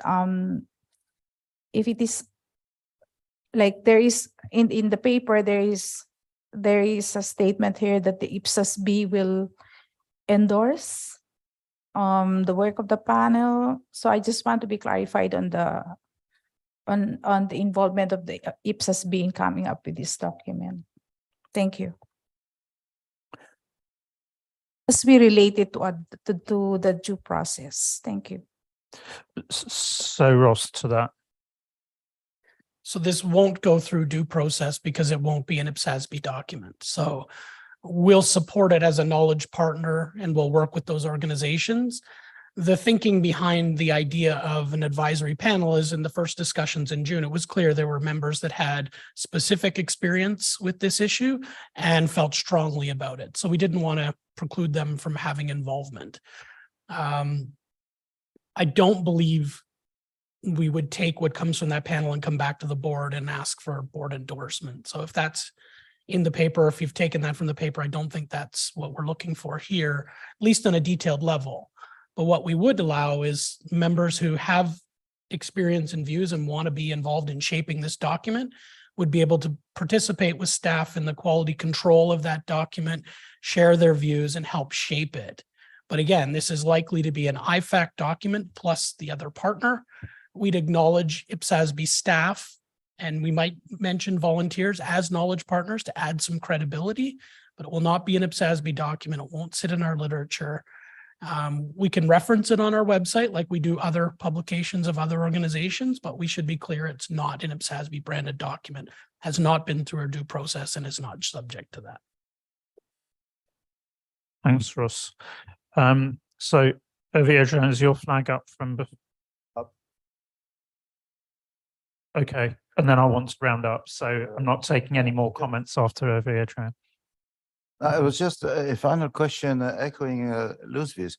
Now that we have secured the fact that there is no inconsistency with the conceptual framework, it's not a standard that we will issue, why won't we agree to be a board's document, an IPSAS board document? I mean, it's just a practical support document. So I don't see what concern is at stake on that. It's just as the pathway to IPSAS, it's just as more developed, more practical, more focused, but it's more or less the same in my view. Without turning this into a debate on what should be branded or not, Pathways to Accrual isn't an IPSAS document either. So it sits in that space as Train the Trainers, Pathways to Accrual, and all these documents other than Study 14 that was an IPSASB document. And I think the last version's from 2011. So, and I think the plenary time that we use at this board is normally meant for standard setting. We have limited time together and we have limited staff resources. So that's what we would dedicate to there. Members who want to be involved offline would, we'll include you in the process as much as you want. So I think that's been a very helpful discussion in terms of, I think, there are various practical suggestions have been made. Also, I think members have shared concerns, questions, and so on. And I think it's right that actually, if you like, we're going to end up with a sort of, a project brief coming out of this, or at least a commissioning document, because we're going to need to be able to articulate both for ourselves, but also for whichever partner we work with, what's being looked for, but also, what the boundaries are. And I think inevitably, as Eileen has described, there were quite a lot of challenges in terms of drafting the board papers prior to actually getting clear direction from the board. And I think we now have that clear direction from the board in terms of all those various different things. So I think we need to leave it to staff to go away and actually to draft that. I think, though, in terms of it's worthwhile us just actually having a further comment on that as a board. I think in terms of making sure that we've clarified all the concerns, that probably goes with actually how we communicate the outputs from our discussion. And we have had a formal vote on this in terms of the overall direction. Clearly, as members have articulated, this is important for our stakeholders in terms of explaining the decisions that we've come to, but also I think what comes through very clearly is we need to be clear about what we're doing with this, what we're not doing with this, what the boundaries are in terms of the challenges that undoubtedly exist in terms of implementation, but actually resourcing, capacity building and so on. Those are not for this board, and we need to be clear about where responsibility sits. And I think if you look at the table that we've included in the draft strategy, you can see we're a partner, but there's a lot of other partners involved, and we need to make sure that we're clear about what we can do and what we can't do, what we can't take responsibility for. So I think we need to think quite carefully, but we should have a formal feedback statement, I think, which says, look, we've researched this, we've considered this. We've taken input from the CAG, and this is where the majority of the board have landed, and this is how we're proposing to take it forward. And I think in that will also need to address the point about the title going forward. So although the feedback statement will be on differential reporting, the title of what we are doing going forwards will not be differential reporting, and that will not be a board project. Therefore, it will not appear on the board work programme as such, even although the board will want to maintain visibility of what's going on with periodic report backs and so on. So what I would suggest again is that we will need to have a formal feedback statement. I think again, it's right that we just, because it's an important decision, the board gets an opportunity just to have a look at a draft of that. So we walk through that linked to the project brief. Project brief's the wrong term because that has overtones, but anyway, and that we do that to round all this off and make sure we've given clear direction and we're clear what's going on in future. So I'd suggest that comes back to December, and that's when we finally put the whole package together in that way. I think with that, unless there are any final comments, what I'd suggest is that we actually break for coffee at this point in time. So, Ross. So I just wanted to remind people of the dinner tonight. We had a slide up at the end of lunch that showed where the dinner will be. There's going to be some staff leaving at 6 p.m. from the lobby that can walk together with you to the lunch, or sorry, the dinner spot. And I think Leah's in the process of putting this slide back up. So it'll be here over the break if you want to see the name of the cafe and where to find it. So if you do have any questions, find one of the staff on the break and let us know, but there'll be a group walking over at 6 p.m.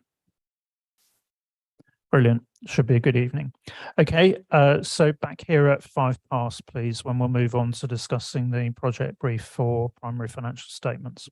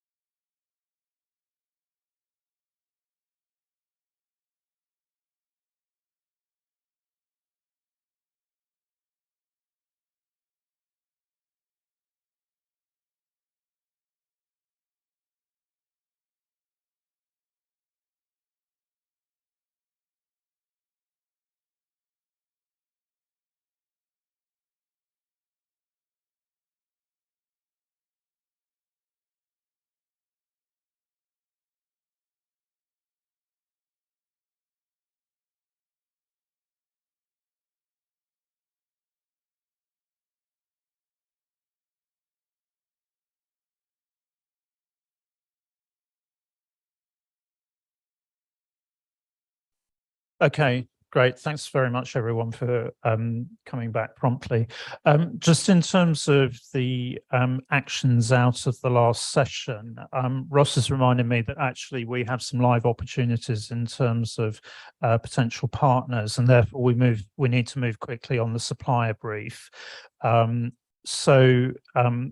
The feedback statement definitely will come back for the board to consider in December, but we need to move quicker than that in terms of taking advantage of the opportunities. So basically, the proposal then is that staff will firm up the supplier brief for discussion, and they'll do that working with Claudia and with me, to make sure we'll make sure on your behalf that the board points have been addressed in finalising that supplier brief. But that allows us to actually take some conversations forward and to move forward on that. So that won't come back to the board, but the feedback statement, because it's an important messaging and positioning statement, will come back for discussion in December. Okay, so with that, I'm going to move on to the next item, which is presentation of financial statements. And as you can see, this involves a number of different people in this project. João is the sort of one pulling the strings, moving the slides and so on. So João, if I move to you first to introduce the item. Yes, Ian, and you are quite right. So we have 3 staff working at this project at different levels of capacity and topics because of the complexity that we have been identifying through the research and scoping phase. And actually, the meeting that we had back in June showed precisely that. Even also the IPSASB KEG meeting on this topic also showed that. So we are basically revamping that, and that is also explained in the draft project brief. So, and with this, of course, I will welcome also Anthony to the table. And online we have Christoph. So he was not able to come to Zurich for because of visa issues. There was no time to get the visa to come here. So we have basically 3 parts into this session. The first part is basically answering to a request from the board, from the June meeting, to have an education session on IPSAS 22 and IPSAS 24, because it was shown some concerns at the time about the potential linkages between this project and these 2 standards. Why is that? Because at the time, as it is also in the issues papers, the main focus of this project is on the financial statements that are in IPSAS 1. That is not to say that perhaps there will be consequential amendments to other financial statements and to other IPSAS, and 2 of those are here explained. And Christoph will make that link. Second, after that, we'll be then presenting the 2 agenda papers, how those decisions and instructions from the June meeting and the KEG's considerations were addressed in the draft project brief that we have in front of you, and we'll then seek your comments and so on, and then the approval. And after that, staff will give an overview what is our thoughts in terms of managing this project until the consultation paper phase. And with this, I don't have any further thing to add, and to pass the floor to Christoph again. Thank you. Okay, so thanks for that. So Christoph, over to you in terms of the education session.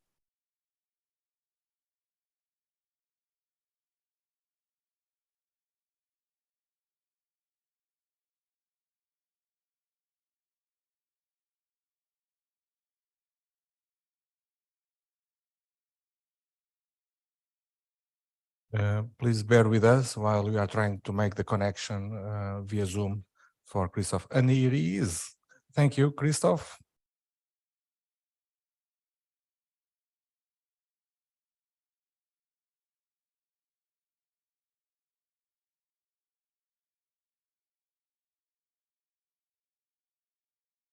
We don't have sound. Just give us a minute or two.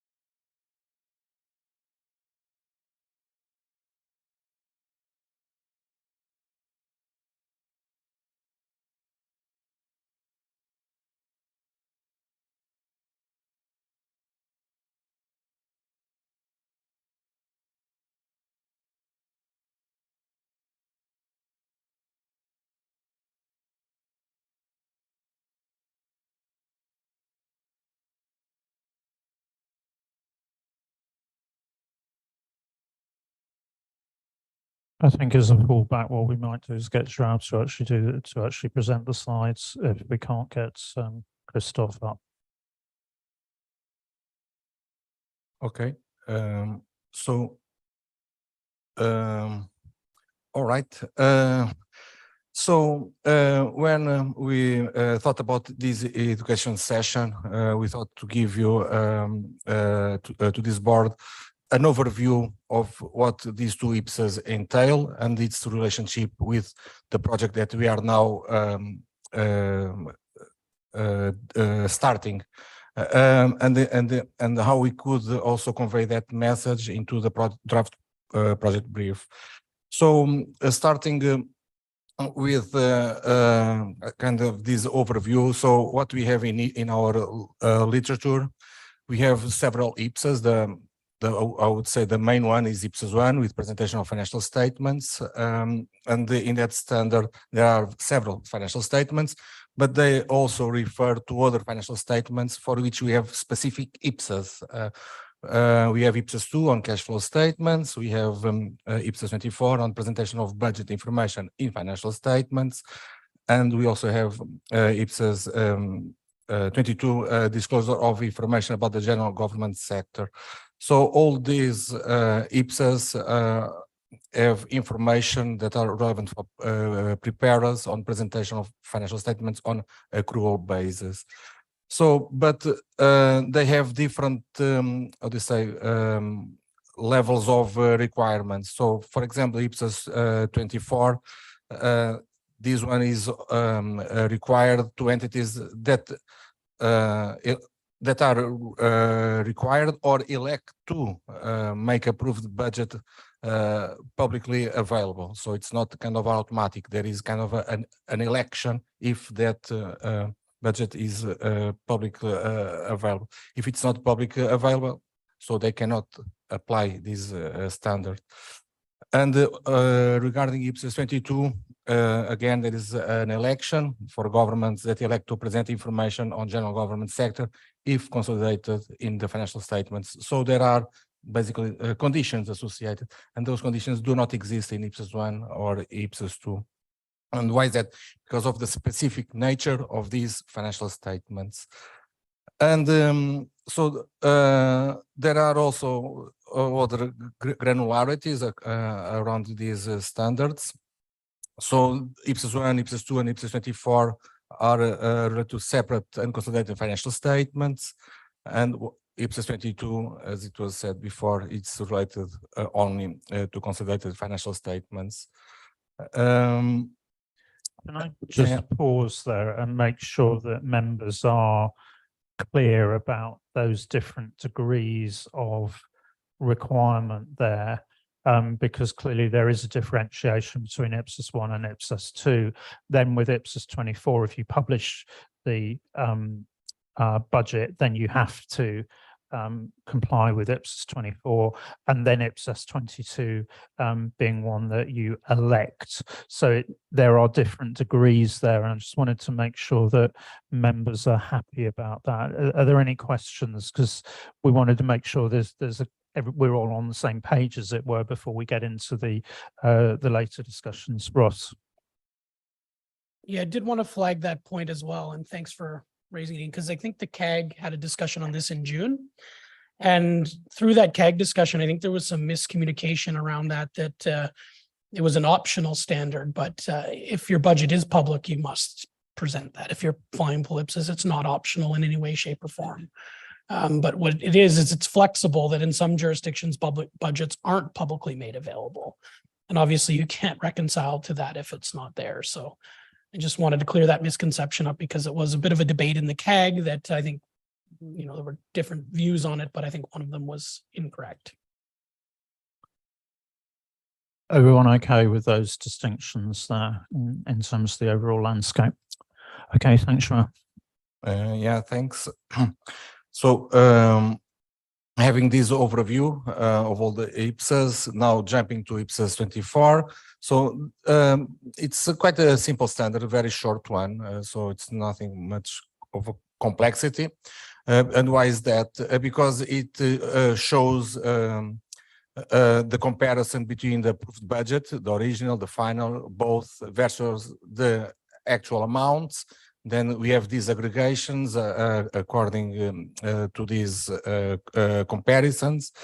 And those disaggregations must be presented on a comparable basis in terms of the basis of accounting, whether it is accrual, cash, or other, in terms of the classification, entities, the period. So basically it provides guidance on how that comparison should be made in order for the information to be useful for users. Then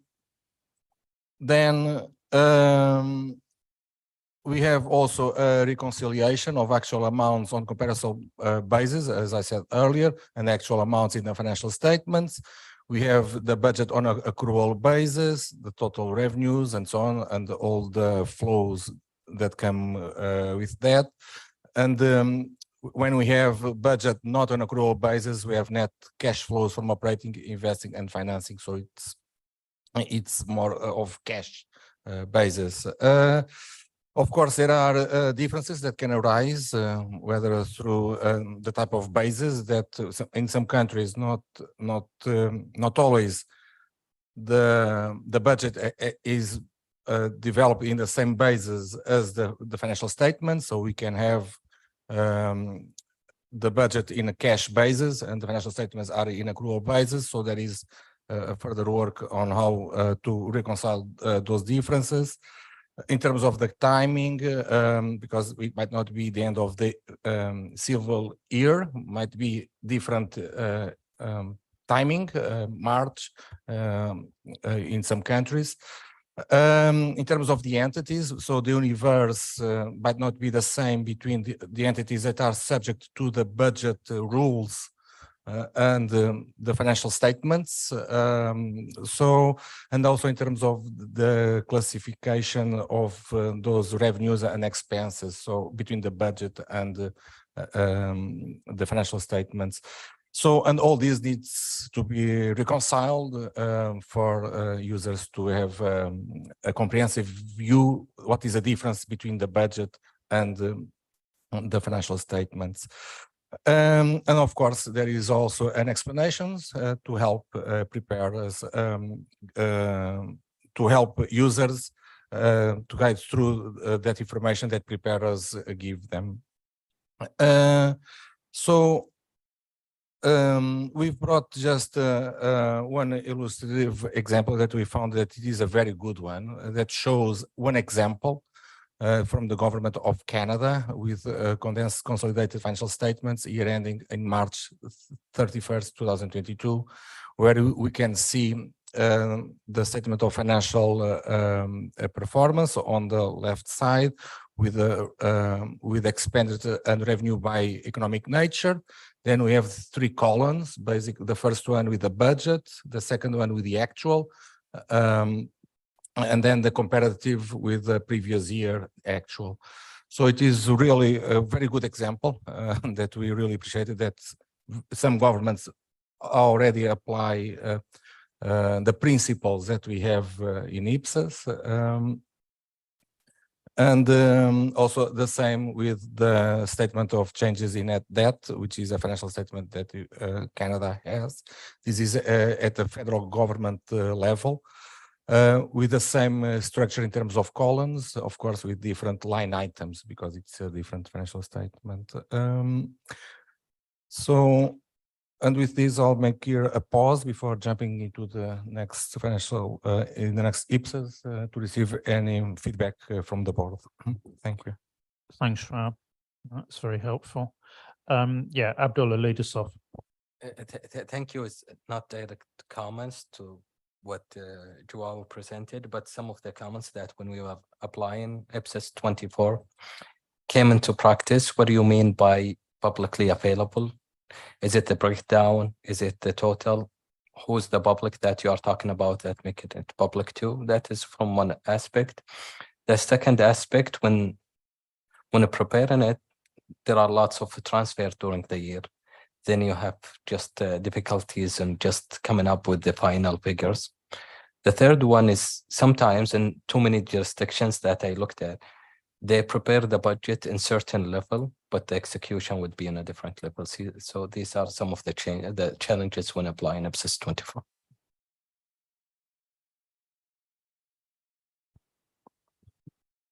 Thanks, Abdullah. Any other comments?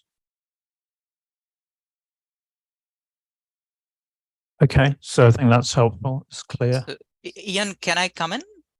Yeah, sure. Hi, Ian. Hi, everyone. This is Srini, observer from World Bank. I have just a quick question. How do you see when the difference between when the budget is on cash and accounting is on accrual, the complexity of reconciliation, and how does that, what's the messaging coming out of it? So as this rolls out, how do you see the way forward as to the value of it and the complexity around it? Thank you. Thanks very much, Srini, and good to see you. So for those that don't know him, Srini is in charge of the PIFA Secretariat. I was going to say in the World Bank, but you're not in, you are based in the World Bank, but not part of the World Bank. Joao, can you respond to what Srini's asked there? Yes, thanks. Thanks for the question. So actually, the standard already provides that answer. So the comparison is only made when both bases are on the same basis, basically. So this means that the accrual, the budget needs to be also in accrual basis as the financial statements. Only then it is required. If you don't have, you don't present the comparable. So, Thanks. but then in terms of where you are adjusting, I think that was Srini's question, wasn't it? So is there a format within the standard or not? Sorry.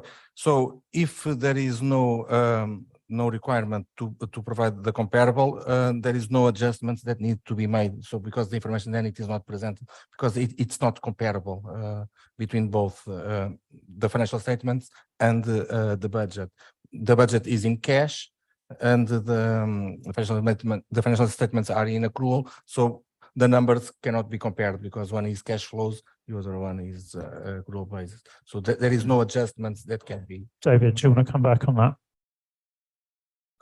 I just wanted to say that I don't think that is generally understood. I mean, from wherever I've been, it's always been, oh my golly, my budget's on a cash basis, my account's on an accrual basis. But it's my budget is publicly available. So in my accounts, I have got to provide a reconciliation between my cash budget and my accrual accounts.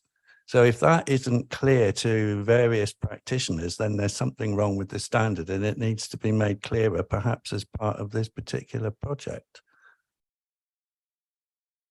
No, Yasi, you're on that. Thank you, Chair.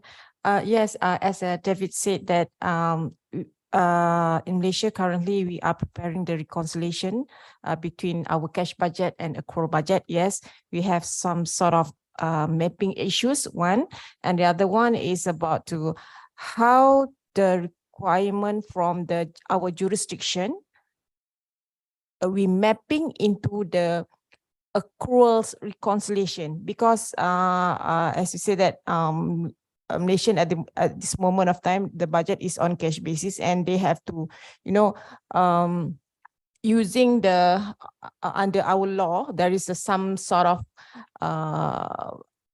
requirement that we have to fill in, and then we actually to present the reconciliation, we need actually 3 other statement, which is called a small statement, just to make it transpired on the reconciliation process. So I think maybe if this project is can consider these things, so it's very much helpful. Yes. So just to be clear, the proposal isn't that this project considers that. There are practical issues, but and it's unfair to put you on the spot, João, because you weren't supposed to be doing the presentation. But I think it's clear that you do. Yeah. Yeah, thanks. Yes, I was not supposed to do the presentation, but the standard has the answer. So if you go to paragraph 21, it says an entity shall present a comparison of budget and actual amounts as additional budget columns that we are seeing there in the primary financial statements only. I can reinforce only where the financial statements and the budget are prepared on a comparable basis. So this is a principle. However, the standard also says that in the situations where that does not happen, it allows, so in paragraph in paragraph 23, it says the situation where that does not happen, a separate statement of comparison of budget and actual amount is presented, but that is a separate one. It's not part of the principle that we have here, basically. So that is a separate one. And why is that? Because of the specific difference that when you have a comparable basis, it's easy, like this example. But when you don't have comparable basis, you need to develop a separate statement. And the standard also explains how that separate statement should be presented. So I'm not going into the details, but only to say that these IPSAS already goes, I would say, an extra length on how to help prepare us to present these financial statements in both situations. Thank you. Thanks, João. And I think actually that was probably really what Srini was getting at, that there is guidance within on what the presentation requirements are. That's different to Noyati's point. And I think that's a jurisdiction specific thing that we're not going to be able to provide guidance on. Yeah, but because of the standard requirement that we should give the reconciliation between our budget and our financial statement. Yes, this is about the comparable basis, but maybe put an emphasis on the different basis.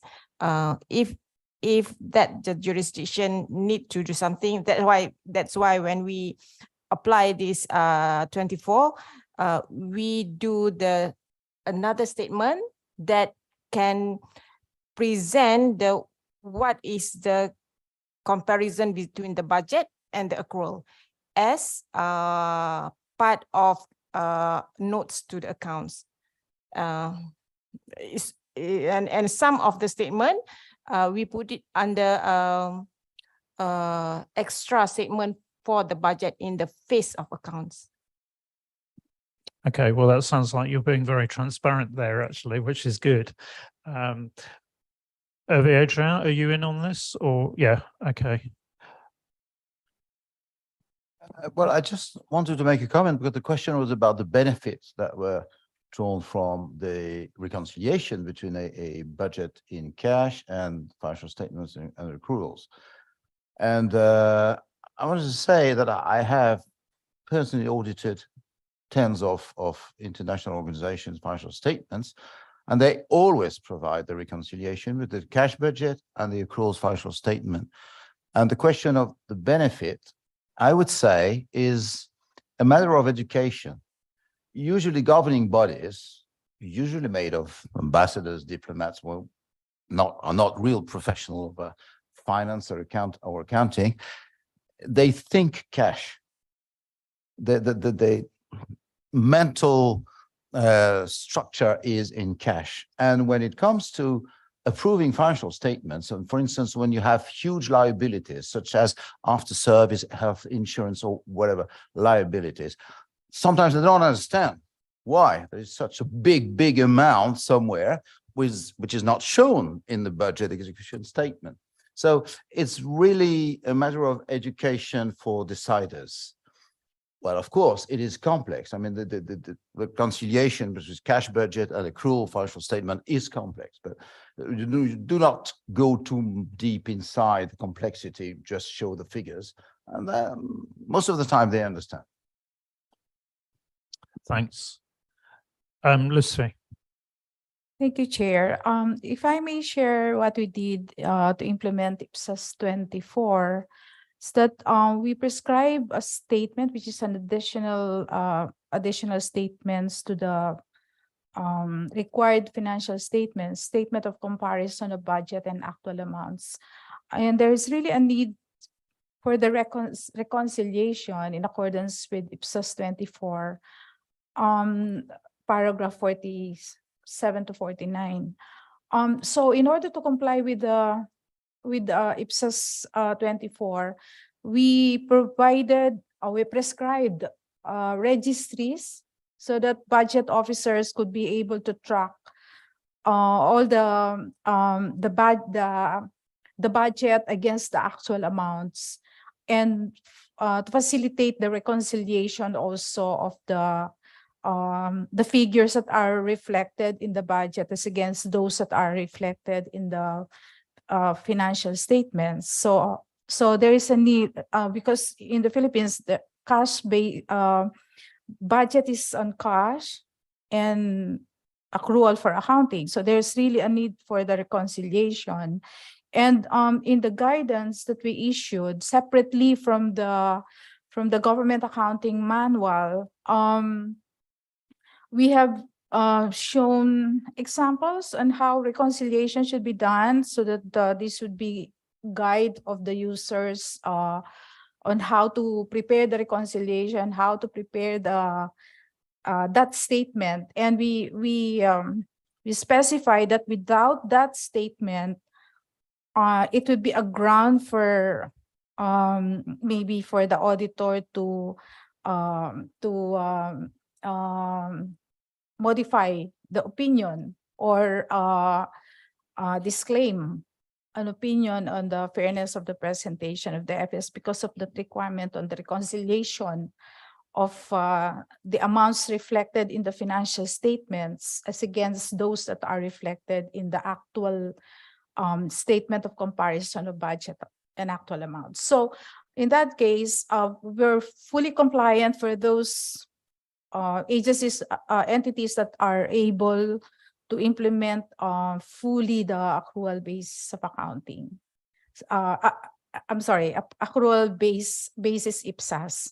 So I think the guidance that we have provided in the government accounting manual was so helpful for the preparers to comply with the requirement of IPSAS 24. Thank you. Thanks, Lucy. Nima. Thank you, Chair. I just wanted to share what we've done in Tanzania. We're using IPSAS accrual for all the public sector entities. And therefore, even though the budget for some of the entities doesn't go to the parliament as individual entities, it goes under the respective ministry. And as a result, a requirement that all public sector entities should prepare the statement of comparison of budget and actual amounts. But our budget is on cash basis. And as a result, we have the additional statement.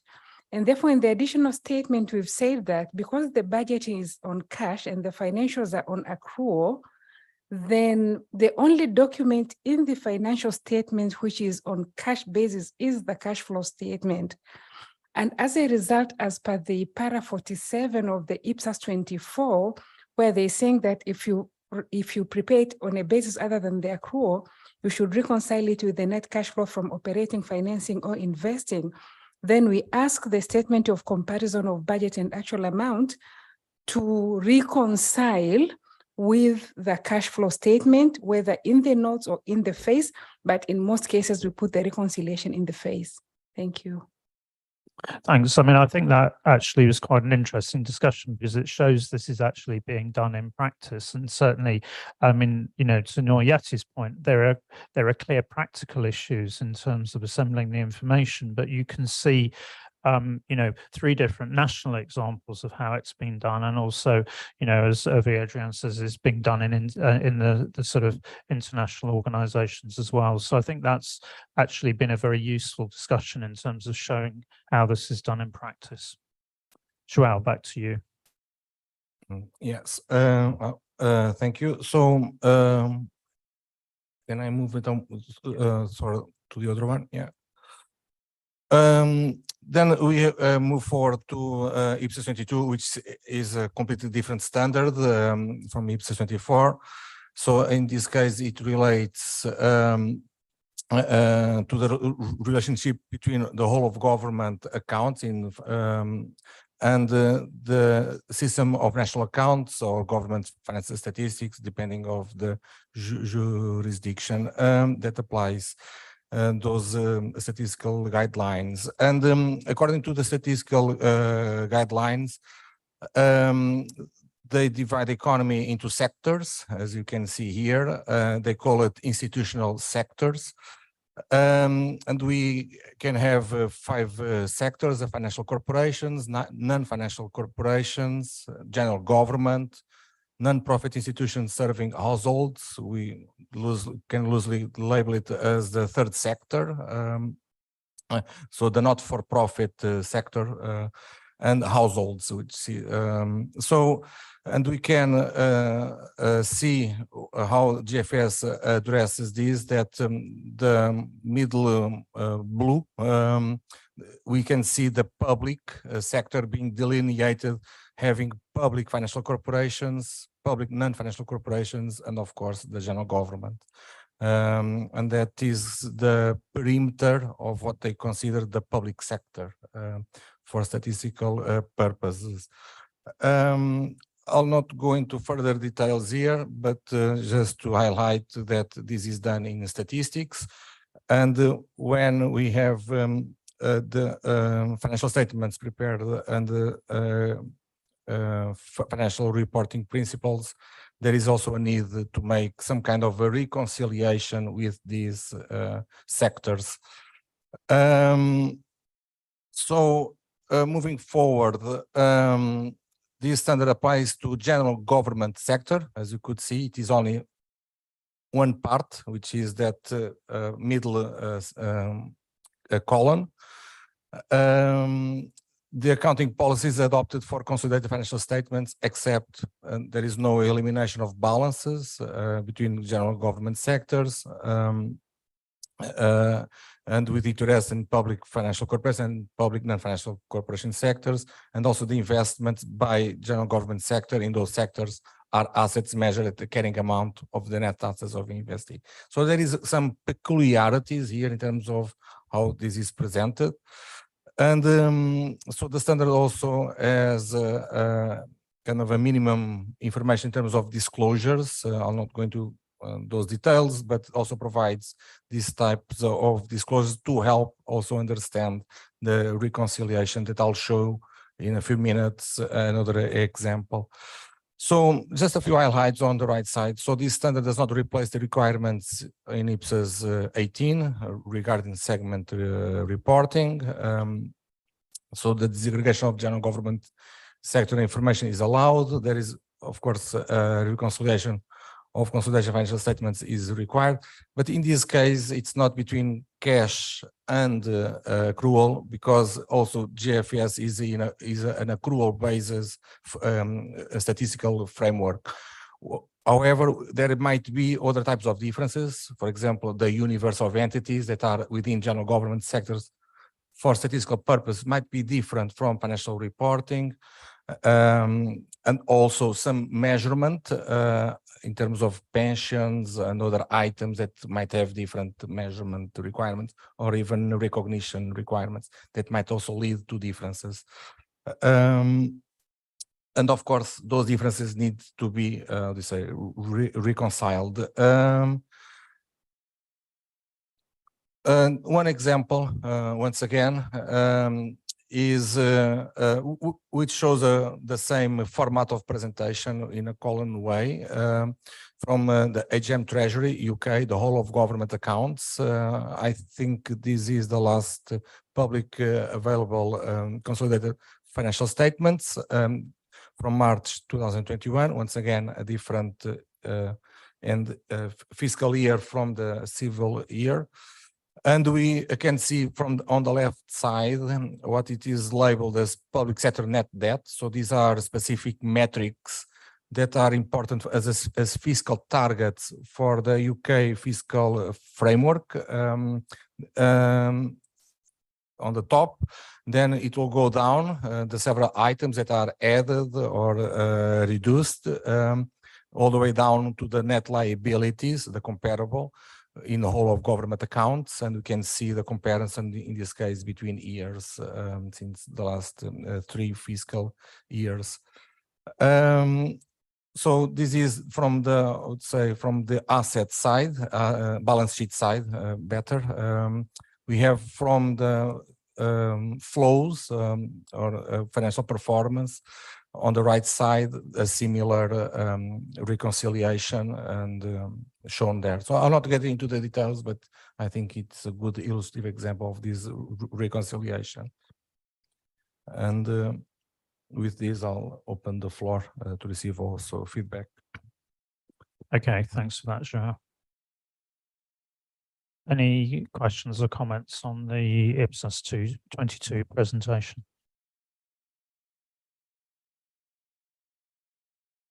Okay, I think that was clear. So thank you, João, and thank you for stepping in like that. And apologies you got was on the spot on the question of IPSAS 24. Not a problem, but fortunately I had Anthony here with a laptop. He could go to the standard and help refresh the memory. So, teamwork. Yeah, thank you.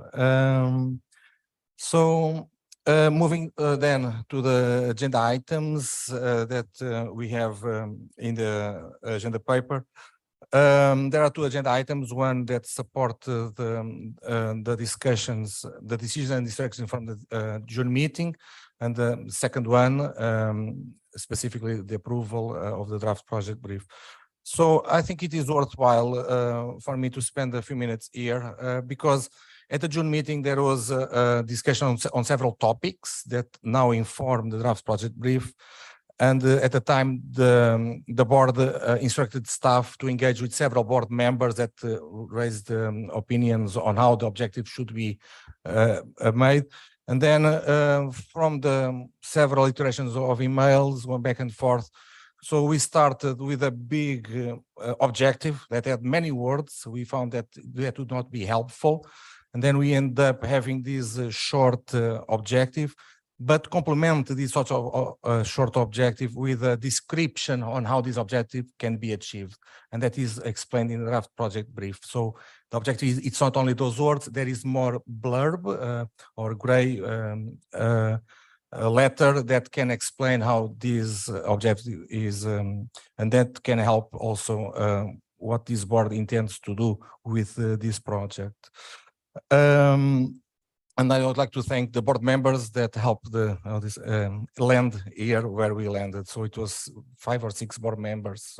So it was really good engagement. We also have the scope, final output, the 4 significant issues or key issues that we discussed back in June. They inform the project brief that we have now in front of you. I'll not go into the details, so this is already part of the draft project brief. I don't know if the board wants to say anything at this moment, or I can proceed. So I think the way I'd like to handle this is obviously now, having had the various discussions, we want to move to approval of the project brief. If there are edits, then please, in the normal way, do pass those to staff outside of the board meeting. What we're looking for now is comments of significance that would essentially cause you to vote against the project brief. We want to make sure that we walk through each of the sections to pick up any comments of that nature. But this is a project brief. It's not a standard or even a draft standard or anything other than actually it's about giving us the scope for the project and moving forward with it. So I think, João, what we should do then is actually move through this, on a section by section basis and pick up comments that way. Okay, so I'll just say a few words before then doing that. So this draft project brief, once again, builds from that meeting at the June, but also is informed by the IPSASB CAG advice. And so this project brief also is informed by that feedback. And with that, then I'll open the floor to the board to go page by page. Yeah, okay. So I think what we'll do is we'll move through section by section and just pick up any fatal flaw comments. So in terms of the project brief, are there any comments on section 1 of the project brief? Claudia. I'm sorry, I'm not sure if it belongs to section 1, but could we clear if it's an alignment project or not? I wasn't sure during the documents, we have a hierarchy. We say we have an alignment with GFS, with alignment with IFRS, with the conceptual framework. So I'm not sure. Sometimes we call the project at the beginning, it's an official alignment project, or if it's not, because that would help to understand then the way later on. Ross. Yeah, I think we wouldn't consider this an official alignment project the way we've done other alignment projects where we start with an ISB standard. Look, but one of the inputs will be the reporting model under IFRS, both the current one and the one they're about to approve. But we will be driven from our conceptual framework for a public sector specific reporting model. Are other members on that point or on different points? Andrew, you're on that. Yeah, so I think in June we had a discussion around, is this a broader project looking at users' needs from a larger perspective, or was it, and I appreciate it's not an alignment project, but sort of we were going to look at sources of information, which were going to be the updated conceptual framework, the ISB's work, and GFS, for example. So I guess where I'm perhaps having similar concerns to what Claudia is having is when I read this, that sort of broader user need is still highly elevated in this. And I think while you might not want to call it alignment, we're updating it for the framework, IFRS and GFS as a primary sort of a lens. Ross. Yeah, I would agree with that. I think when we say it's not alignment, it means we won't follow our rules of the road strictly, which usually limits the debate to public sector departures only.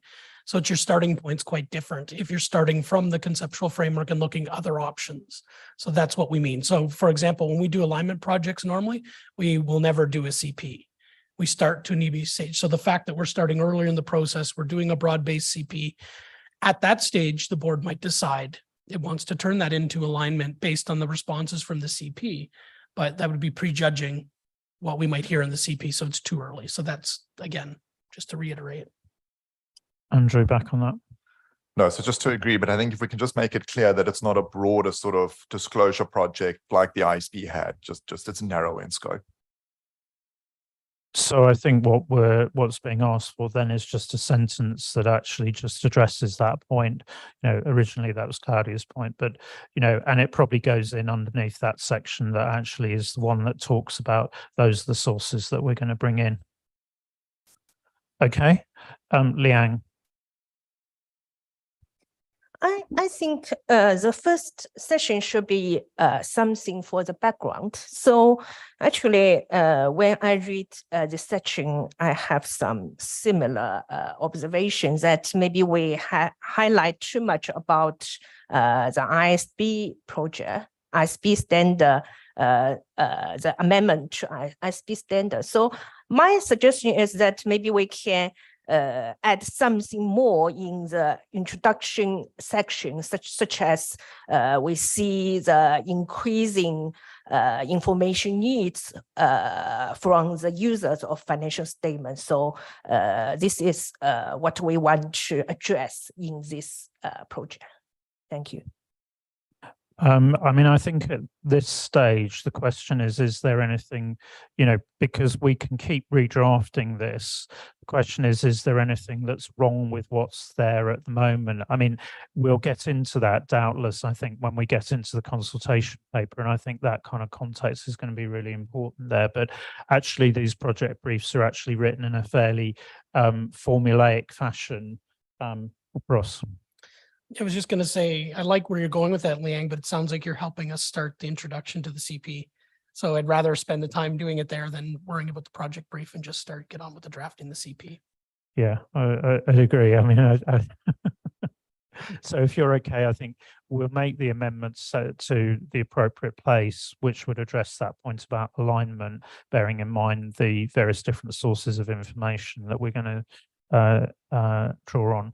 Any other questions or any other points on section 1? Okay, so if we could move on then to section 2 on the project rationale.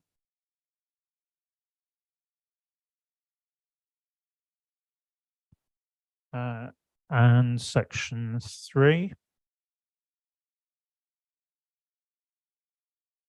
Todd. Thanks, Ian. The final paragraph of section 3 talks about a primary focus. I think I'd like it to be quite clear that this project is focused on IPSAS1, not primarily, it is focused on IPSAS1. There could be consequential amendments as a result of focusing on IPSAS1, but the language is a bit loose for me because it's sort of playing into, well, it could be broader than IPSAS1, but it's IPSAS1 and consequential. So it's just getting that. Okay, so essentially we delete primarily. Okay. So let's move on to section 4.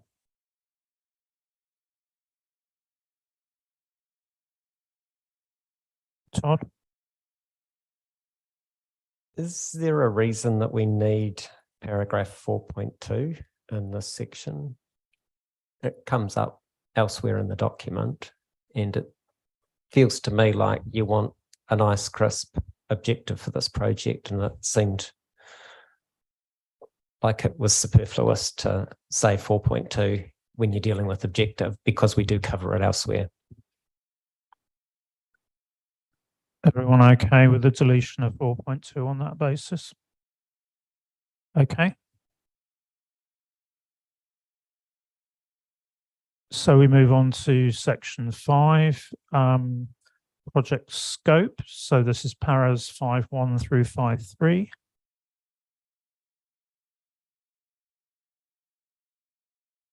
And then we move on to key issues. So I'm on paras 5.4 through 5.8.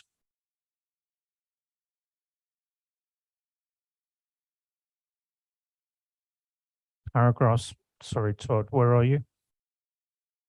It's a more general point, I think, in terms of key issues. So probably better to deal with it up front rather than as we go through it. And it probably plays a bit to the comment from Andrew in terms of, you know, this is about a conceptual framework. It's about GFS and IFRS. And it felt to me when I was looking through the key issues that we've got essentially 3 key issues that you could then, under those headings, and then you could expand on, as we've done in the 5th one, where we've got 5.1, 2, 3, 4, because they all relate to IFRS. We could actually set this up with a key issue around the conceptual framework, which picks up key issue 1 and key issue 2. And I have a question over whether key issue 3 is actually needed, because it doesn't feel to me like it's an IFRS 1 issue. So I would actually lose that one. So I would actually have 3 key issues with the subpoints 1 and 2 under framework, the fourth one under GFS, and then the one that's got the fifth one with 5, 1, 2, 3, 4. So it's more. I mean, that feels at this stage more like a drafting preference. I mean, the question is, do you object to anything that's actually there? Because we can spend ages just going round and round and round this. And what I'm trying to do is actually move us into the project itself. So do you have an objection of principle to anything that's actually there? Key issue 3.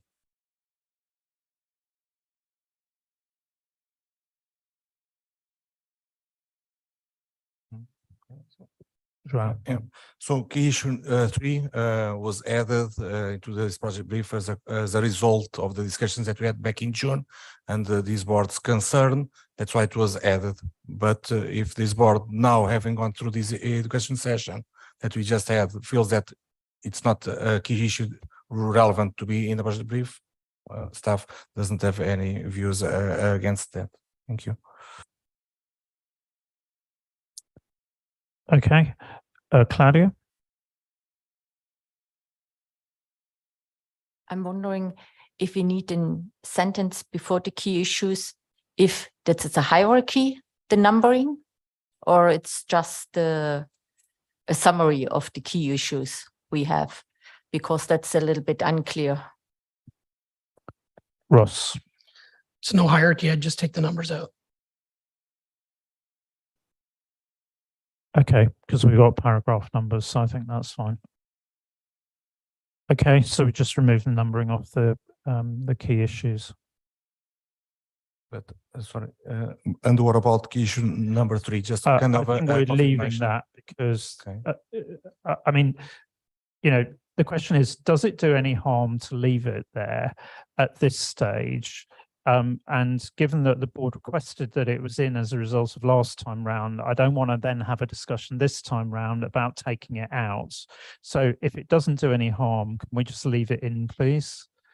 Because this is going to be an issue. And yes, we have IPSAS 24, but you can't ignore it. So I think if it's okay, I would rather just leave it at this stage. Ross? Yeah, I think, again, the way it's positioned here, I don't think it's going to detract. And this is a consultation paper. We're exploring the issues, and this is clearly one of the issues. So I think we'd be remiss to completely ignore it. If it's come through the forum, the CAG mentioned it, the board had a good discussion on it. I think the CP will need to address it to some extent. Todd, I don't want to have a discussion about whether this goes back in or out. If we asked for it last time round, I don't want to redebate that. Final point. Well, we need to think about the connection then between what I said under paragraph 3.5 and this. Is this about IPSAS 1 and consequences, or is it about IPSAS 1 and 24 because we've got a key issue on 24? So it's just making sure that the narrative through this is consistent.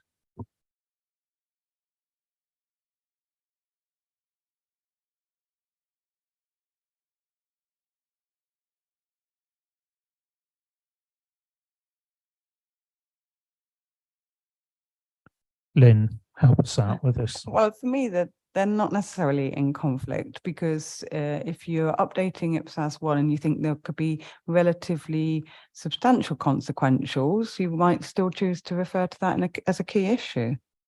So I didn't feel they were in conflict. I had a different issue on key issue 2, but I'll come back to that. We'll look forward to that.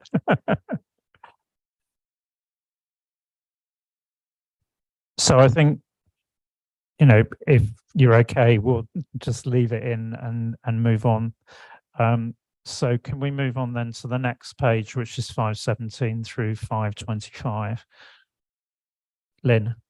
Sorry, my comment was on key issue 2, which is sorry, I was yeah. And it's the title of it, which I don't think we are for good reasons that we discussed in June, doing a broad exploration of what users' needs might be. I thought our issue is more about making sure that the information presented in financial statements is useful.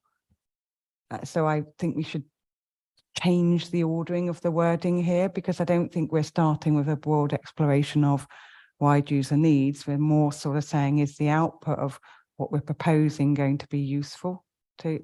So could we have a look at the title of that? Everyone okay if we just revise that title in accordance with Lynn's suggestion there? Okay, so staff will work with you, Lynn, on that to get that meaning right. And probably less is more. Okay. So then I'm on 517 through 525.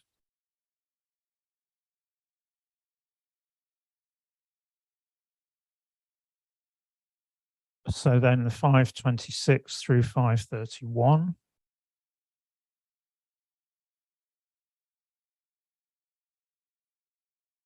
I saw you hovering, Lynn. I'm just trying to work out where the numbers were here. Yeah, sorry. So it's on key issue 5.2. Don't disagree with anything that's written there. I wondered if we ought to give a nod to what the an alternative. So we're sort of saying whether to introduce a section statement. Yeah, we will consider that. If not, whether or not another format might be more useful, like a functional analysis or something. So I just wondered if we ought to add something at the end of that. Okay, that makes sense. It's just a logical consequence of that. Okay. So then we're on page 8, which is the bullets under 531 through to 537.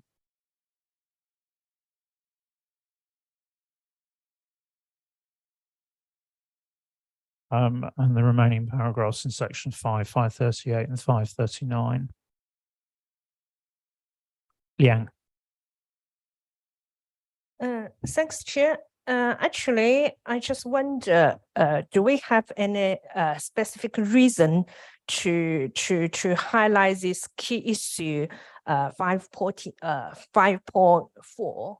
Because from my personal perspective, actually, I think this may be only one effect. So maybe may not necessary for us to highlight it so too much. Thank you. Thank you. João? Yes. Well, the objective was not to give that high preeminence. It was just that during this process, we are also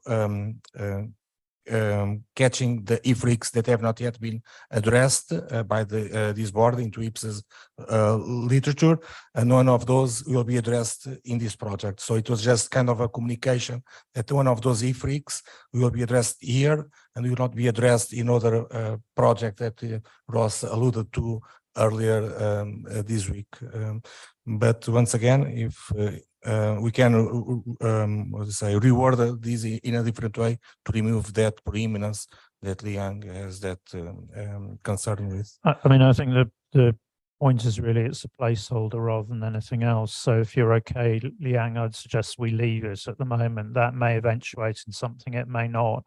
But actually, this is going to be a sort of staff paper discussion and so on. So we'll decide at that stage what we want to do with it. Okay, so then we move on to section 6. Any comments on section 6? Yep, Claudia.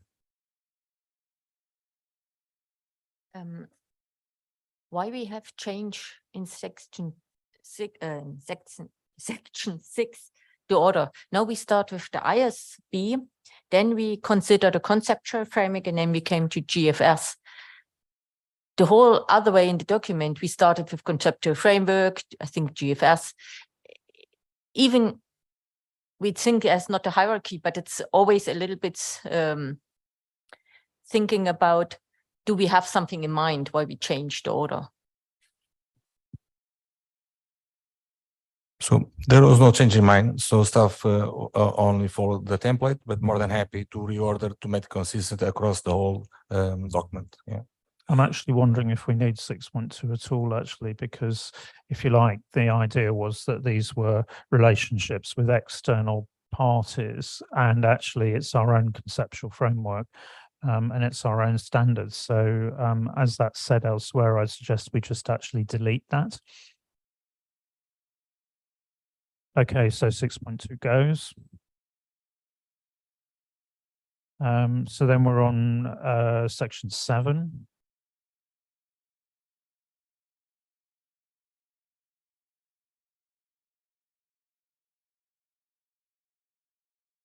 And then section 8.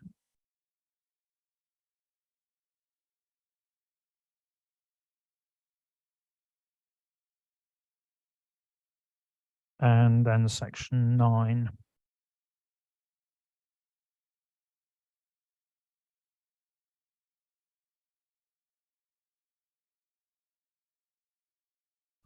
So with that, we're through the brief.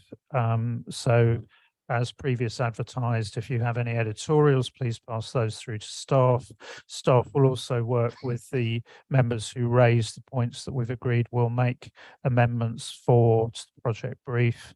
But with that, we will move to a vote. So Ross, if you can take us through the voting procedure. Yes, thanks, Ian. So first, I'll ask for those voting for to please raise your flag and just leave them up while I count. So those voting for?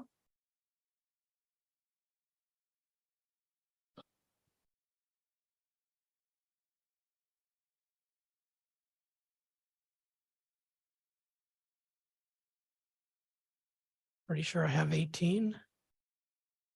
So that's unanimous, 18 for, 0 against, 0 abstentions. The project brief is approved. Thank you. Okay, thanks everyone. That's great. So now we have a project brief. João, take us into how we're actually going to move forward with this now. Yeah, thanks for your suggestions and for the approval. So staff will action those when finalizing the project brief for publication. So the last agenda item, it's more for information of this board, what is our initial thinking on how we will move this project forward until the consultation paper and with the illustrative exposure draft will be published. So I'd like to, first of all, to make one correction and one clarification. So the correction is that the dashboard that you have in issues paper start with the issues in September, but actually it's to start in December.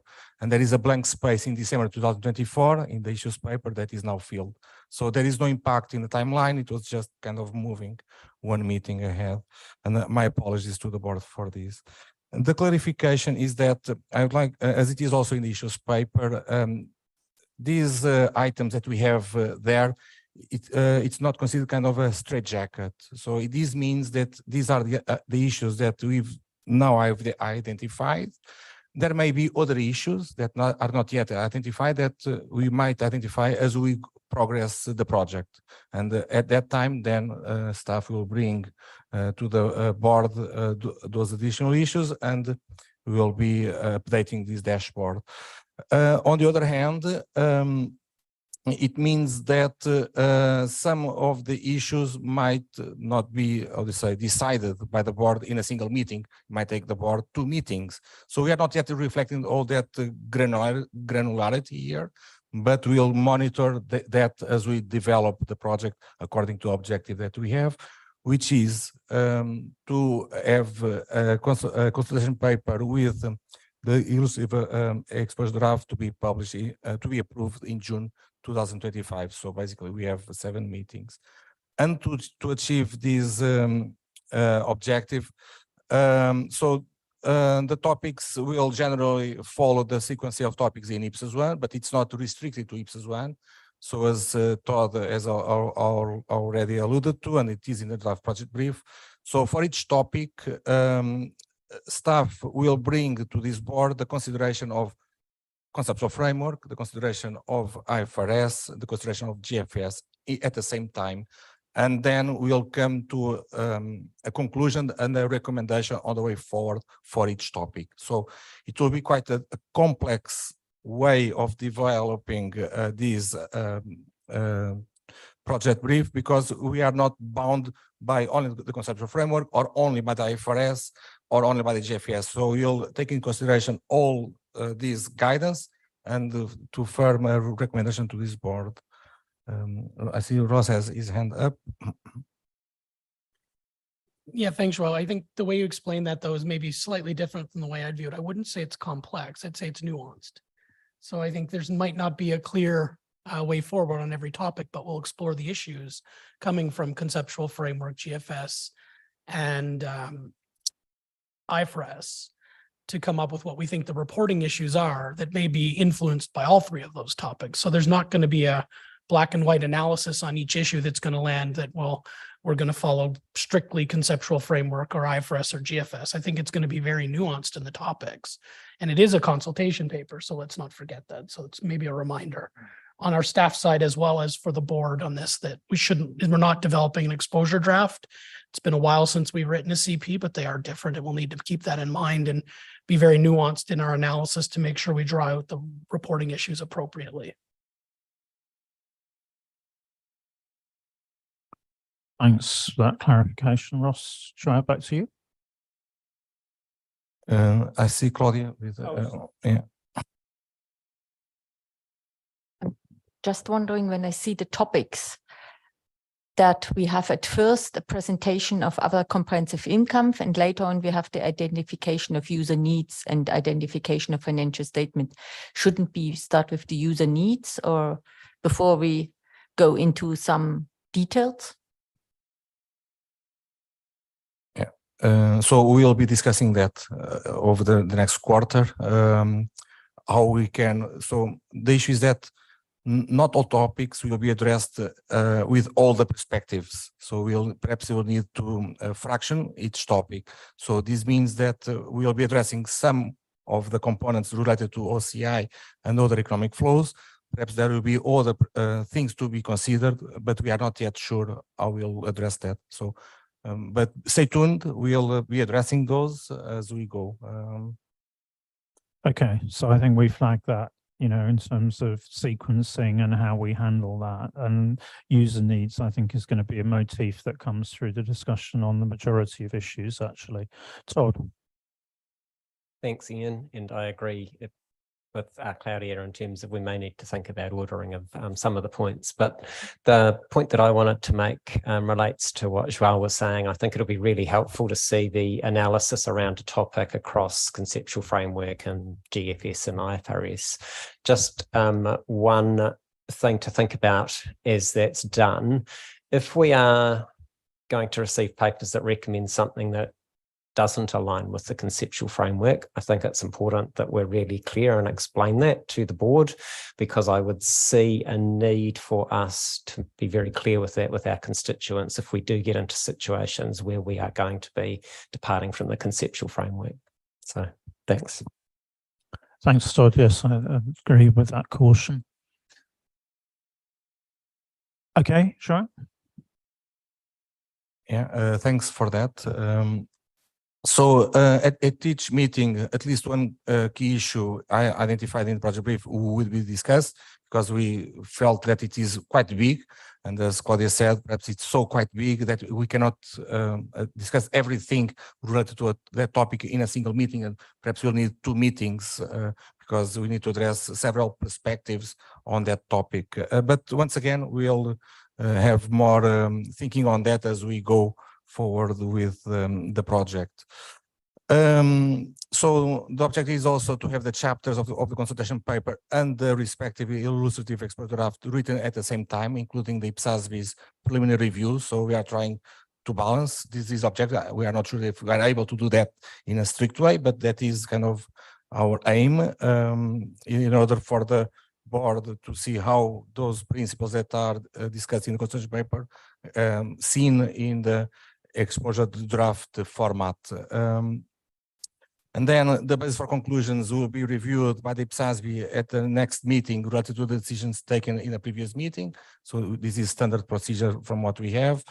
So as we develop, so the right side of the diagram also illustrates that.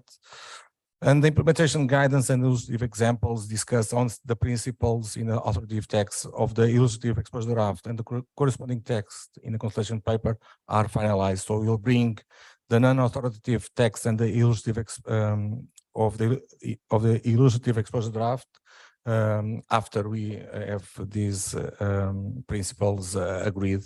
So it will be more towards the end to the approval of the consultation paper.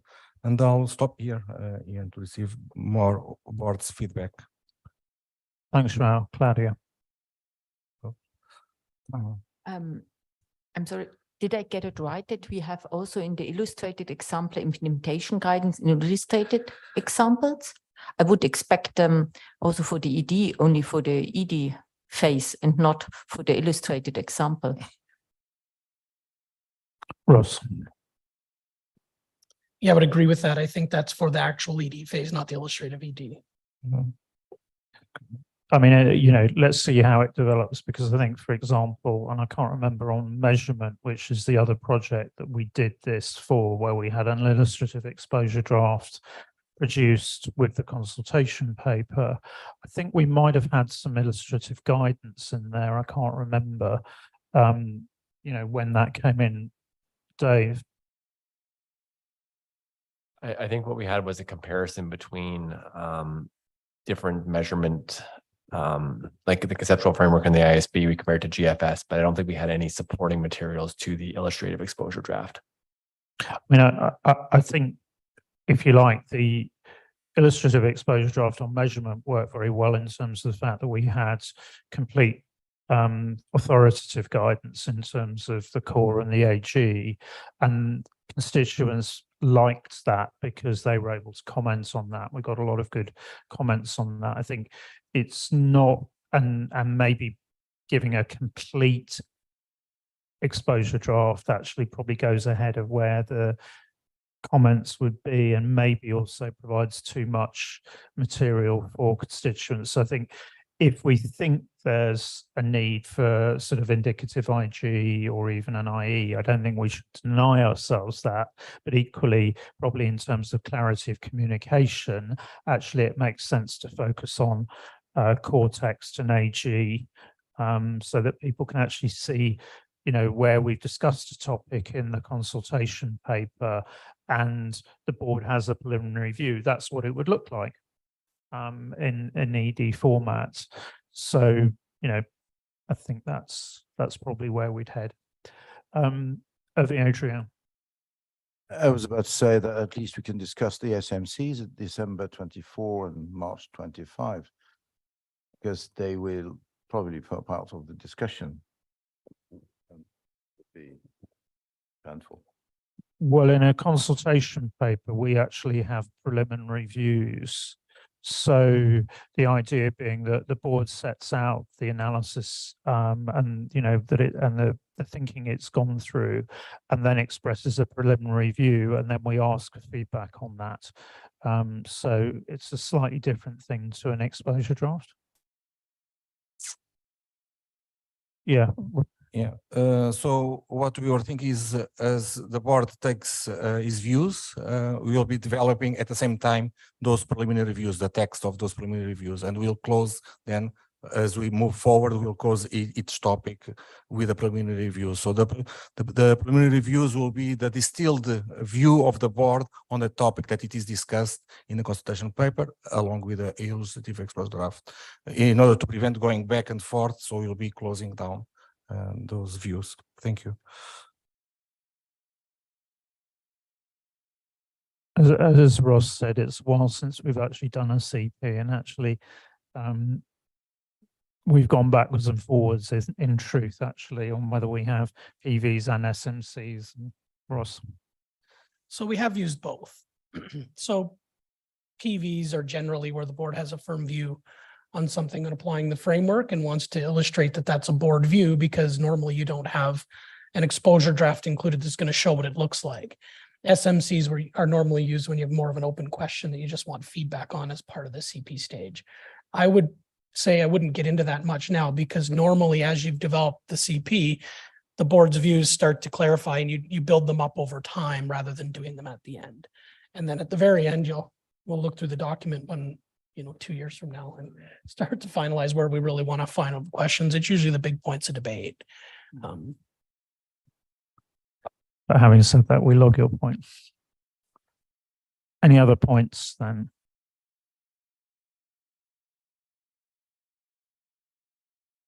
Okay, good. Well, we can get started then, which is great. Having had a year discussing this, I think it's been a very useful process, but I think it is now time to start.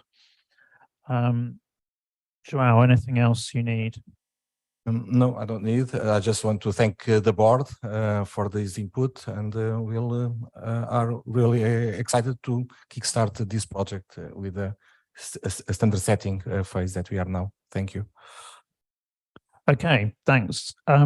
Ross, anything from you before we wrap up today? Maybe just 2 quick points, as I think today we've come to a decision point on 2 of the major projects we added as part of the mid-period consultation. And I just wanted to, highlight that this is one of the first times we've used the more in-depth research and scoping phase to start off new projects. And I think we've seen 2 different results and a really good debate on differential reporting. And I think it's good to see the board debate around the issues. And the fact that there wasn't unanimous agreement shouldn't be seen as negative. It shows the board's process is working and debating the issues.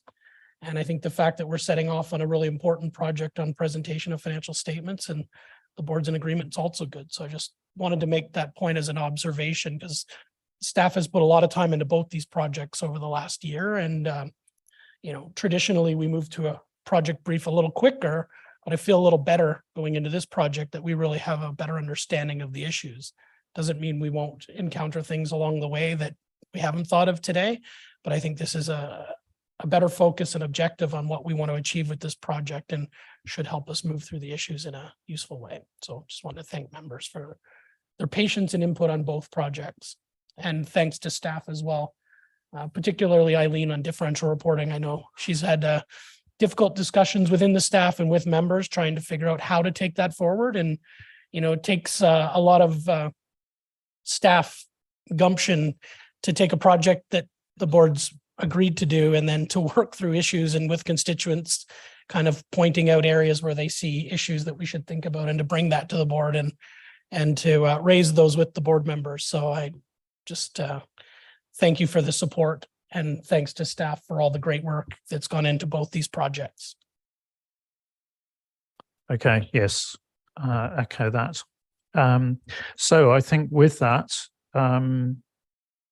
we conclude today. We did look at whether we should bring forward one of the other items in terms of making use of the balance of time, but I think we needed the time on both the differential reporting project and also on this project to review the project brief. So we will finish here. Obviously, we've got the event this evening to look forward to, and I think it should be a very nice, relaxing evening. So look forward to seeing everybody there. And then obviously tomorrow morning, we kick off again with the improvements to IPSAS, where we need to come to a decision on those. So with that, thank you very much, everyone, for a lot of very good input, a lot of good discussion, I think, today. And see you all this evening. Thanks.